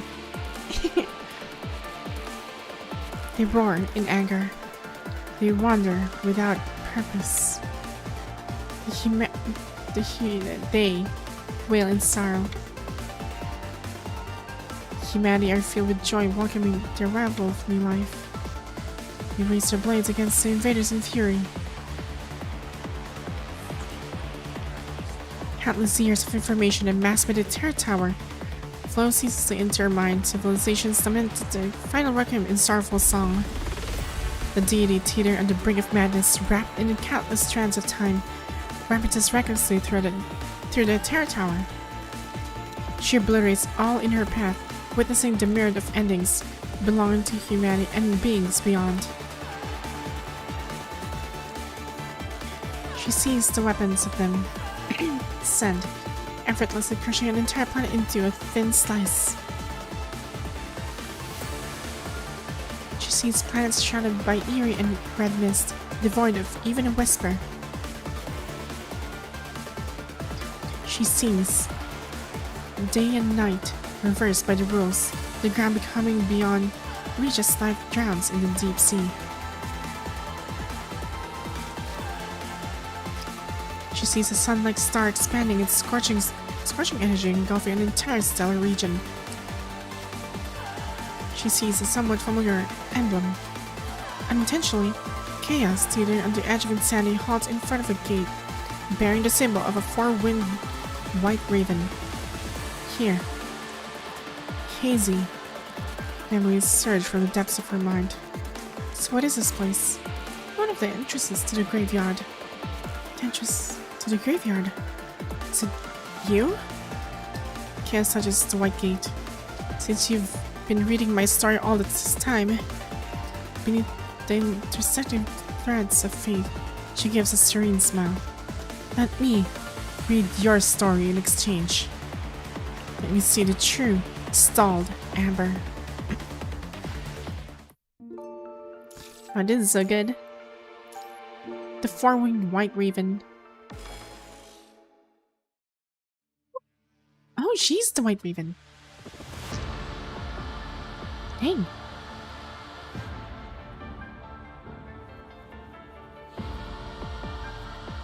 In the center of the buildings, with various exteriors, stands a colossal four-winged white raven. Stars and planets form iridescent light bands, encircling a dark sun. The city is filled with starlight, yet remains deathly silent.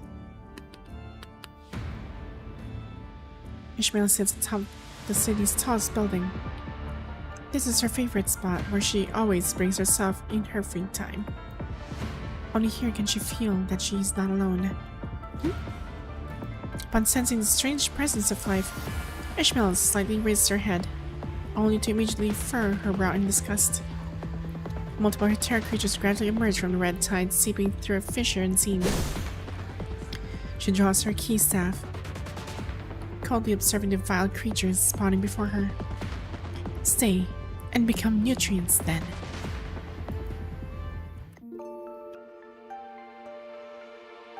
Oh, it's time for me to take action.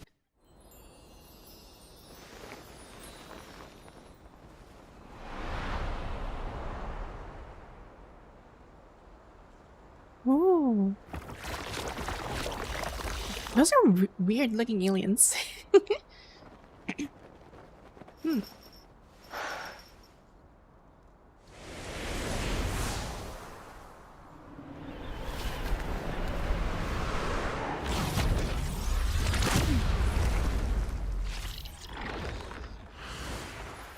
You dare enter my domain?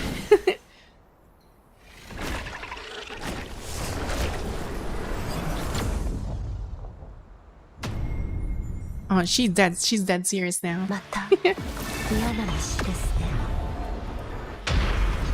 今度はどこから入り込んだので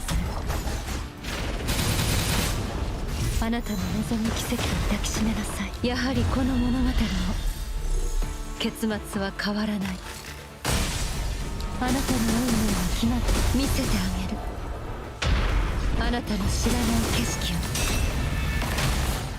をお返しするわ。結末はただ一つ。宿命にはあなたの運命は決まっています。悪くないわ。さあ、このまま私が宣伝します。お返しするわ。あなたの望む奇跡を抱きしめなさい。ここは綺麗になった。あちらを見に行ってみましょう。Investigate.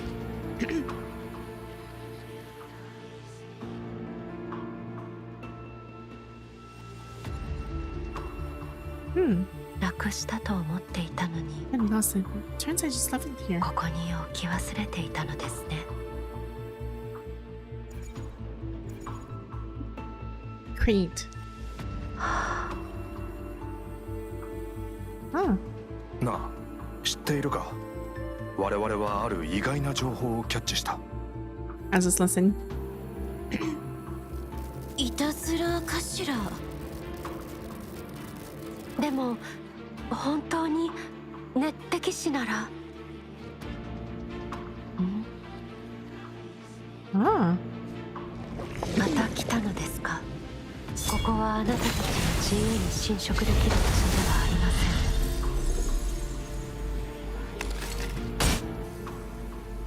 結末見せてあげる。あなたの知らない景色をお返しするわ。あなたの望む奇跡を抱きしめなさ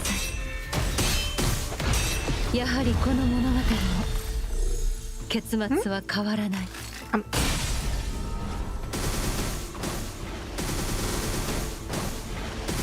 なたの運命は決まっています。悪くないわ。この見せてあげる。あなたの知らない景色をお返しするわ。裂け目がまだ閉じられていない。少し手間ですね。 All done. Next. Oh, where's the next area? Oh, there's something over there.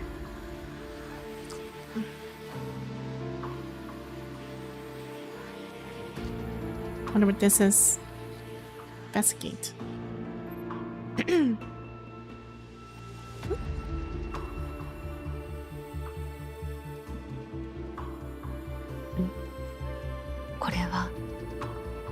前回ここに滞在した時なくしたもの。 Huh. I better start collecting all those things. So that's 2. There must be a third piece or something. Okay, there's something over here. Might as well listen to this. 最後の構成が消えかけている。もう我々には研究員は確か、本当にそれが正解なんだろうか。 Replicate? Really? Huh. ええ、もう一度エンデュミオンに行ってみたい。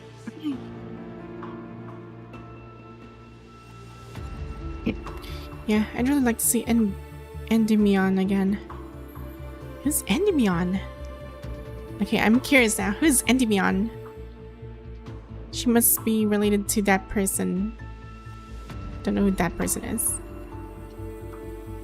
Giant statue.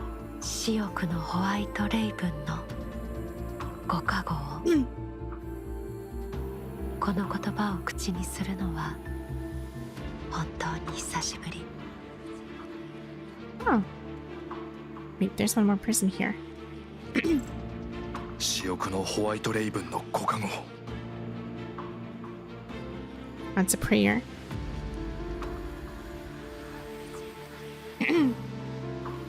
Wow. 文明の墓場とはいえ好き勝手にはさせません。イシュマエル？イシュマエル？ What? Someone calling? 熱滴師？ただの仮説でしょ。 That's ありえない too. わ。俺は整形へバカンスに行ってくれよ。 Oh, dang. Okay. イシュマエル？記憶はすでに損なわれてしまった。 Aw. 残った最後の一片がここに。 Ooh. Data fragment Ishmael. Loading complete. Unlocking Wings of Equilibrium. Unlock complete. Oh! とても懐かしい。 Whoa! She looks so beautiful in this. Dang, I just unlocked it. Is this free? I hope it's free. I sure hope so.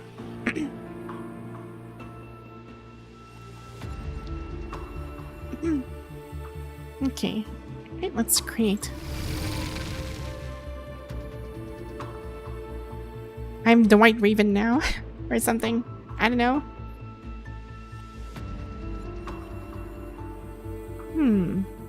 Is there anything in here? Okay, there's none. What about this one? Oh, there's nothing. Okay. さあもうすぐ終わりです。悪くない。やはりこの物語の結末は変わらない。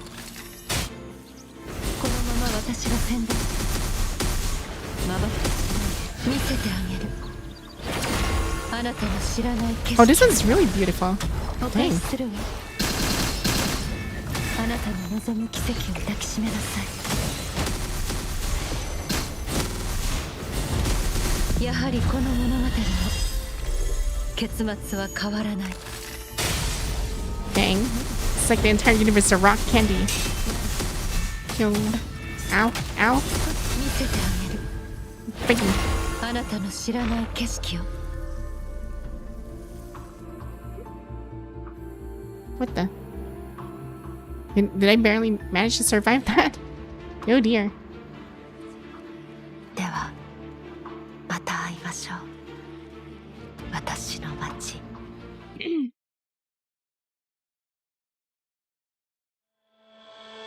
Page slowly closes. The book with the four-winged white raven engraved on the cover slowly materializes in Kia's hand.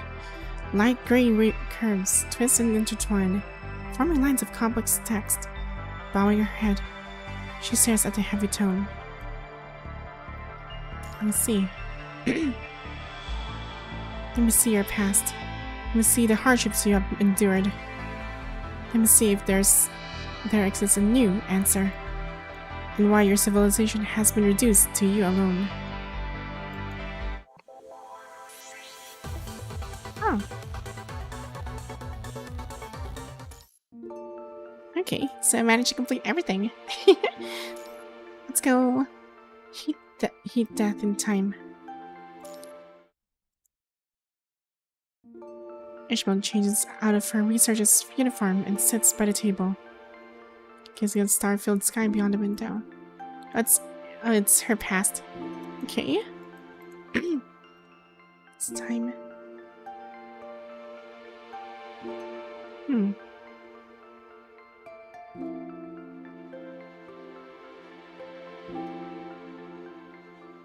Ooh.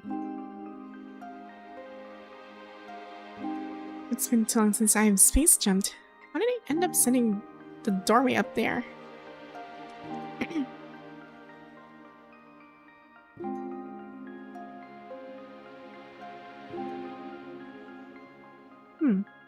May the four-winged white raven protect Ishmael. You're the last to show up again. With a mix of laughter and reproach, the black-haired girl pulls Ishmael through the door. You're the one coming early. I was just a bit tired from working overtime and I accidentally typed the coordinates wrong. Whatever. You're buying this next day. No ifs, ands, or buts. We agreed on this already, remember? Alright, leave it to me. I just got a bonus anyway. The girls laugh and jest as they make their way to the city. This is the greatest era. Shining like a sea of stars, their civilization has led them to the glittering stage of the universe. They store energy from hot stars, possessing an almost inexhaustible power source. They can utilize spatial physics to instantly anchor teleportation points that lead to other cities or even somewhere between stars. The footprints of their civilization have spread throughout the galaxy.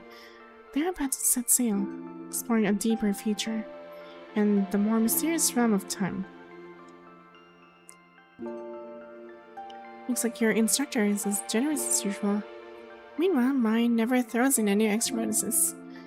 Sipping another super sweet drink again? Be careful or you'll get sick. No way, I'll be fine. Aw. Oh right, have you heard about that? You know. What? Do you seriously not know? You've been grinding too hard with all that over time. It's about our research institute. We captured a really strange record. Remember when I mentioned someone at the institute had this wild idea about and built a weird machine? They said it could capture messages from either the far future or distant past. That machine has been sitting there running all this time, since it doesn't consume much data flow. Nobody has ever bothered to shut it down. Then a few days ago, someone accidentally noticed that the machine had received. The dark screen flickers with eerie green light as massive data streams rush across it. The captured information resembles a tiny bug stored in a worm trap in the bottom right corner, designed for the specific data. So what exactly did it receive? Actually, it was just 2 bytes. Heat death. Huh. There were nothing significant. How does the Institute respond to this message? Opinions are all over the place, just like always. Everyone's spouting their own theories, talking past each other. Some people are totally convinced that it's like a legit message transmitted from like a zillion light years away. Some kind of doom-gloom prophecy, blah blah blah. Some claim it must be fake, suggesting a thorough check of the facility's surveillance terminals. They believe someone with ill intentions has infiltrated specifically to play malicious pranks and sow fear.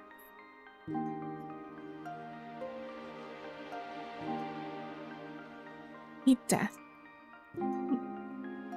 Hey, that look on your face, you're not going to sprint back to work overtime now, are you?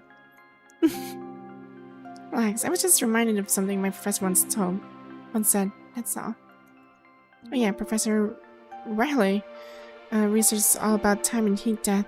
How's it going with her work? Is her universe model still not done yet? Gather information on heat death by creating cosmic regression model. That still feels pretty shaky. I'm not sure, she's been very busy lately. I haven't heard her talk about the progress, and she hasn't even replied to the thesis I pulled an online finish. But if, and I'm just saying if, heat death is real, what would happen to us? Even if that message is legit, the four-winged white raven protects us. But if heat death really does come, how can we possibly solve it? Everyone knows that heat death is the universe's ultimate end. We can't possibly solve irreversible entropy increase. Sorry, I didn't mean to mock your research, it's just... I still can't figure out why you ditched the popular interstellar exploration back then, picking the whole time and heat death thing instead. After all, there's a true answer to that, right? I'm not really sure. Maybe I was just purely interested in this subject back then. Huh. Stars cannot burn forever, and information cannot be reversed. Therefore, my in-depth research focuses on time and heat death. My goal is to construct a macro model of the cosmos. Possibility of cosmic evolution through a digital model's attempt to visually reveal the nature of the universe and explore the laws of the universe's development. Ooh. Simulate the cyclical phenomenon of cosmic regression, find solutions to heat death, and explore the possibility of information reversal. One day, I will transcend time, find the solution to heat death, and reach the end of the starry sky. Even today, she still remembers her instructor's recruitment speech.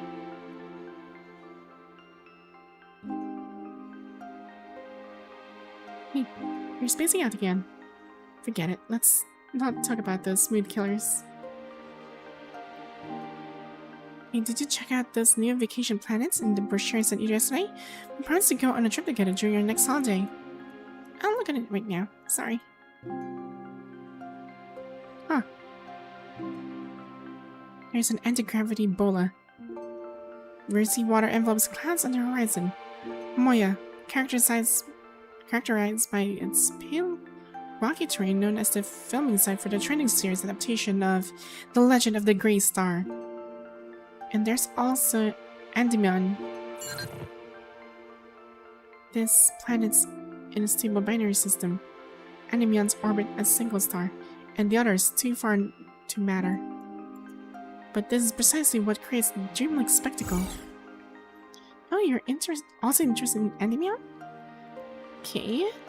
Yeah, my professor's friend happens to live on that planet. Wow, that sounds awesome. Too bad Endymion is so huge. If we really want to check it all out, our short vacation wouldn't even scratch that surface. I really want to see Endymion. I heard that they have the most beautiful sunset in the whole galaxy. Let's go together on our next long break. Oh, you're right. We'll get our chance eventually. Okay. So we're just reading Ishmael's past and how these things... well, basically how her civilization got reduced just to her alone.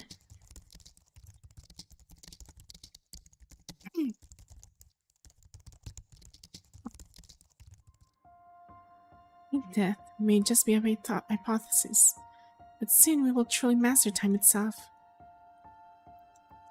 We have verified the possibility of time travel. Ishmael's civilization must be a lot of genius if they try to solve the heat-death issue. I mean, they're already in the far future, and they're all fourth-dimensional beings, so she's quite from somewhere else.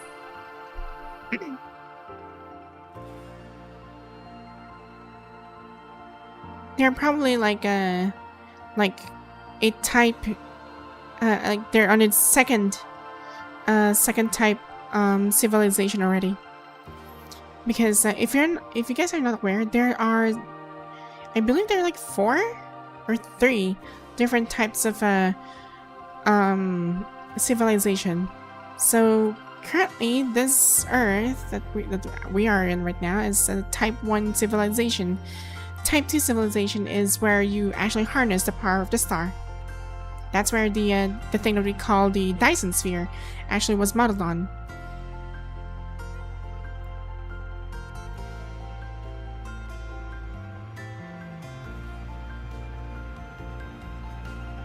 Disagreed. You have sufficient evidence for Ooh. The middle-aged woman displays a series of projections. The Marketing Research Institute left on a rock wall millions of years ago. A pioneer deliberately appearing at the moment of the famous historical figure's death. And with the time travel coordinates preset, a pioneer guided by the time travel terminal slowly materializes beside the time mainframe. I adapted the idea of communication terminals, employing the mainframe for anchoring and the terminals for linking to data streams. The mainframe is powered by a planetary computer. When tethered to a specific temporal locus. The terminal leverages data stream transmission to ferry pioneers to their intended temporal destination. The mainframe securely fixes their point of return to ensure no divergence on their journey back. I won't disclose the specific operation concepts here. But with such a machine created, what can you actually use it for? Research acceleration? Space jumps? But these don't hold substantial significance for our civilization. That's a good question. This leads to the second announcement I wanted to share with everyone today. I will be the first scholar to enter the time travel machine and commence temporal travel. The course of history cannot be altered. Even as a scholar, what do you expect to accomplish? Naturally, I'm not going to the past, but rather the future. Ishmael will take over my research on heat death and continue developing and refining the cosmic model while I will journey into the future and explore the possibilities of temporal extension. Oh! I will send messages back to the from the future, employing advanced technology and observation to further refine the cosmic model, seeking a solution to heat death, and overcoming this unsolvable challenge. Dang! That is a really dedicated research right there. Huh.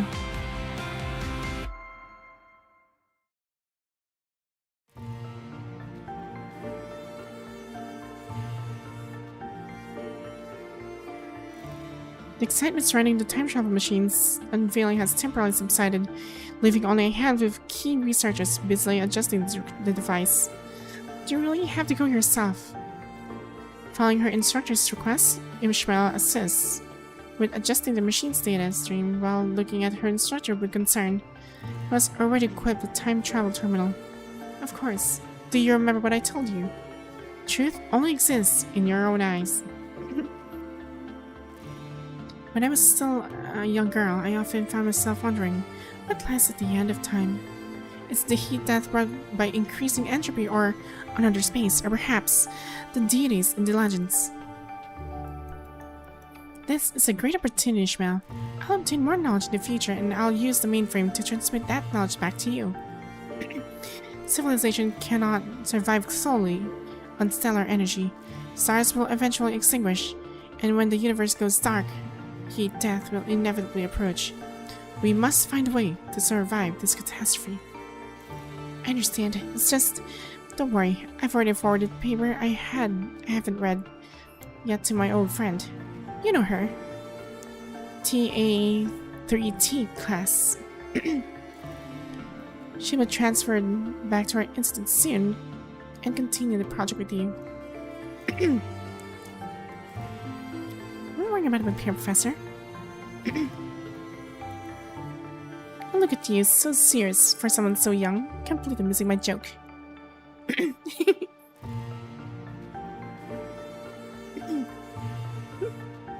We'll meet again in the future. Then I'll take you to Boa to try their local specialty of skyfish. Deal? Ah. Calibration complete. Coordinate anchoring finalized. Let's get in. Goodbye, Ishmael. Goodbye. Oh, dang. After that day, everything returns to normal. Ishmael continues her instructors can complete her experiment using the data stream rarely left behind. They're attempting to construct a grand cosmic model that simulates the universe's cyclical process of infinite expansion and contraction. Their goal is to predict when the heat death of the universe will occur and explore the possibility of information reversal. Time passes by day after day. At first, Professor Riley occasionally sends back data seemingly having arrived at the distant future. Continuously, she keeps transmitting inferences about the cosmic model having observed much more accurate data in the future. This is such a fascinating experience. I can't reveal details, but this is really intriguing. You should see it for yourself. Inference number 8487, regarding updates to the cosmic model. I have never expected it would be like this. A backward approach to cosmic model updates.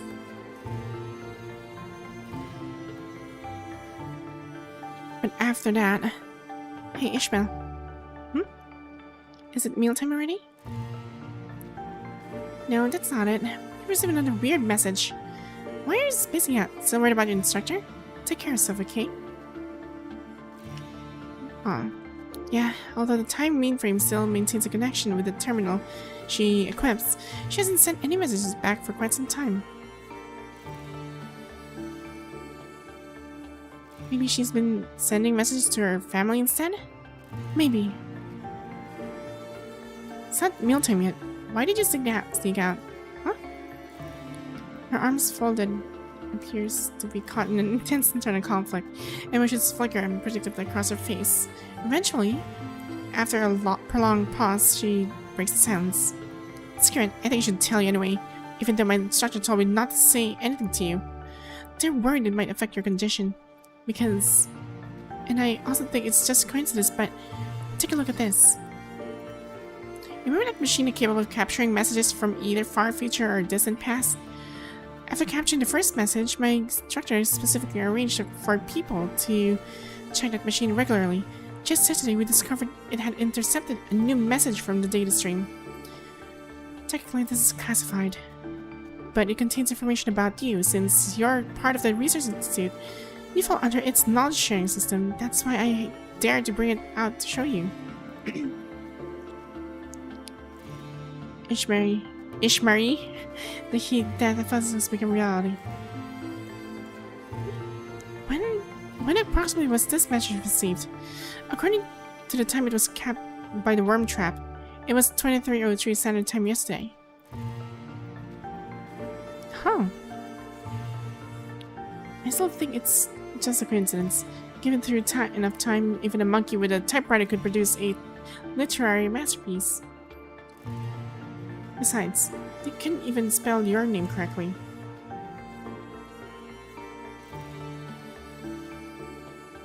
You're right. Only my professor would misspell Mile instead of like Mary. I see. Ishmari, it's Ishmael, not Mary. I see. I thought it was like a typo, but it's part of the story. Ishmari.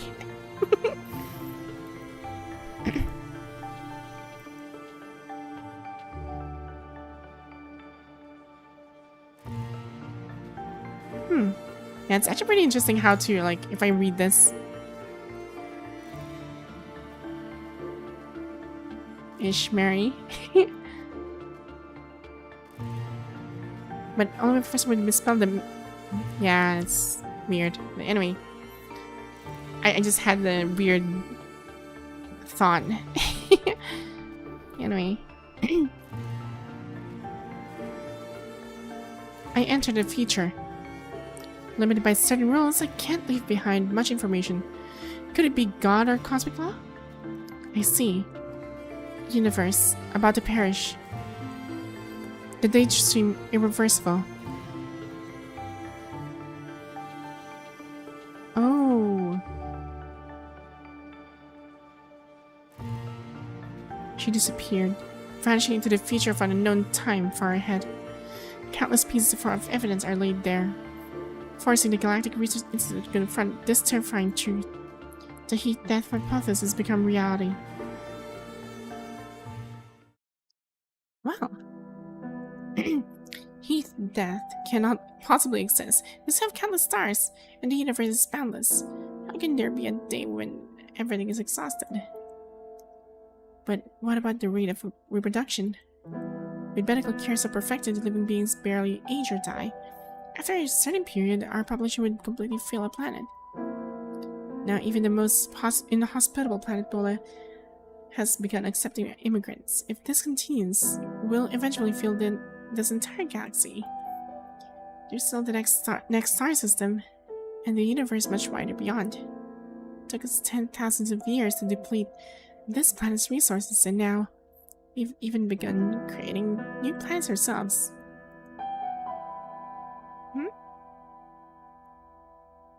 Now imagine this kind of future, you can actually create your own planet.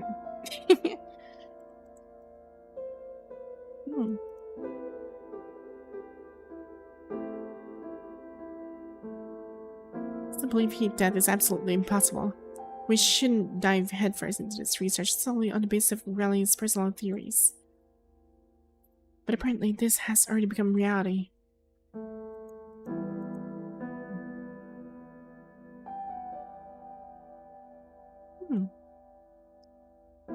Ishmael and T32 class have improved the cosmic model she left behind. The cosmic model? Yeah, so the data and information continuously transmitted back from Professor Relly. We have perfected the cosmic regression model that previously had flaws.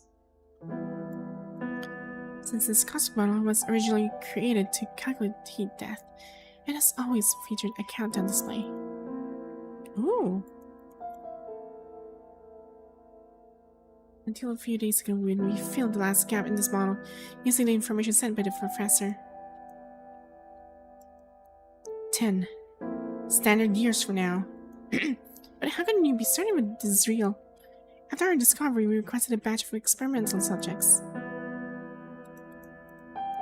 We have attempted to send them to a time beyond the countdown deadline, with a simple button designed to transmit information back to us. Until now, the time mainframe hasn't received a single message from them. Oh dear. Travelers sent over 10 standard years into the future have completely lost their connection to the mainframe, and the information fluctuations that have appeared right before their disconnection are exactly identical to that of Scholar Raleigh. They all hit a wall known as heat death. So technically, when those travelers apparently entered the portal to the future, 10 standard years to the future, they all died. It was the end of the universe. They have left no information behind. There's no way to even surmise what happened to them. I can only analyze based on this data. In such a vast universe, how could the heat of stars possibly be exhausted?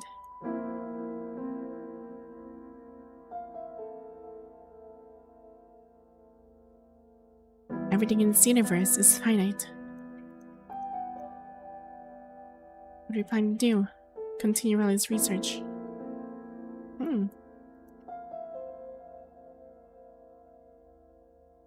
Using this information as a medium, perhaps our civilization could start with it. Ooh.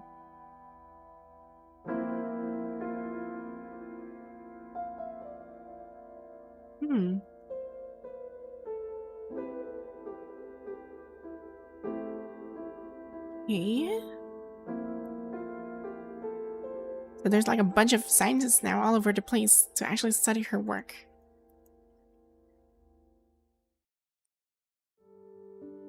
Whoa. This is really something else. My instructor tried forever to get this mass spectrometer, but now you're here juggling 3 of them like it's no big deal. Dang. It's amazing. I'd love to visit the planet someday and see that legendary detector in person. Yeah. I'm just feeling a bit uneasy. What's there to be uneasy about? We've got all these people helping with your research, plus all kinds of high-end detection equipment and unlimited funding. Isn't that awesome? But the cost of all this is too high.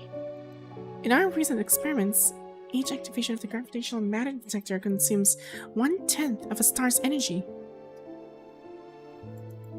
The information isn't decreasing, it's actually increasing at an alarming rate instead. 2 stars have already been extinguished. Dang!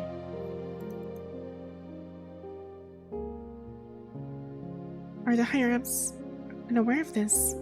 I've already brought this issue up, but Ishmael, you must understand one thing. Our civilization has reached its current state through billions of years of accumulated progress. It stands like a brilliant lighthouse, continuously radiating light throughout the universe. Our civilization is at the most prosperous moment. We have already mapped out this galaxy, this universe, and now we are advancing toward even deeper, more distant frontiers. At this juncture, we needn't worry about 1 or 2 stars. Rather than concerning ourselves with extinguishing a star, what we need to consider is preserving everything we currently have. It's about preserving our civilization, protecting it as it navigates through the heat death. No matter the cost, we must keep it safe. Huh. It's not just about the pressure, though. I can't shake the feeling that it's not the right approach. Yeah, if only I had a brain like them. Trust me, there are things that you do not want to know. Because with knowledge, it's also not just a blessing, but it can also be a burden after like learning things that you're not supposed to learn. Because if you did, it's like, you know that saying called ignorance is bliss? That is true.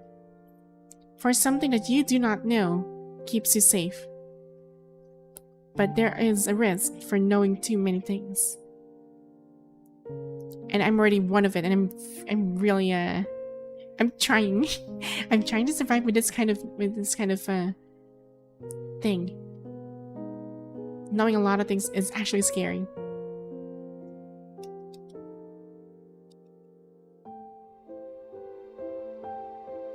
You just learn, you just need to learn, like, the right amount. Because learning too much is, well, it's gonna make your life really, really dull. You will lose a lot of interest. Everything will just be nothing.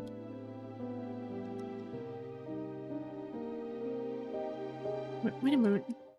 Pulled along by Eth's grip on her harp, Ishmael only managed to switch off the lights before hurriedly whisked away. In the dimly lit laboratory, large equipment blinks with the rhythmic patterns of light. Ooh. Ishmael, do not explore.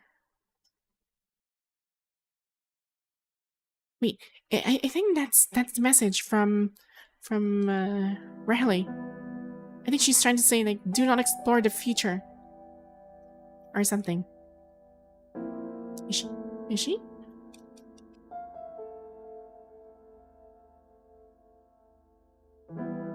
The Galactic Exploration Team hasn't brought back news from the other universes yet, before the last main sequence star in this universe extinguished. The experiment team, led by Ishmael, finally has discovered a special substance. It is a coincidence that seems destined to happen.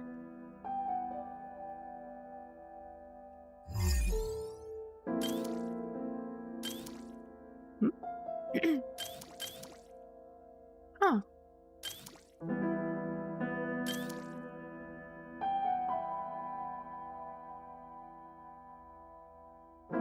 Daily record 2215.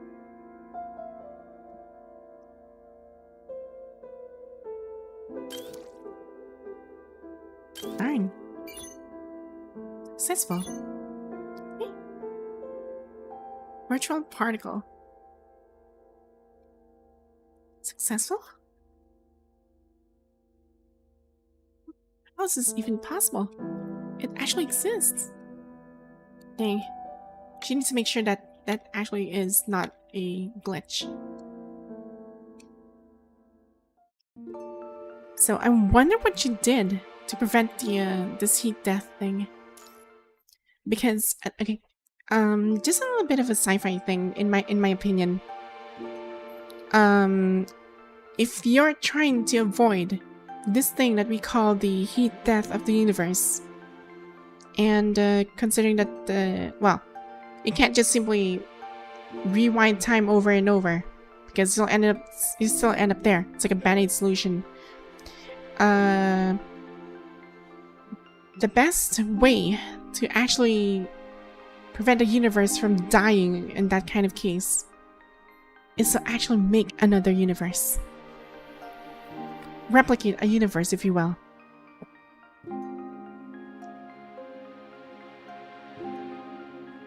If you could do the Big Bang again or something like that, with all the resources at hand, you can actually do that. But then again, it's just a theory. Or opinion, rather. Okay. So I'm Silton, Director of the Galactic Research Institute. Code Virtual Particle Substance has been officially designated as Substance 0. This special substance was discovered by a team led by researcher Ishmael. We're currently running multiple verification tests on it, while our leading research team is... wait. Delves into the specific properties. It generally can replicate atomic level life. It's like a large and stable... well, in simpler terms, it's like those holographic simulation game consoles that are popular among teenagers these days. Eventually, Substance Zero will be used to start our entire civilization. Huh.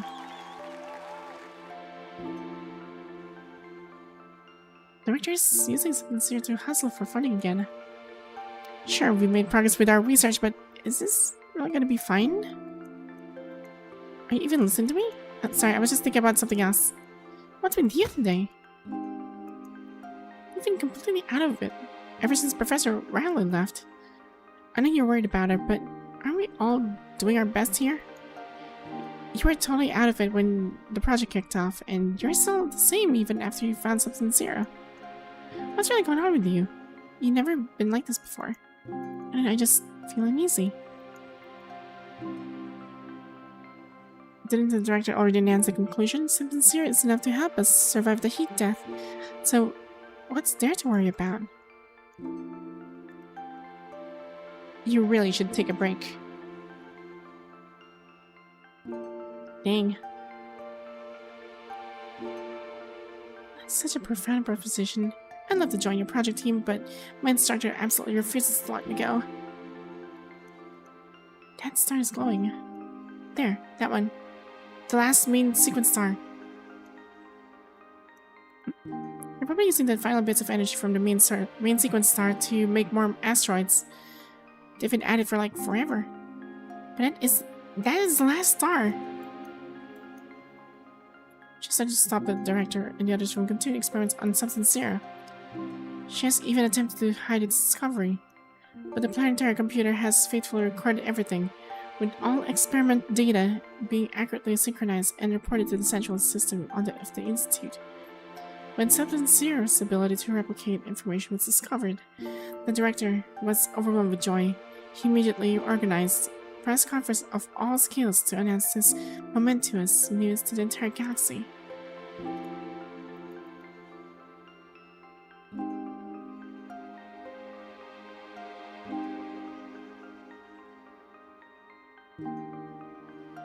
Nah, of course I know how the chaos is dangerous, Ishmael. But the world needs hope, and our civilization needs to be preserved. We only have 5 standard years left, Ishmael. Dang.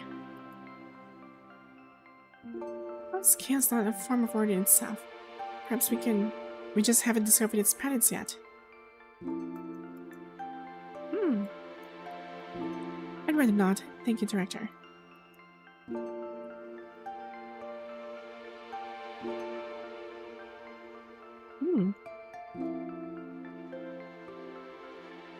Authorization verification successful.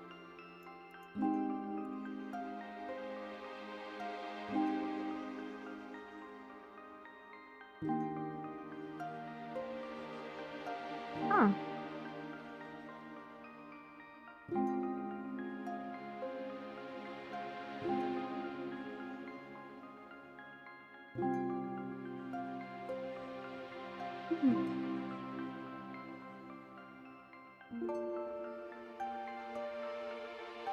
Darn.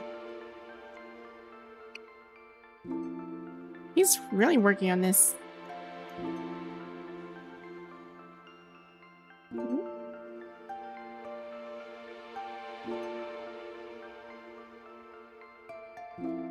Huh.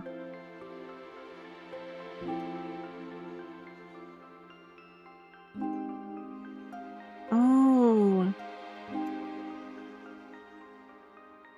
Uh-oh. You only have 3 years remaining. And I wonder how did she solve this thing?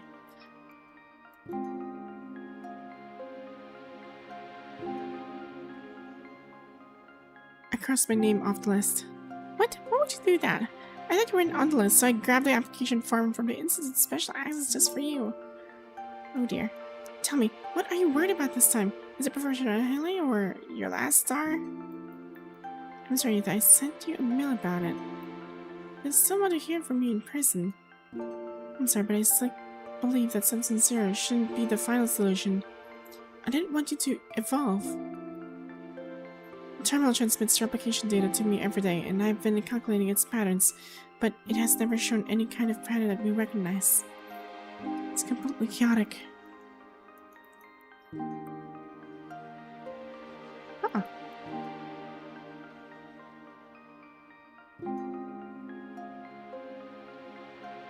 I have to solve the issues, even though I've had a bad feeling about this. Yeah. So are you also preparing to enter Substance Zero?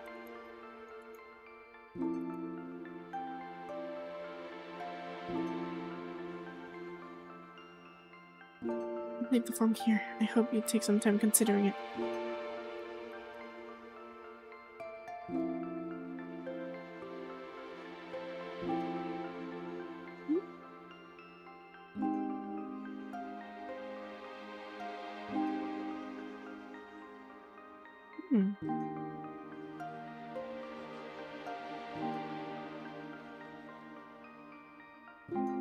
Ether? Ether.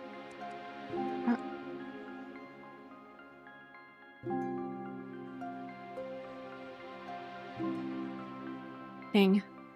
I hadn't sent your application to join us. I told you all along that substance here is definitely the correct evolutionary path.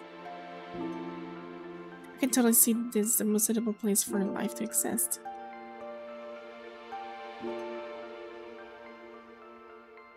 Not to push you or anything, but you really should join us. Dang.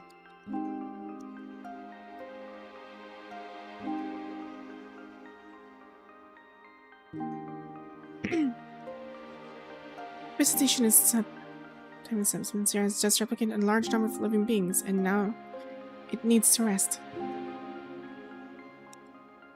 Substance here needs rest? Of course! Substance here is a new form of matter. After it simultaneously replicates too many organisms into itself, it requires a certain period to recover.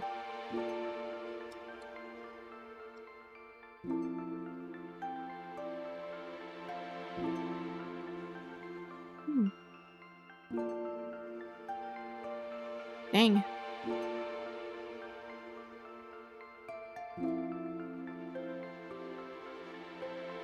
Ishmael.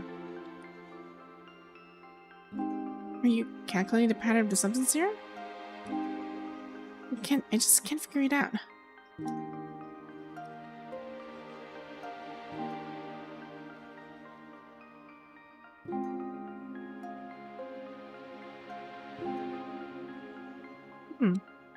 But evolution continues nonetheless, doesn't it? Oh.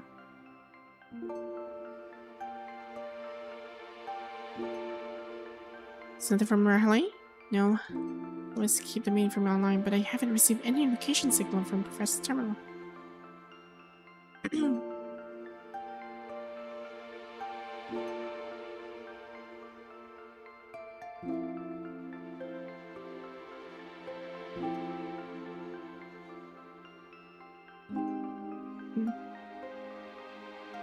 Oh dear.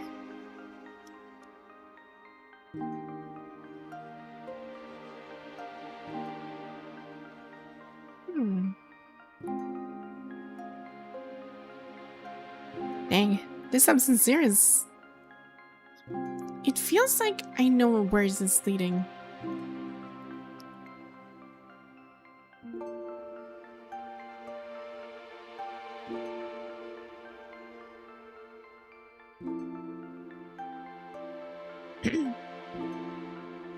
It's supposed to be a stairway to evolution.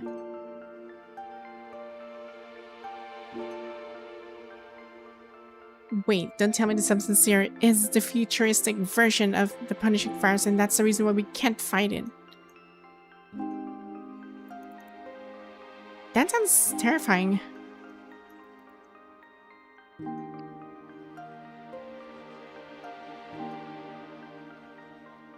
It is creating new life. Okay. Oh dear. So there's something about this, this substance zero.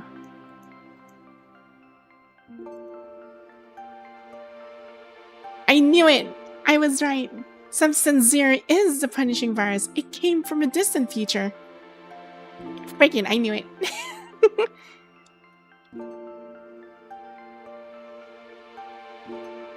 Okay, that is... I guess this is a spoiler already. For those who actually, were playing Punishing Grave and are not in this chapter. This is already like a spoiler already. So, yeah, I was right.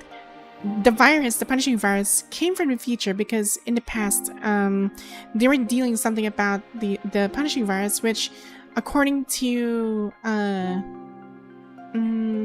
what was his name? I can't recall correctly exactly, but there was that one point that they said that virus was not of this civilization. Or time, rather. So it was definitely from the way, way far ahead future. And imagine bringing that freaking virus into the past and actually destroys everything.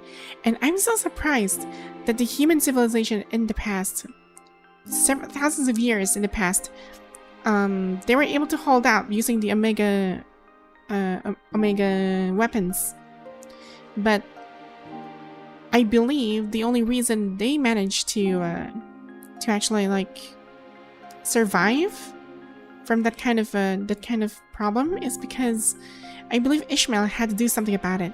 She probably must have sent some information from the future to that current era. I guess that's the reason why. So probably she's the reason why she... Wait a minute. She might be the reason why she actually developed the... Well, possibly developed the Inver device. Who gave the idea of the Inver device.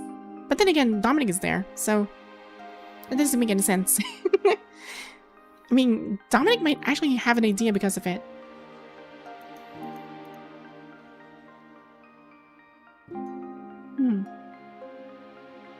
The Punisher.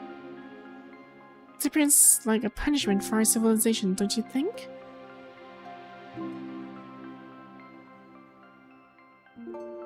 I'm sorry, there's no need for you to apologize. If anything, you should be the ones apologizing. You kept warning us back then, but even I didn't take your words seriously. The heat that has never come. Substance Zero has indeed successfully prevented its arrival.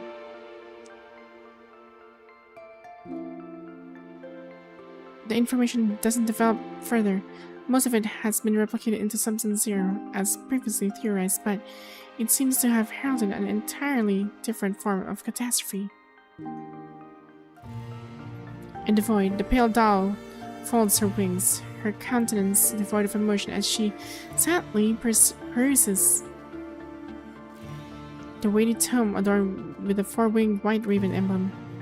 The reading has taken far more time than initially anticipated. Yeah, it all makes sense now. Substance Zero is just another form of punishing fires, isn't it? Yes, in the civilization of four-winged white raven, what was named Substance Zero is just another form of punishing fires. Oh, it's another form. But wait, if it's another form, that means there's some... yes, still, the punishing virus came from somewhere. Because it actually came from the future, definitely not from the current era. But it's a different type of okay, so just to recap, there's like a different timeline where we call this a punishing virus. There is another timeline during the Golden Age. They called it like the chaos contamination. And there's like the other one is now Substance Zero based on her civilization. Portions of forming White Raven's Agent Zero.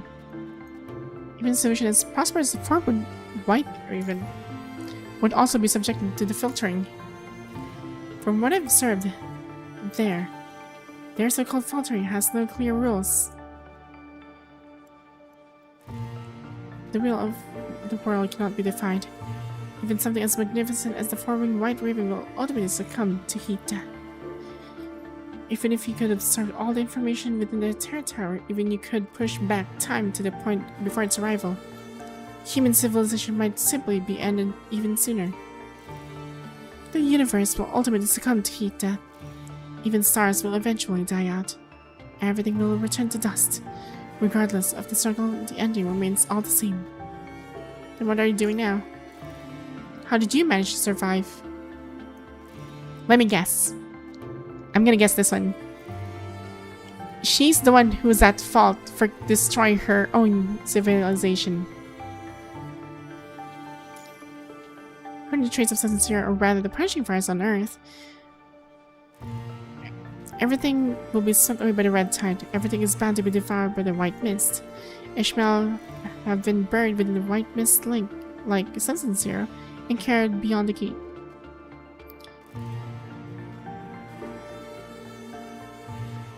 Such a strong thirst for knowledge. I suppose there's no harm in telling you about things that are already history. Okay. So how did you survive? The civilization of forming White Raven did not escape the sight of the Punisher. During one operation to dispel the white mist of Substance Zero, the mist took an intangible form, and that will born from Substance Zero. Brandish its slaughter blade. Ooh. It's actually getting cut off. Darn. I need to find the end of the universe is far beyond where he did. Okay. It's time to give it a new name. The Rahila Time Machine. That's not very funny, Ta. Riley was always worried about you. Thought you were too rich for someone who's so hell wise.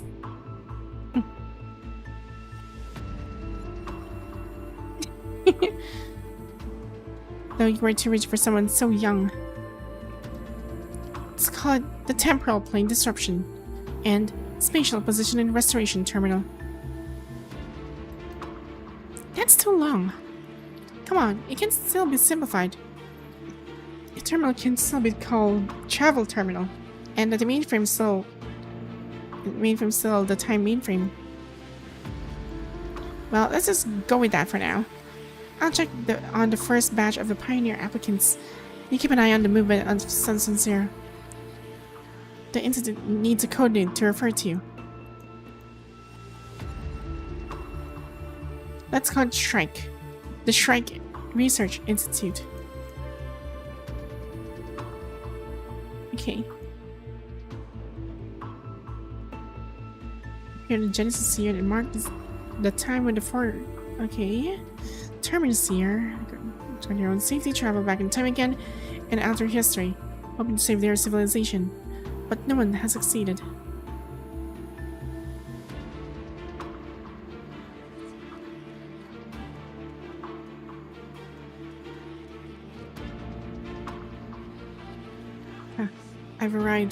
I've received a message from 253. Any updates? 253 died 1 standard year ago. 254, 255 have already sent off. I'll also be departing in 3 standard days. If all goes well, I should return about 7 standard days.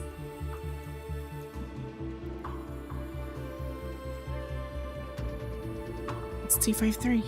Timus Lel Heath, an immigrant from Panbola. He had a lover who was Pioneer 142. Wait. This looks familiar. This is already the 25th Pioneer, and there aren't many time travelers left who can still carry out missions. Life in the galaxy is constantly dwindling. Huh.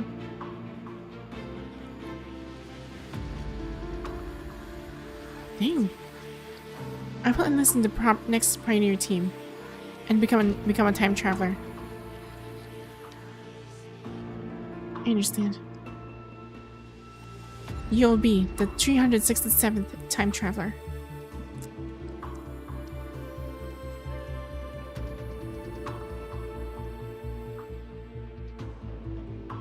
Oh. Okay, so your mission is to return to the time before Substance Zero appeared. Find Riley and prevent her from initiating the research project on Substance Zero. Prevent Professor Riley from initiating research on Substance Zero? can do it. I can. Okay, that is a very risky thing.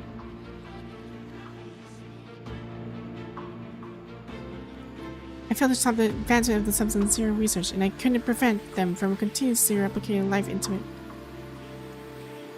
When things haven't gone this far, I have to do something. Your departure time is set for 3 days from now. Okay, this is gonna be a problem because time traveling can cause paradox. Even if you say you're back in your original timeline. I do not trust time travelers. Yeah. Unless they develop a certain technology to actually alleviate it. But in my experience, no time travelers have done that. They claim that they have, but they don't. They don't see the consequences of temporal paradox.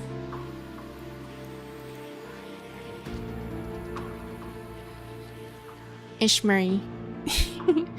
Failure cannot be avoided. In a boundless space-time tunnel, she seems to catch a glimpse of the first silhouette. It also seems to be nothing at all. Why her touch turns back the concept of heat death. Why she could only send messages through the information capturing machine. I see universe about to perish. The data stream irreversible. Come.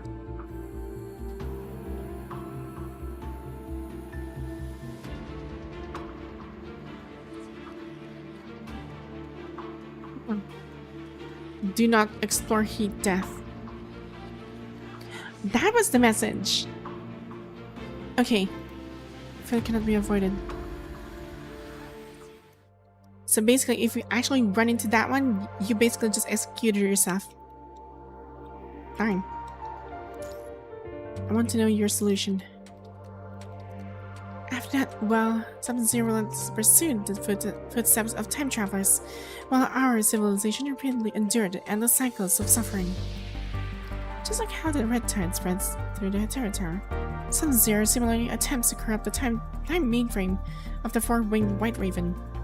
After it mastered this rule, countless time travelers were hunted down from every temporal crevice, like helpless rats caught by a cat. After that,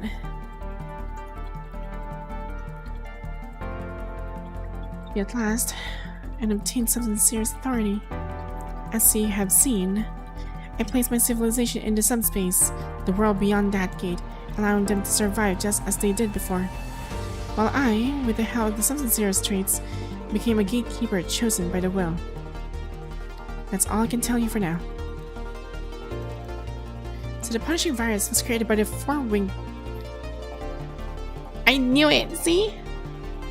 Even though it's like in a different timeline or different dimension, different place, and it's their fault because of those freaking time travelers.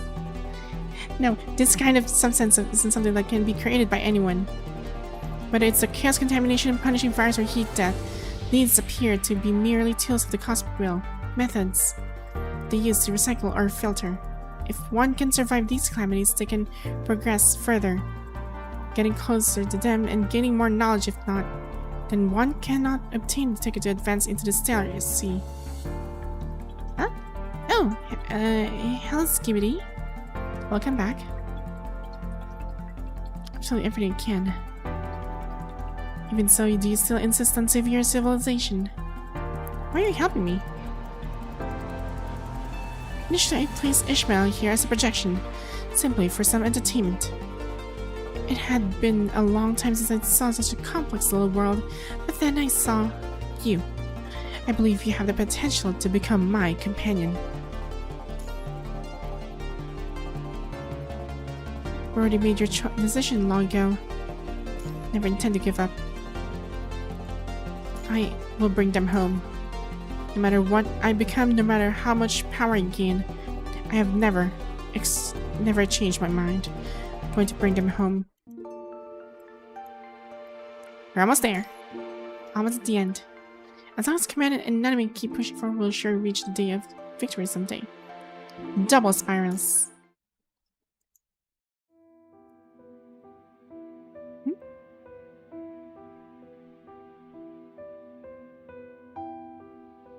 AI or real human?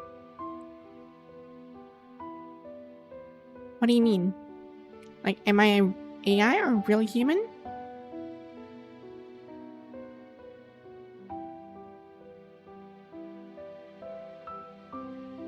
Are you referring to Ishmael? She's actually from the 4th dimension.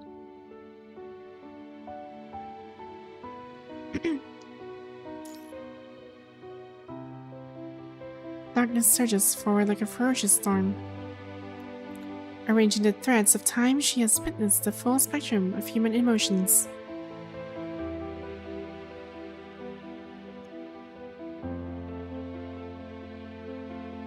Shell shattered, wings unfurled, a grey raven soars through the skies.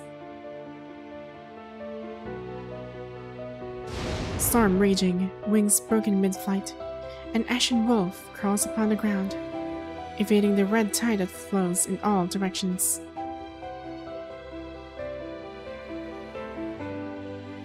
A fisherman is stabbed to death by a corrupted mechanoid.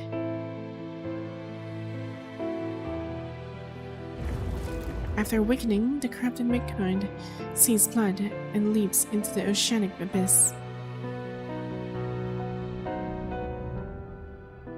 A little whale in the oceanic abyss sways its tail, only to be swallowed in one bite by a massive Hetero-creature. Countless pieces of information hammer Chaos' mind, forcing her to experience painful tearing and lives of unknown beings with each passing moment. You can't do it. She speaks calmly, like stating a mere fact, even though Chaos can no longer hear her voice at all. Each thread connects to a layer of the Terra Tower, condensing information from different world lines. Even a deity can't absorb this much time. If you keep absorbing information like this, these threads will pierce through you, causing you to ultimately perish. With a gentle sigh, the pink-haired woman slowly turns around. There's no need to keep watching any longer. The tome floating in the void slowly closes. She has already seen the twilight of this civilization. The key staff carves a rift in the air as Ishmael prepares to return to her observation room with the book of this civilization when she suddenly pauses. In the very moment she returns her head, some of the red threads on Chaos' body suddenly vanish. Though it might be just a few strands, this doesn't escape the eyes of Ishmael, who has been constantly observing this civilization. Let's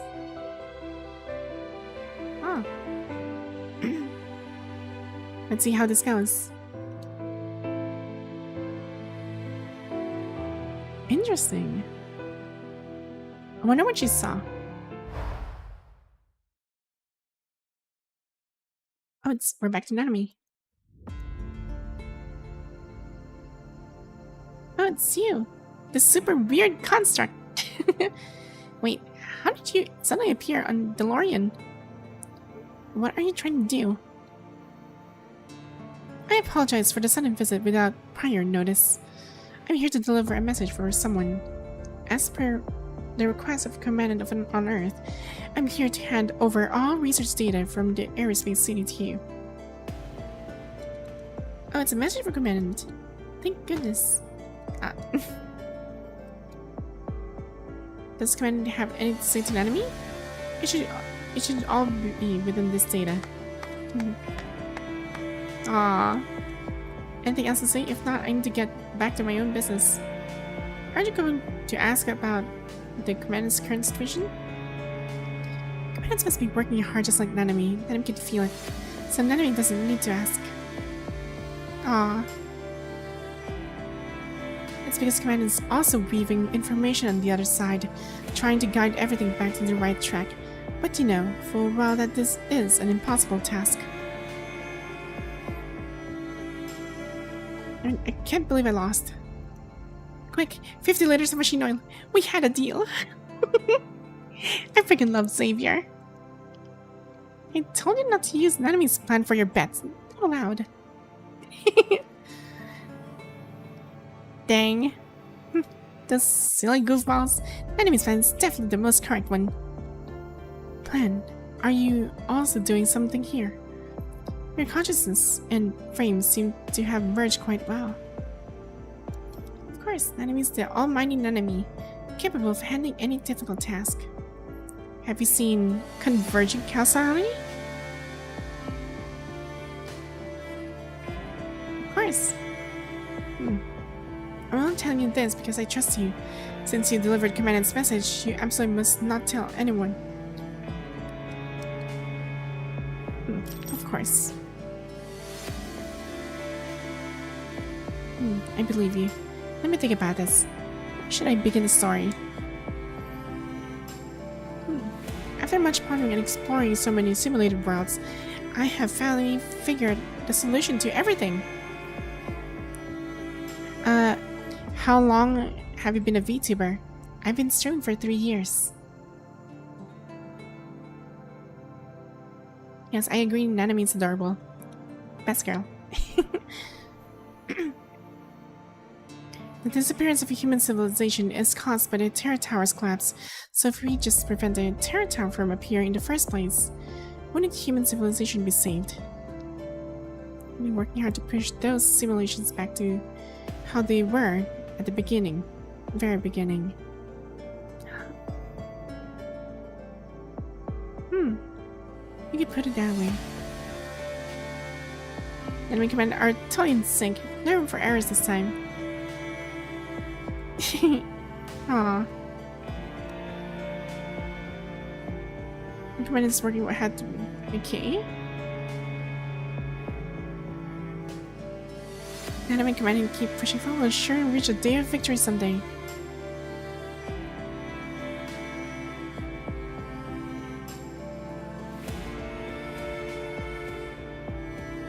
Why give me that look? I have no interest in you at all. Dang. I was just wondering, why are you so devoted to helping human civilization? Does that need a reason? Of course it's because Nanami likes humans. Nanami likes Commandant. She has a simple, very simple reasoning. Time has lost all meaning to her. Like, see, maybe even now. While Nanami busies herself tinkering with her frame, the key staff lights open a rift, and Ishmael silently disappears through the stellar crevice.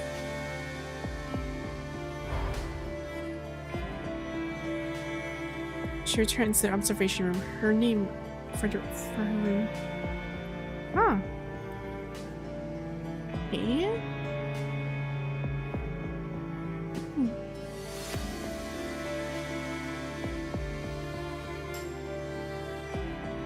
Manus end tomorrow. Here, human civilization ends.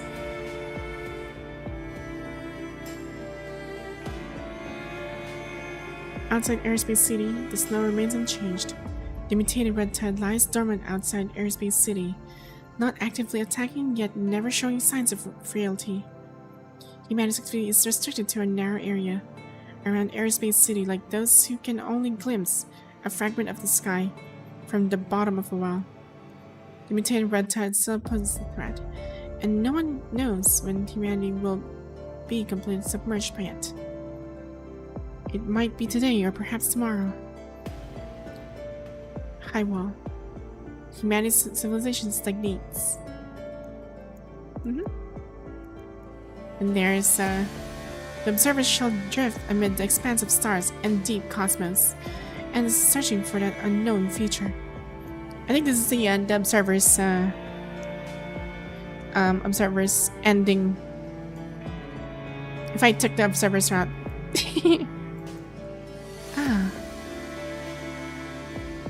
Crimson gold text curls inward as the weather reaches dissolving specks of dust. has it come to this already? Much faster than I imagined.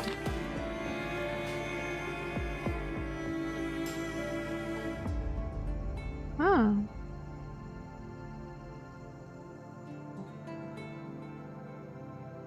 This time can be corroded. Can this corroded railway winds civilization truly provide a different answer? Should she intervene to help this civilization?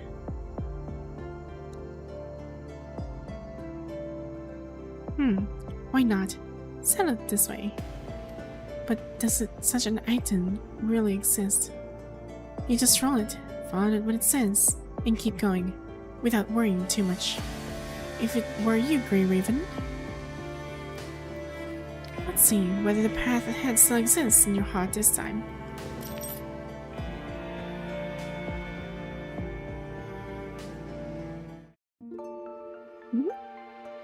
Wow, we're getting closer and closer. Annihilation. A faint will flickers like a dying spark in a murky mind. Hey! I'm gonna try reading this really fast. So expect less time for me to actually talk.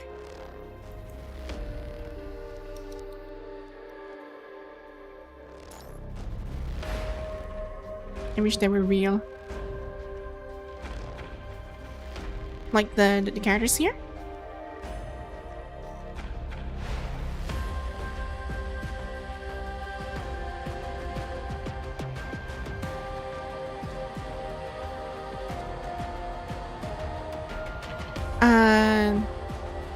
Well, I mean, according to the story, most of them now are machines, and some of them are, well, at least Ishmael here is actually a higher dimensional being,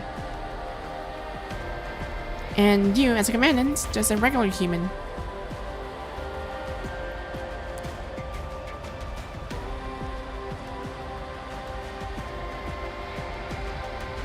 Let's choose to continue absorbing. Annihilate.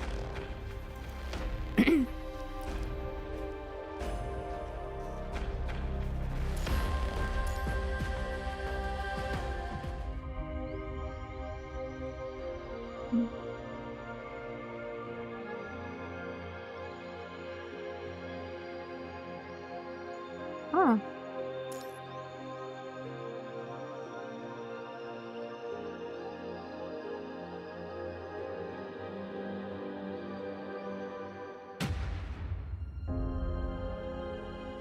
Oh.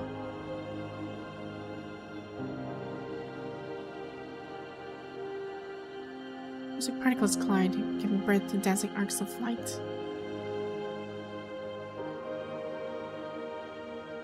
In the universe at negative 273.15 degrees Celsius. Dang, that's absolute zero.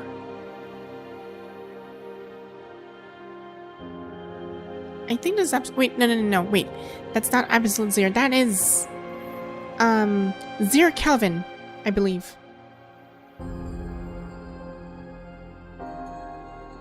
I believe this is 0 Kelvin.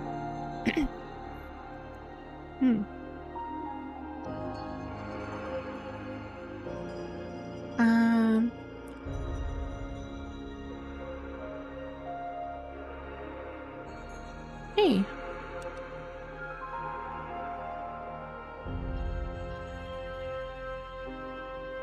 Oh, darn.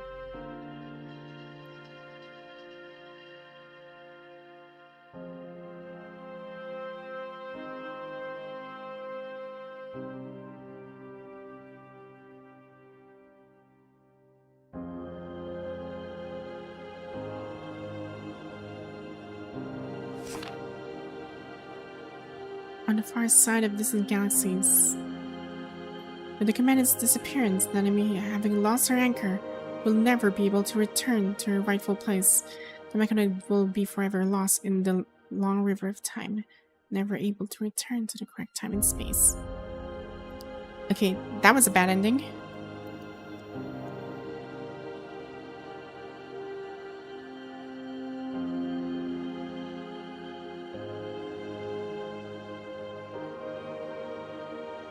The human civilization fades away. Okay, so we saw another ending. Okay, but we still haven't seen the other choice.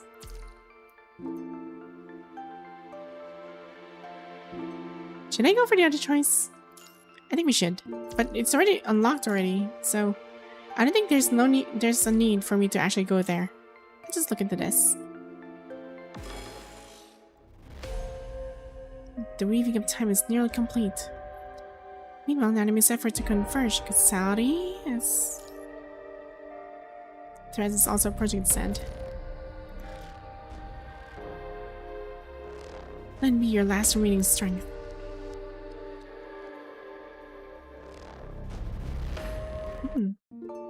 Oh, we're actually going in. Let's go.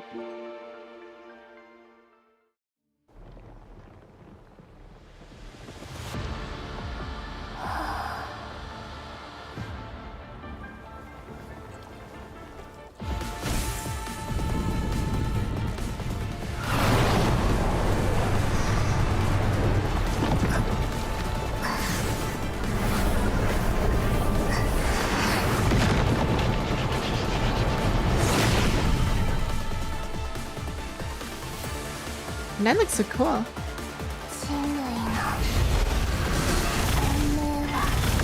Okay, time to get serious.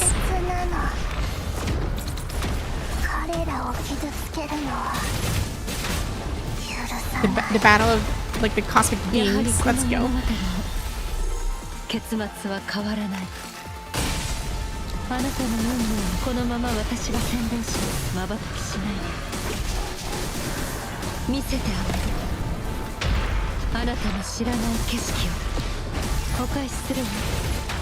あなたの望む奇跡を抱きしめなさい。やはりこの物語の結末は変わらない。瞬きはこのまま私が先導しますさあマーク見せ No, て you don't. あなたの知らない景色をお返しするわ。あなたの望む奇跡を抱きしめなさい。 Dang, she's tanky as hell. やはりこの What 物 the 語 heck? の I was not expecting she to be this tanky. まば悪くない。 Ow. 炎は消えない。 What? このまま私が先導します。 Come on. There. 見せてあげる。 There we go.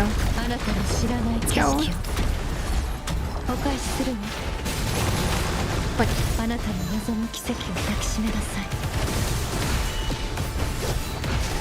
このまま私が there. Okay.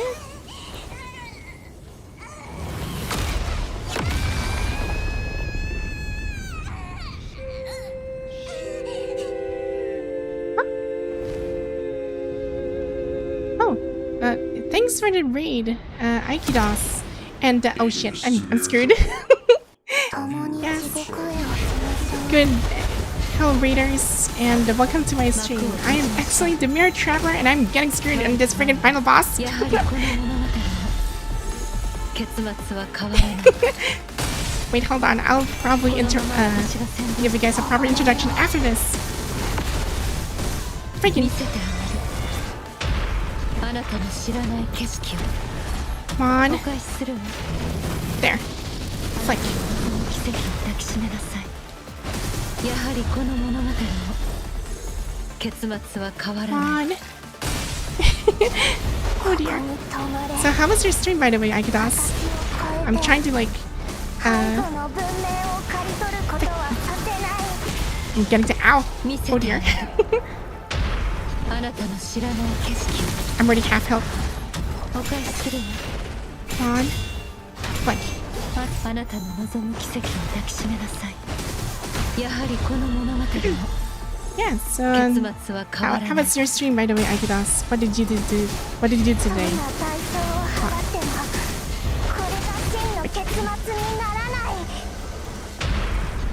このまま私が先導します。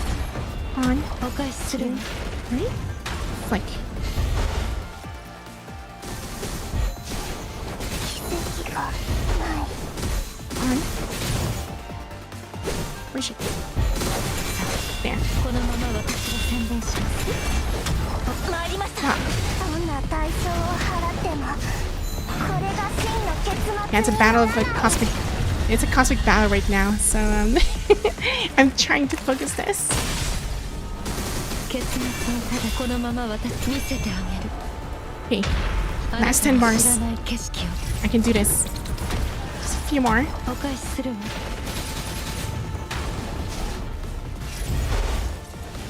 あなたの運命は決まっています悪くないわこのまま私が先導しま Ah. 本当の霊私を変えて最後の文明を刈り取ることはさせない Did I kick her down? Okay, I'm finally done. Some again, just to give you a proper introduction this time. I am Excelynne, the Mirror Traveler from the Mirror Universe, and I always play usually sci-fi games. This is like one of my main games, Punishing Grey Raven, and well, you just came in during the really hard, well, during a really powerful boss fight. So yeah. So most people actually call me the Mirror Traveler since I do travel from different places, dimensions, using mirrors and reflections.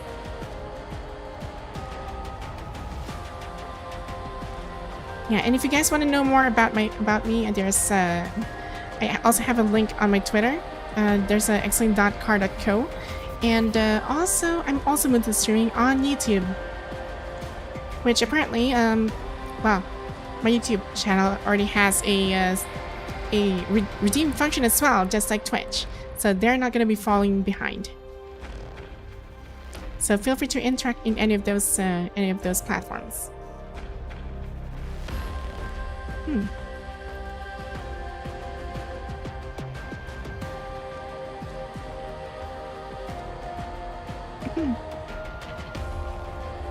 Truly a miracle. Twilight civilization is now illuminated by countless sparks. Lucia Grey Ribbon Commandant. NONONO. Countless struggling wills converge at this moment, erupting with a roar that shakes heaven and earth. They refuse to meet the end once more. The gears of fate quietly turn. The one with silver pupils reveals a peculiar smile. She sees it. She sees the sparks converging in the commandant's mind. She sees the writings etched into the earth with their bones and blood. She sees the roar of the entire civilization. She sees it all. Driven by all this and more, she finally sees the future of the civilization. Well then. This may cost her dearly, but a civilization like this would serve a future worth hoping for. She is willing to stand alongside the civilization to witness the ending that is rightfully theirs. May the four-winged white raven protect us.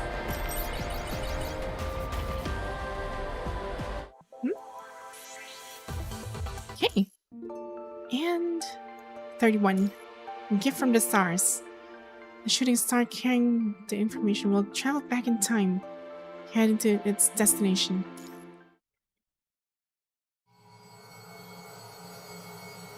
Yeah, that is really bright.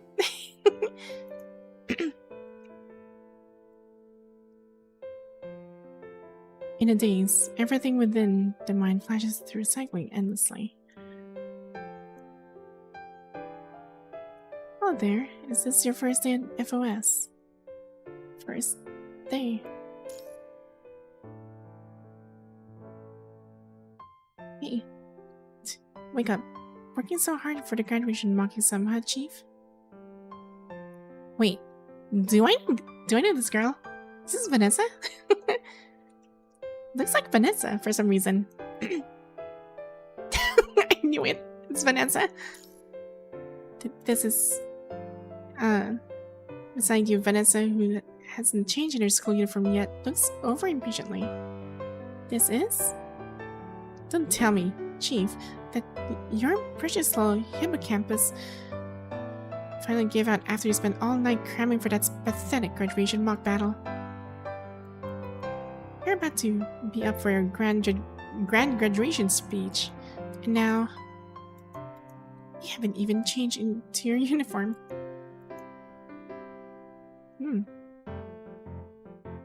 Weren't you supposed to be— No, I'm not gonna say this. You haven't changed your clothes either. Unlike you, I don't need to parade around on stage begging for attention.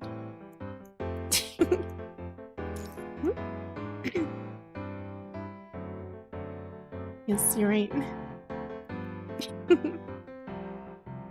You have 30 more minutes, and before Vanessa finishes announcing the time, an instructor hurriedly approaches from the other side. Over here. Instructor? There's an issue with your records. You need to go sort it out yourself with the teacher at the archive management office. My records? I noticed while going through the files that you forgot to fill in the code one of your reports. Don't worry, I know your little secret, but I won't tell anyone.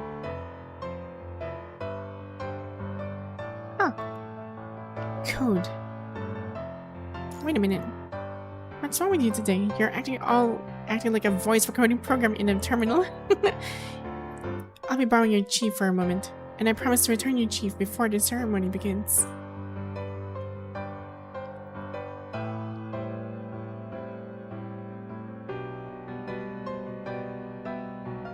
Yes, these are the ones.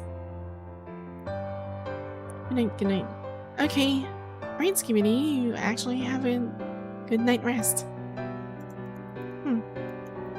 Thanks for dropping by. Shouldn't be machine reprinted? Even though you're the chief, we can't make an exception and activate a printing machine just for you. Handwritten code is perfectly valid. Just write what I say. Wait, the code? 923, 10106? 9312. 9. What are you waiting for?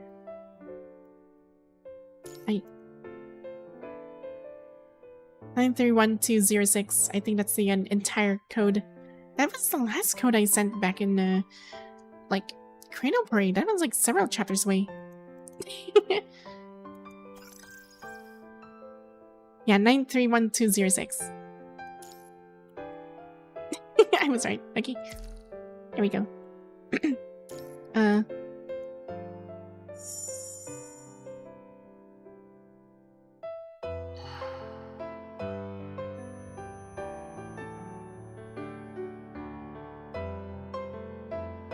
Once more, a shroud of complete darkness sweeps over you. The river of stars spirals gently against a backdrop of darkness as a massive starship carrying the solitary girl slowly advances deeper into the distant void. The mechanoid girl in blue remains seated by the porthole, watching the annihilation and rebirth of galaxy clusters.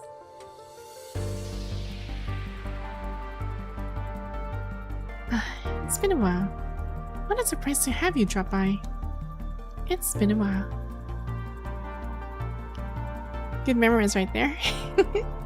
Thanks. Rifts scattered across the stars silently open, and Ishmael emerges slowly from behind. You should have received it by now. That's quite clever. It's indeed impossible to find out. Huh. What are you planning to do? At this point in time, could be easily caught, and we cannot interfere too much with the final timeline. Don't worry, Nanami is the almighty Nanami, capable of handling any difficult task. She looks so matured in here. I actually like her outfit in this one, or how she became into this one. But I never thought that we could actually make it. No one could have imagined they would struggle through this day. So, what's your plan to avoid? Notice? Ishmael delivered amidst the personal pronoun. Just like what I've done before. Establish history. Never deviates from its course. It's just that we need more redundant information. Nobody's gonna be interested in useless navigation logs anyway. What a rustic approach. Dang. The simplest is actually the hardest to notice, don't you agree? Better add a password. What should I use? DeLorean or maybe 737373?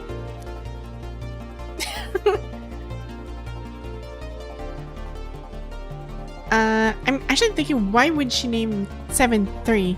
So if we actually translate that in Chinese, that's like... Wait, what's her name in Chinese? It's like... 1 2 3 4 5 6 G? G, san, chi, san, chi, san, chi, san, chi, san, chi, san, chi. I don't even know what that means, but it sounds cute. Then there's... If it's Japanese, it's gonna be like what? Nana... Nana-san, Nana-san, Nana-san, Nana-san, Nana-san. Okay, never mind. I'll just think about that later. Both of them feel too obvious. This is perfect. A secret that only Command knows. Okay. Q31206.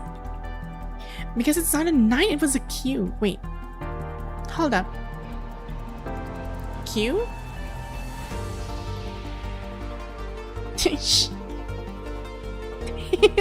So that wasn't a 9, was it? How many languages do you learn? I studied 5 languages. But I'm not really fluent in the others.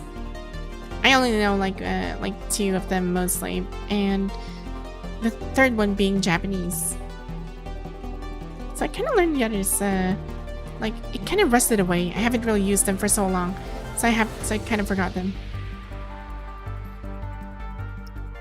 Chick would inevitably replace Bianca and head to the sea after Bianca was injured. The light spot runs along the information tree, finally stopping at the marked location. Hikma, can you help me pack up file number 2143 and make it ready for 4-dimensional communication? There's something I'd like to send to Earth. But mankind didn't have the ability to receive. Well, technically, yes, they didn't have that kind of ability to translate 4-dimensional communications. However, Asimov managed to do that. Friggin' Asimov. I know. The brief moment is our only chance. The information has been encapsulated. Time-space coordinates locked. It will be sent out during DeLorean's wormhole warp. This is my gift to everybody. The gift of the future. So that was the feature she actually managed to find out after like what? Thousands of years? Darn.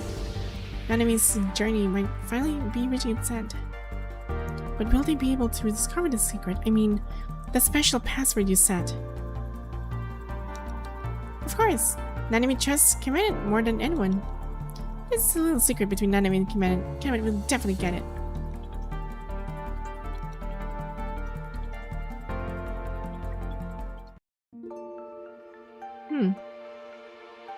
And we're entering the second to the last one. Vision at dawn. What choice will humanity make this time? The dull beating of a heart echoes in the dark abyss, profound and lingering. The lone lost soul has found the way home, as if a drowning exile reaching air at last. The cold, sticky heaviness, reminiscent of a soaked cotton coat, is gently peeled away from consciousness by a soft breeze. Is it a dream?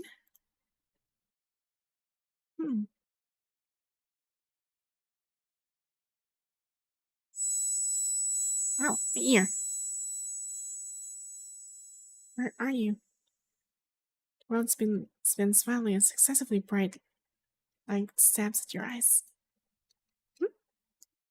Wait, am I back in Babylonia? Where is this? I am!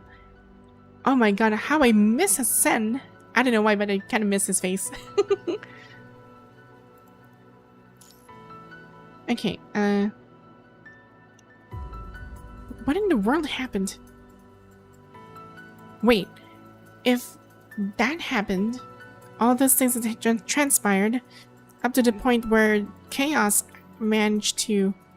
I became one with chaos, that means... Let me guess.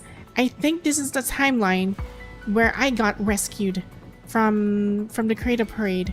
Like the other, a commandant already fused with the Red Tide, while the other commandant was rescued and brought back to Babylonia. I think that was a certain timeline I'm in right now. I think.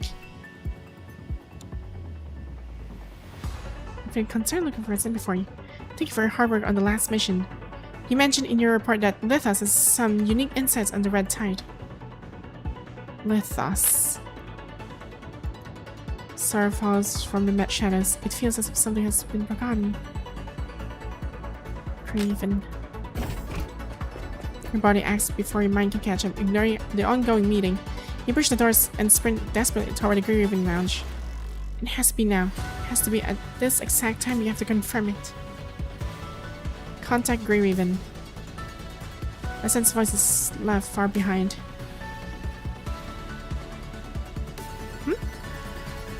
Arnola, in which chapter are you, if I may ask? This is chapter 33. Wither to shine.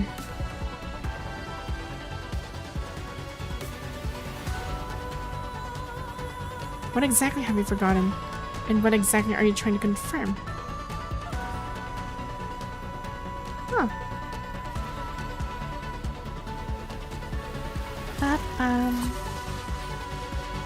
In your mind, the persistent voice keeps urging Grey Ribbon Lounge. You must get to the Grey Ribbon Lounge. I'm only in chapter 23 and I love it. I know, right? And once you reach this chapter, it's so good. It actually unfolded like... How many chapters was that? Wait, I'll trace it back later. Because it actually makes sense on like several chapters in this current chapter I'm playing. So I'm kind of happy on having that kind of revelation. Oh, there you are. Aww. What happened? This is really heartwarming.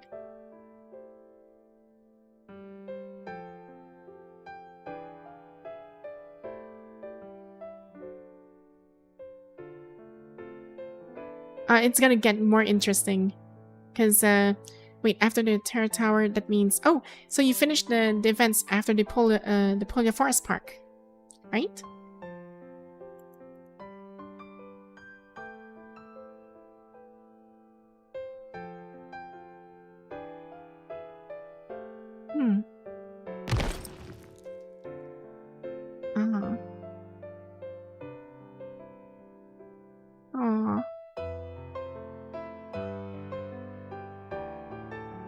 Sorry, just confirm again. Yeah, fine. I'm in Crimson Weave chapter. It's so amazing. Oh, okay.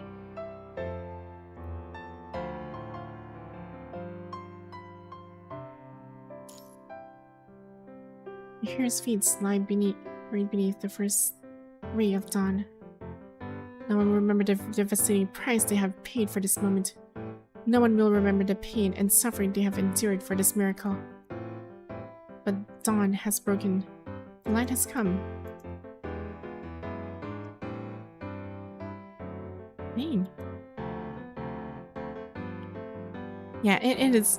Yeah, you'll get more feels in the future chapters, because I just finished mine.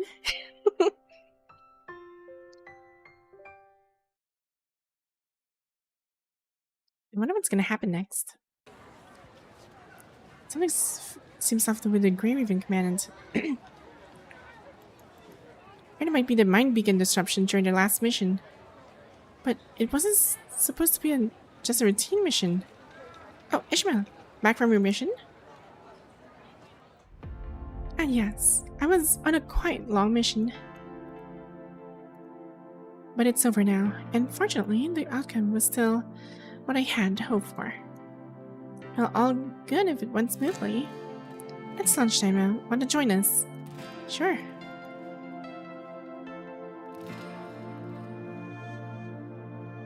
Dang. Agent Zero, killed by chaos, has vanished into the crevices between past and future. All traces of Vonnegut's entry into this world have also been erased by chaos. Well, I'm trying to make room for Wuwa because I love those two games. It's so good. Time and causality have been converged piece by piece, forging the final and only path to the future for this civilization.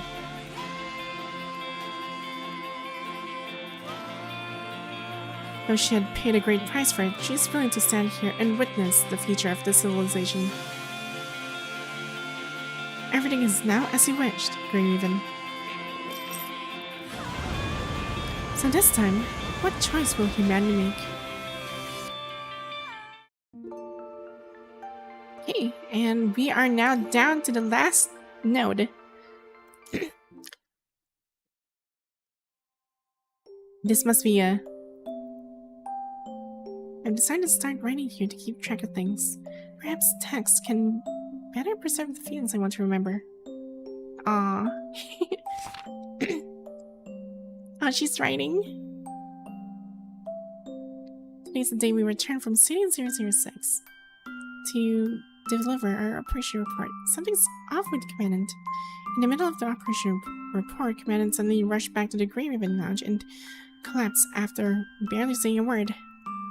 We rushed Commandant to the Star of Life after a thorough examination. The diagnostic report showed everything was normal. After resting for a period of time, 3 hours and 28 minutes to be exact, Commandant woke up. Commandant's expression was terrible, as if having experienced something horrifying. Commandant kept repeatedly checking everyone's condition, not trusting even doctor-issued reports, and insisted on watching us undergo an instrument examination all over again. I've asked many times, but Commandant always brushed it off, saying, "Probably just a nightmare." But I can't imagine what kind of scene could make Commandant show an expression like that. Was it really just a nightmare? Lately, there's been a lost look in Commandant's eyes, like the Commandant is sleepwalking. No, maybe it's more like dreaming, as if the entire world isn't real. I'm very worried about Commandant. It's been 7 days since Commandant's strange incident. Perhaps the situation can't really be called strange. Commandant might really have a long, horrifying dream. Is it really a dream, though? During sleep mode lately, I've also been dreaming about certain things. A crimson spiral tower blasted Babylonia. A strange frame that belongs to me. A space filled with white fog. Those could be just for dreams. The mind can't fabricate something so detailed. A new frame is still just a blueprint if its appearance remains classified. Yes. I can possibly visualize such detailed things that don't exist. Not too much Commandant. I dreamed that Commandant and I were in an open field.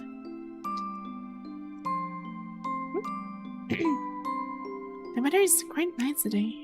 I have noticed Commandant no longer remembers the specific details of the nightmare.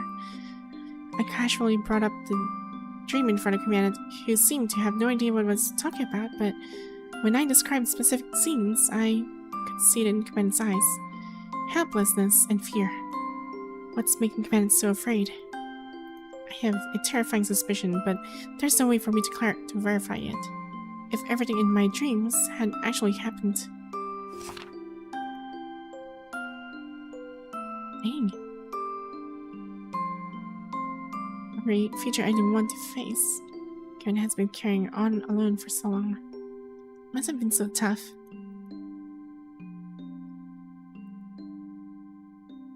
Looking through the small window from outside the lounge, you see Lucia with furrowed brows, continuously writing something in her notebook. Ah. Charlie buzzes urgently, informing it's time for a scheduled surface mission. Lucia?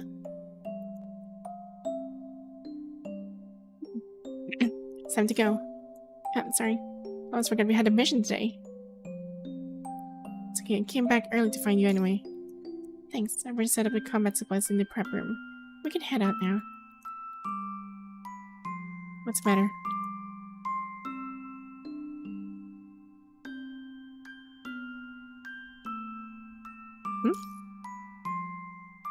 It's a nightmare too.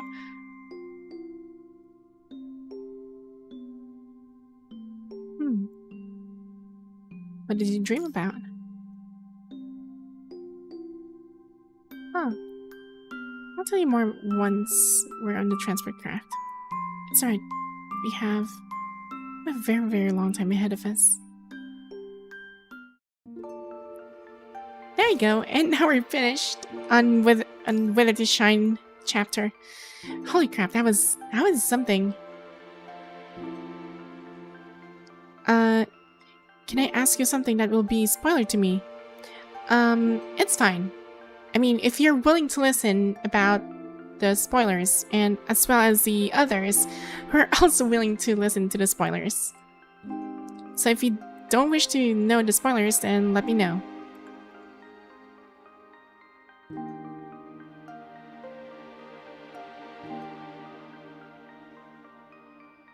This wholesomeness, I can't. Yes, it seems like the Hetero Tower cleansed the punishing virus in its vicinity, but it looks like in later chapters it's not like that. Yes. So something happened inside the Hetero Tower, and it's not the case that everybody's expected, that when they considered as a clean zone during the Hetero Tower's conversion. And during that time, yeah, basically something happened with the Hetero Tower, and that caused a subsequent tragedies. And I mean tragedies. It's not even like just any some sort of like bunch of incidents and whatnot, but it is an indeed tragedy.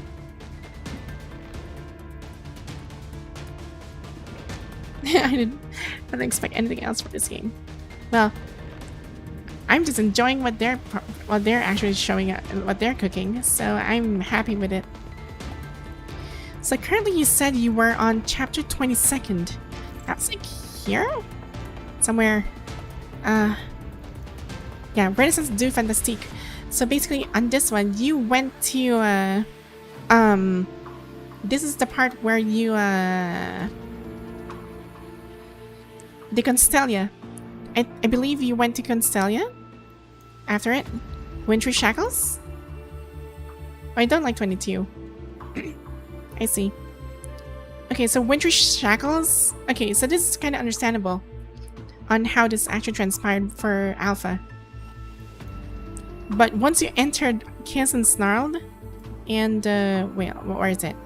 So Chaos Unsnarled gives you like an insight what's gonna happen. And Ever-Glowing Justice, well, you'll know more about the Chrono industry, the Chrono Labs stuff. You'll know more about this one. Then, as for the Cradle Parade, this is the major turning point. So, yeah. Once you actually like reach this part, I suggest you keep in mind everything that transpires in Cradle Parade all the way. Every single thing, all the way until the current chapter called Whether to Shine, because it will make sense. Everything will make sense. Yeah. Also, Shaper's Ripples. This one is also important too.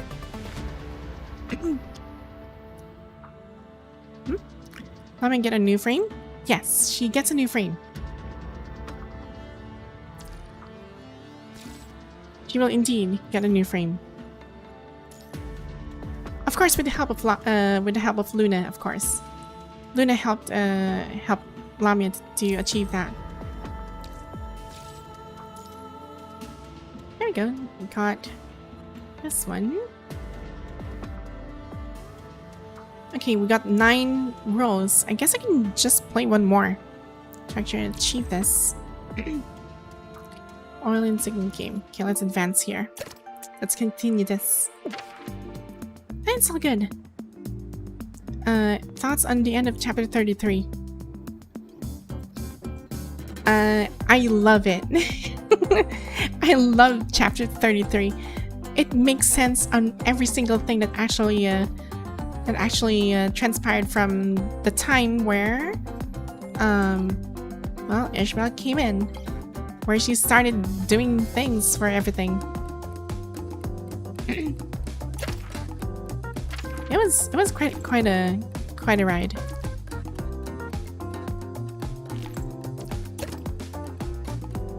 Now where was I? Oh right, planning.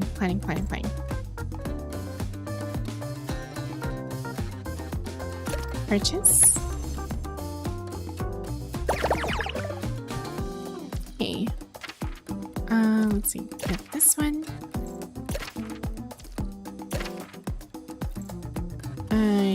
She will come back. Or I need to be yeah, she will come back. Let's go. Accept the gift. This one, let's build another petroleum.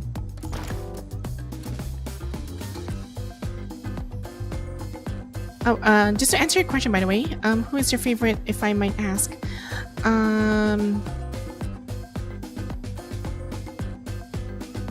I go for Ishmael. I go for Ishmael, but okay, hear me out. Before Ishmael, I love Lamia. I guess until now, I still love Lamia. Lamia is like my best girl.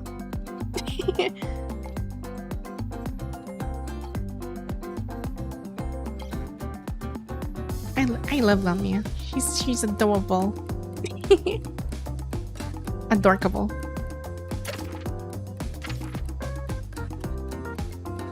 Production, 8 buildings. What else do we need? So one here, upgrade. There we go. And select. Wait, can't. Fine. There's more. Okay, let's grab this. Cat warehouse. And oh. Yeah, let's get this one. Lamia is so amazing. For me, it's Crimson Weave Lamia in 21.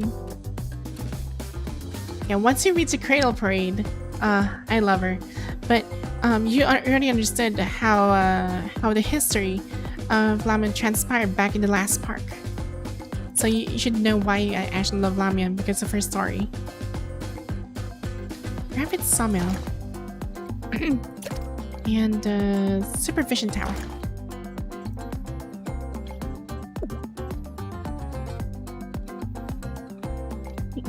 Everything's all going progressively. This is nice. Okay.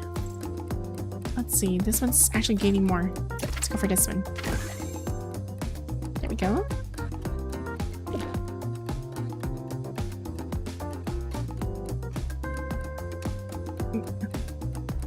I'm curious how the next few chapters will go. Will everyone be in old frames again? I don't think so. I don't think so. They might actually do something. Did you play Ishmael's character story comic already? Not yet. I haven't really read it yet. She has a comic? Like in her interaction? I mean her, yeah, in her affection story. I'll read it. I'll read it later. Once I get this one first. Let me just finish this.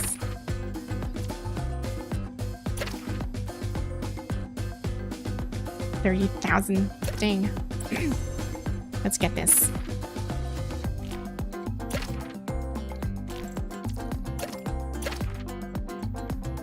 Okay. Upgrade. There we go. Whoa, we're getting more stuff. Let's go. Upgrade. And we still have this one. Maybe we should build.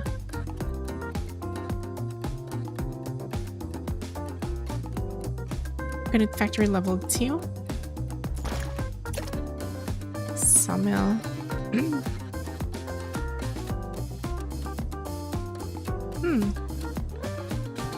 Yeah, let's go for petroleum level.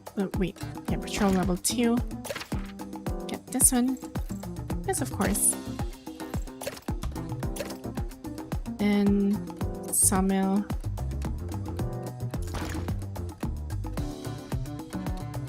There. That should do it. What else? 5 nuts. Car. The story of Atlantis with Vera and the command sold her.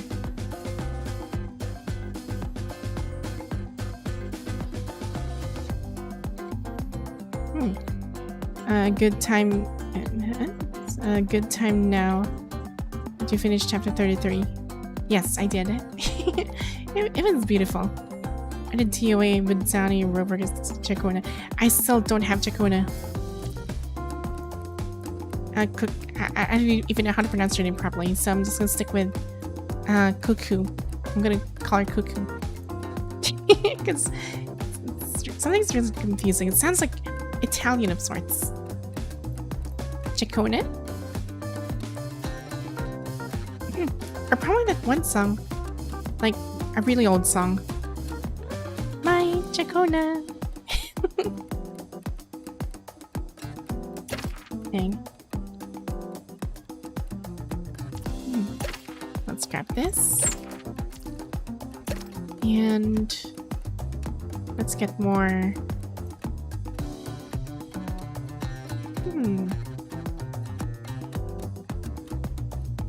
Now let's get more petroleum and wood. Actually, I'm just gonna get coconut.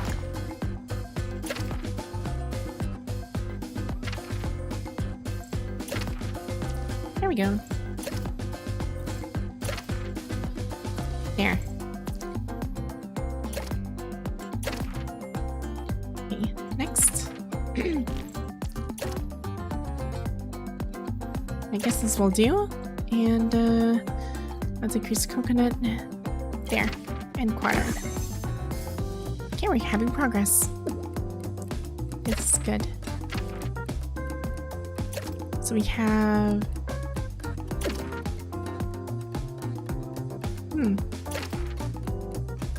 all prices and petroleum. Okay, let's invest on petroleum. There we go. Okay.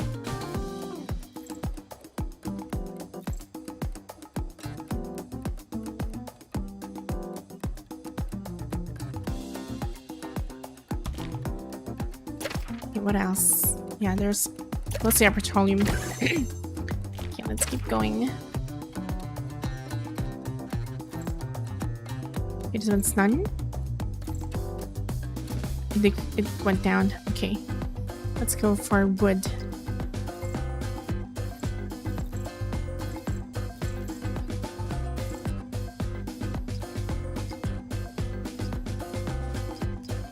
Okay, let's pass this one. There. Okay, there's none.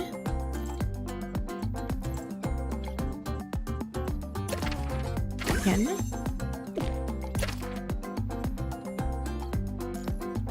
There you are. Wood and petroleum. Reduce wood and petroleum. Okay. So we gotta reduce this. Gotta go for coconuts.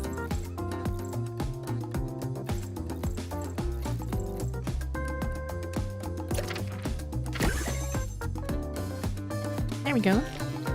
Next. Keep going. This one is... Yeah, this is gonna be decreased. So we'll just have to keep going. But, oh, this one's actually earning a lot. Let's go for this. Up. There. The shopping cart. Let's buy this. Ooh. Nice. Let's grab this. This one.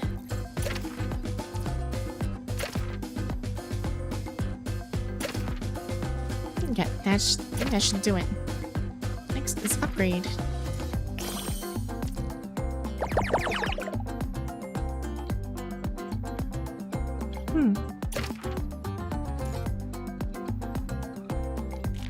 Upgrade. Upgrade. More upgrades.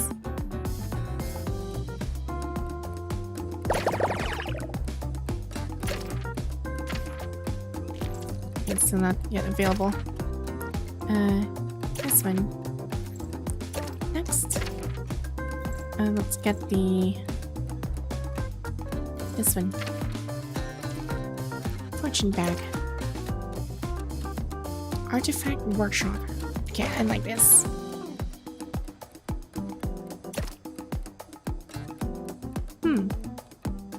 Let's see. What else can we build? Moon pound. Ooh, I'm curious.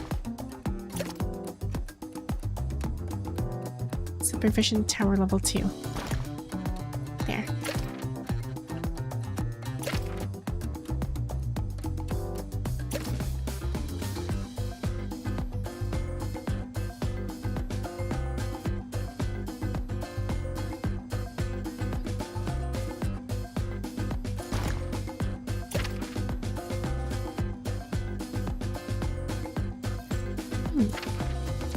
There.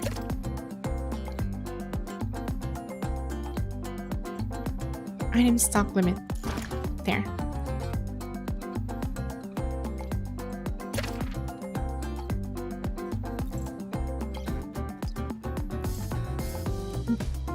Yeah, this'll do. 9 quarters.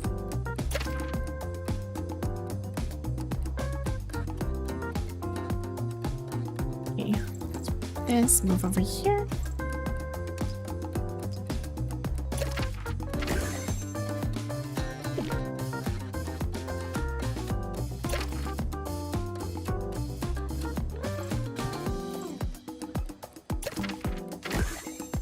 There. That's a huge boost.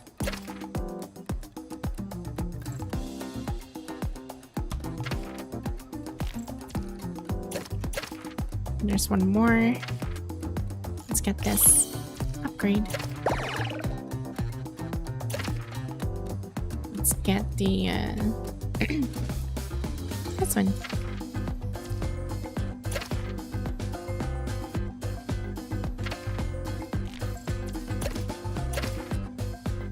Okay. Guess this will do. Let's go. And we're increasing. Let's reduce this, put it here.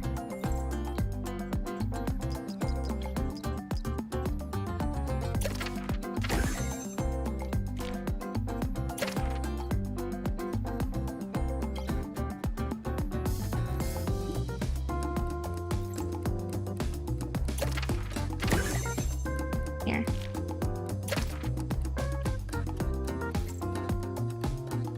Oh, this one's actually producing pretty well.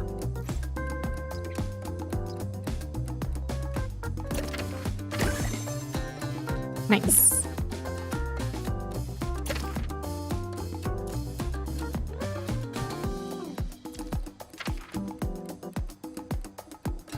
It's 19%.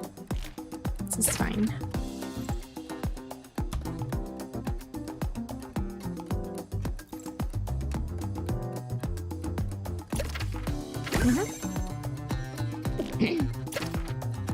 There. Okay, it's still the same.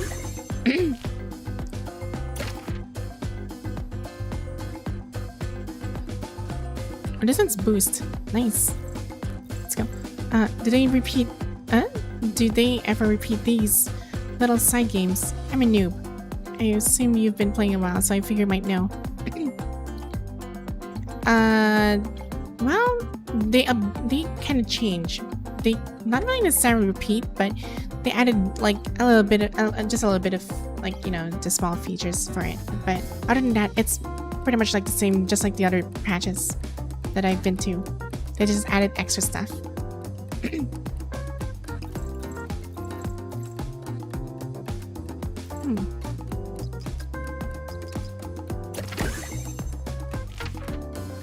There we go. Okay, this is fine. Whoa! Okay, that's quite a lot.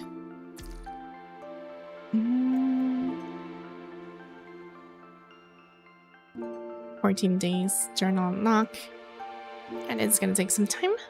I'll just reserve this. Hey! Sell 500 oil in a single game. And I couldn't even do that. Darn. Clear regular challenge. Simterra. Just regular challenge. Okay, I can do this. Let's try this one. Regular battle. Protect Lucia. Can't figure out the way. Okay. I'll bring this one. It's fine.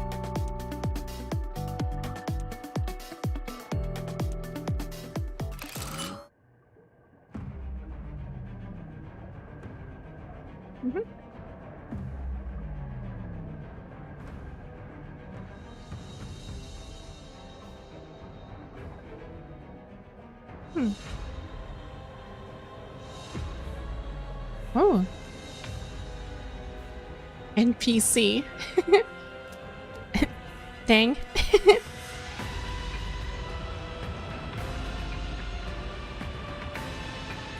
Protect Lucia.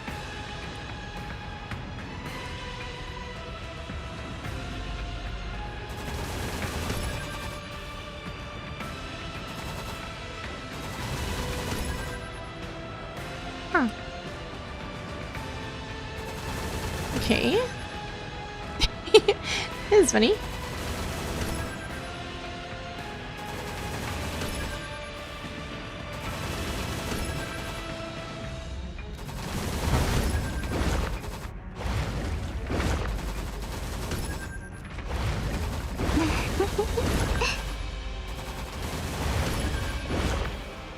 Dang.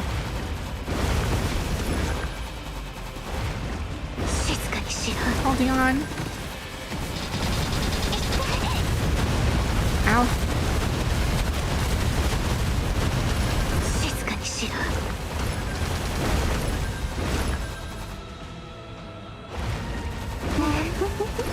Uh-oh.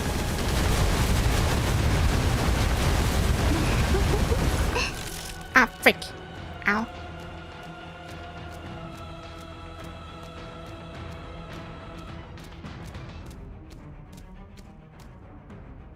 Did he finish it? Oh, okay. That's good.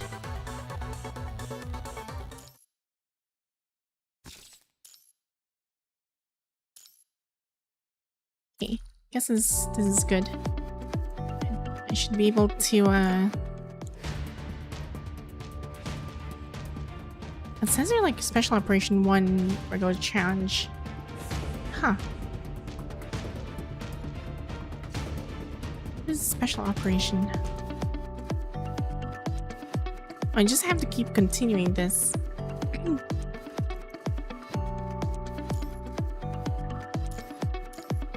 Auto aim, controls. Okay, I don't really mind. I'll just stick to this.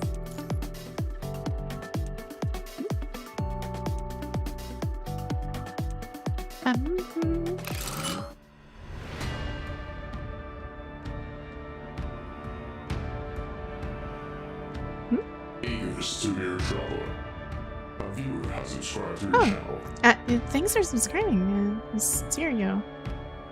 Histrio.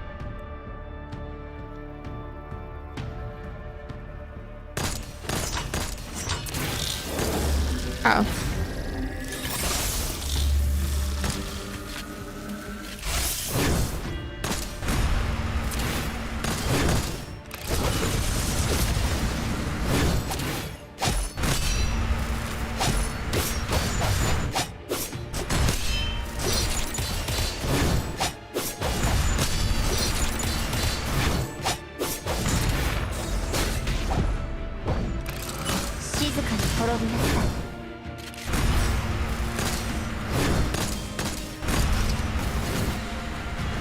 Come on.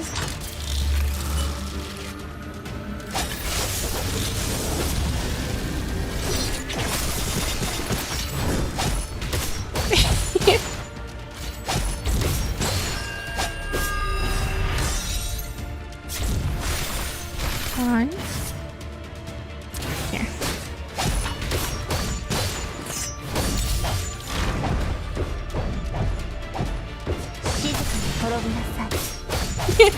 Imagine going like PTR in first person view.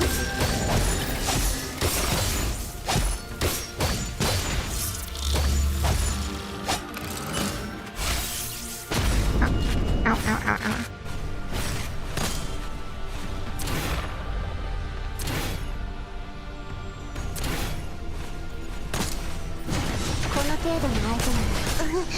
Oh, okay, I should switch out. Dang, I should have done this before. Ow. Ow, freaking.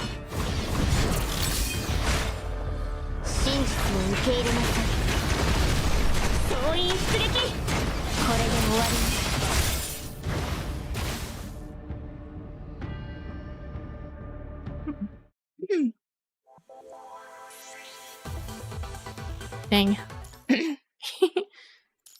Okay, 4. We're almost there. Oh, range weapon. Thanks for reaching 3 AM. Thanks for keeping company tonight for your solid tech. Never get tired of hearing your voice and giggling. So yeah, see you next time. Alright, well, rest well. Good to have you here.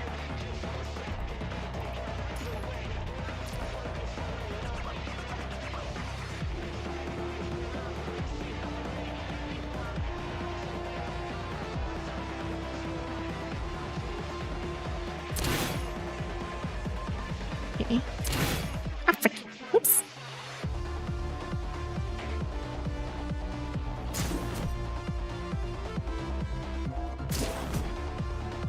Ah, frick. Oh, dear.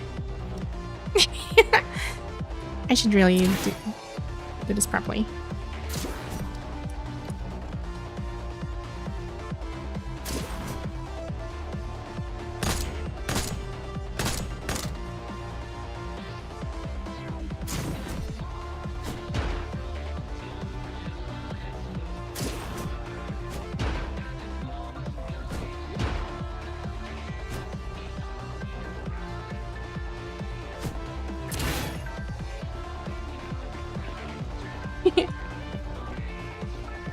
Dang.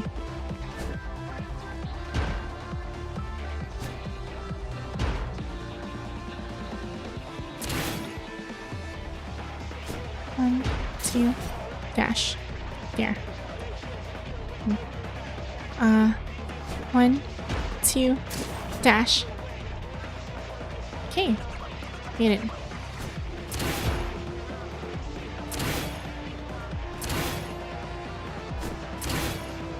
On.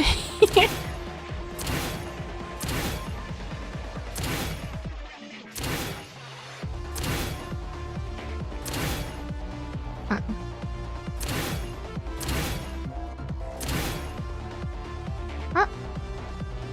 ミッション完了だ。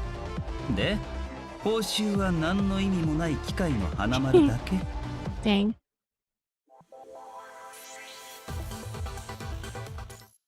Okay, that's done. Regular battle 5. What the hell will this look like? Oh, we can just skip this. I'm just here for the rewards.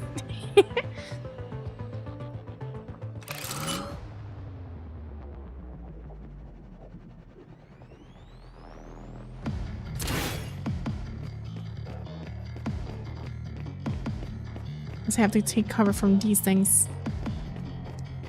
Keep myself away not to get spotted. Uh-oh. Oh, crap.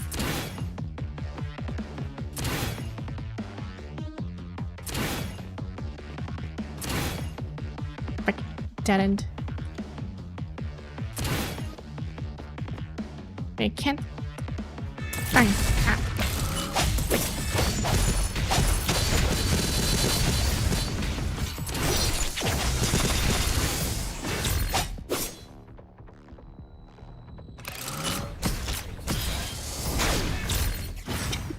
This command is actually pretty proficient. I actually love this.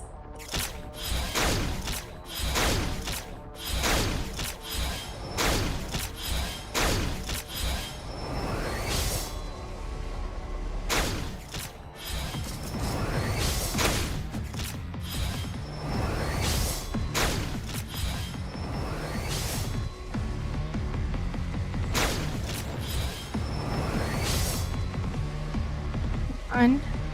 There.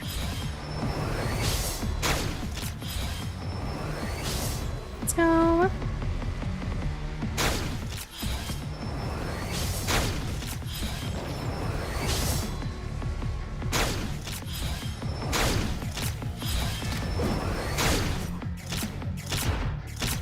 We should hit these things.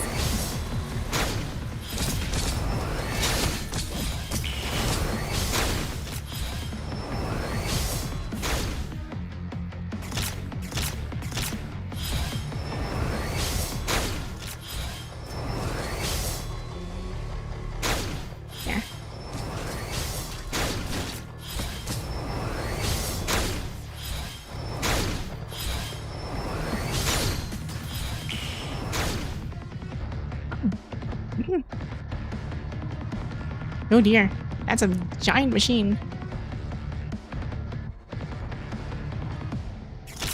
Let's go all out.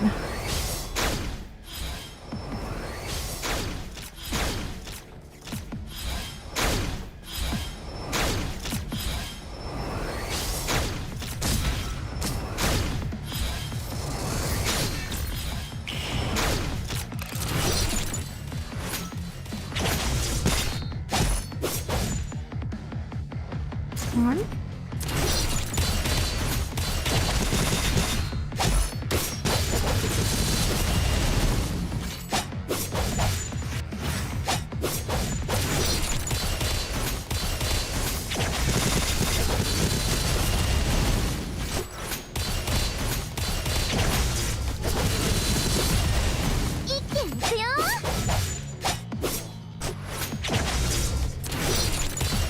On.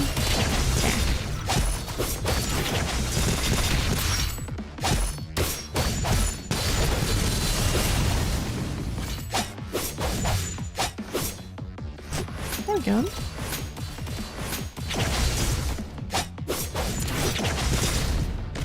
There. This command is something.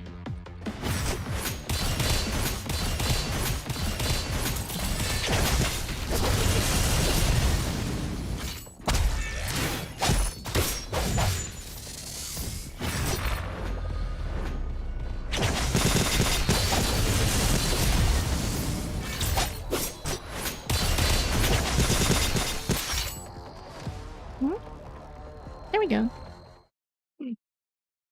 I should do it. Okay. That should give me access to rolling again. There we go. Finally, and I can do a 10 roll. 10 roll. Gold? Gold? Ah, darn. Seems like I didn't get anything. Darn it. I tried. Guess that's fine.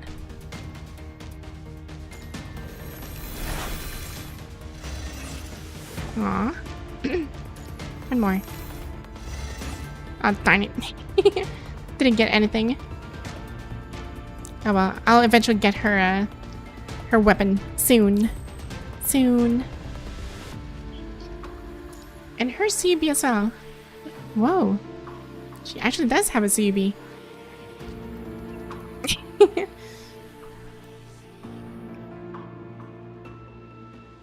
Let's have a lot of time.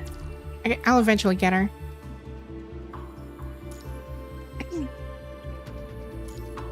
Yeah, let's just grab these things. And then we can call this a day. Because, holy crap, I haven't streamed for 7 hours straight. Whoa.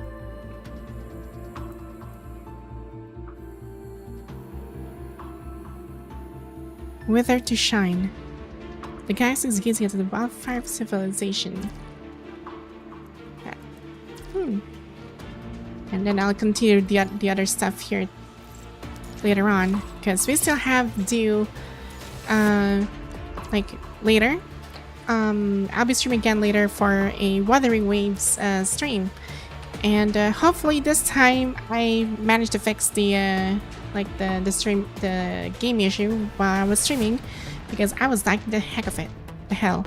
So yeah, I tested out a few days ago, and well, hopefully this works this time, because in my testing phase it actually worked, while even in mock streaming as well. So hopefully that works now. Hopefully. Anyway, so yeah, looks like everything's all set, and I can finally call this a day. So before we end our stream, let's go in and check who else is online in my list. Maybe we can give them a raid.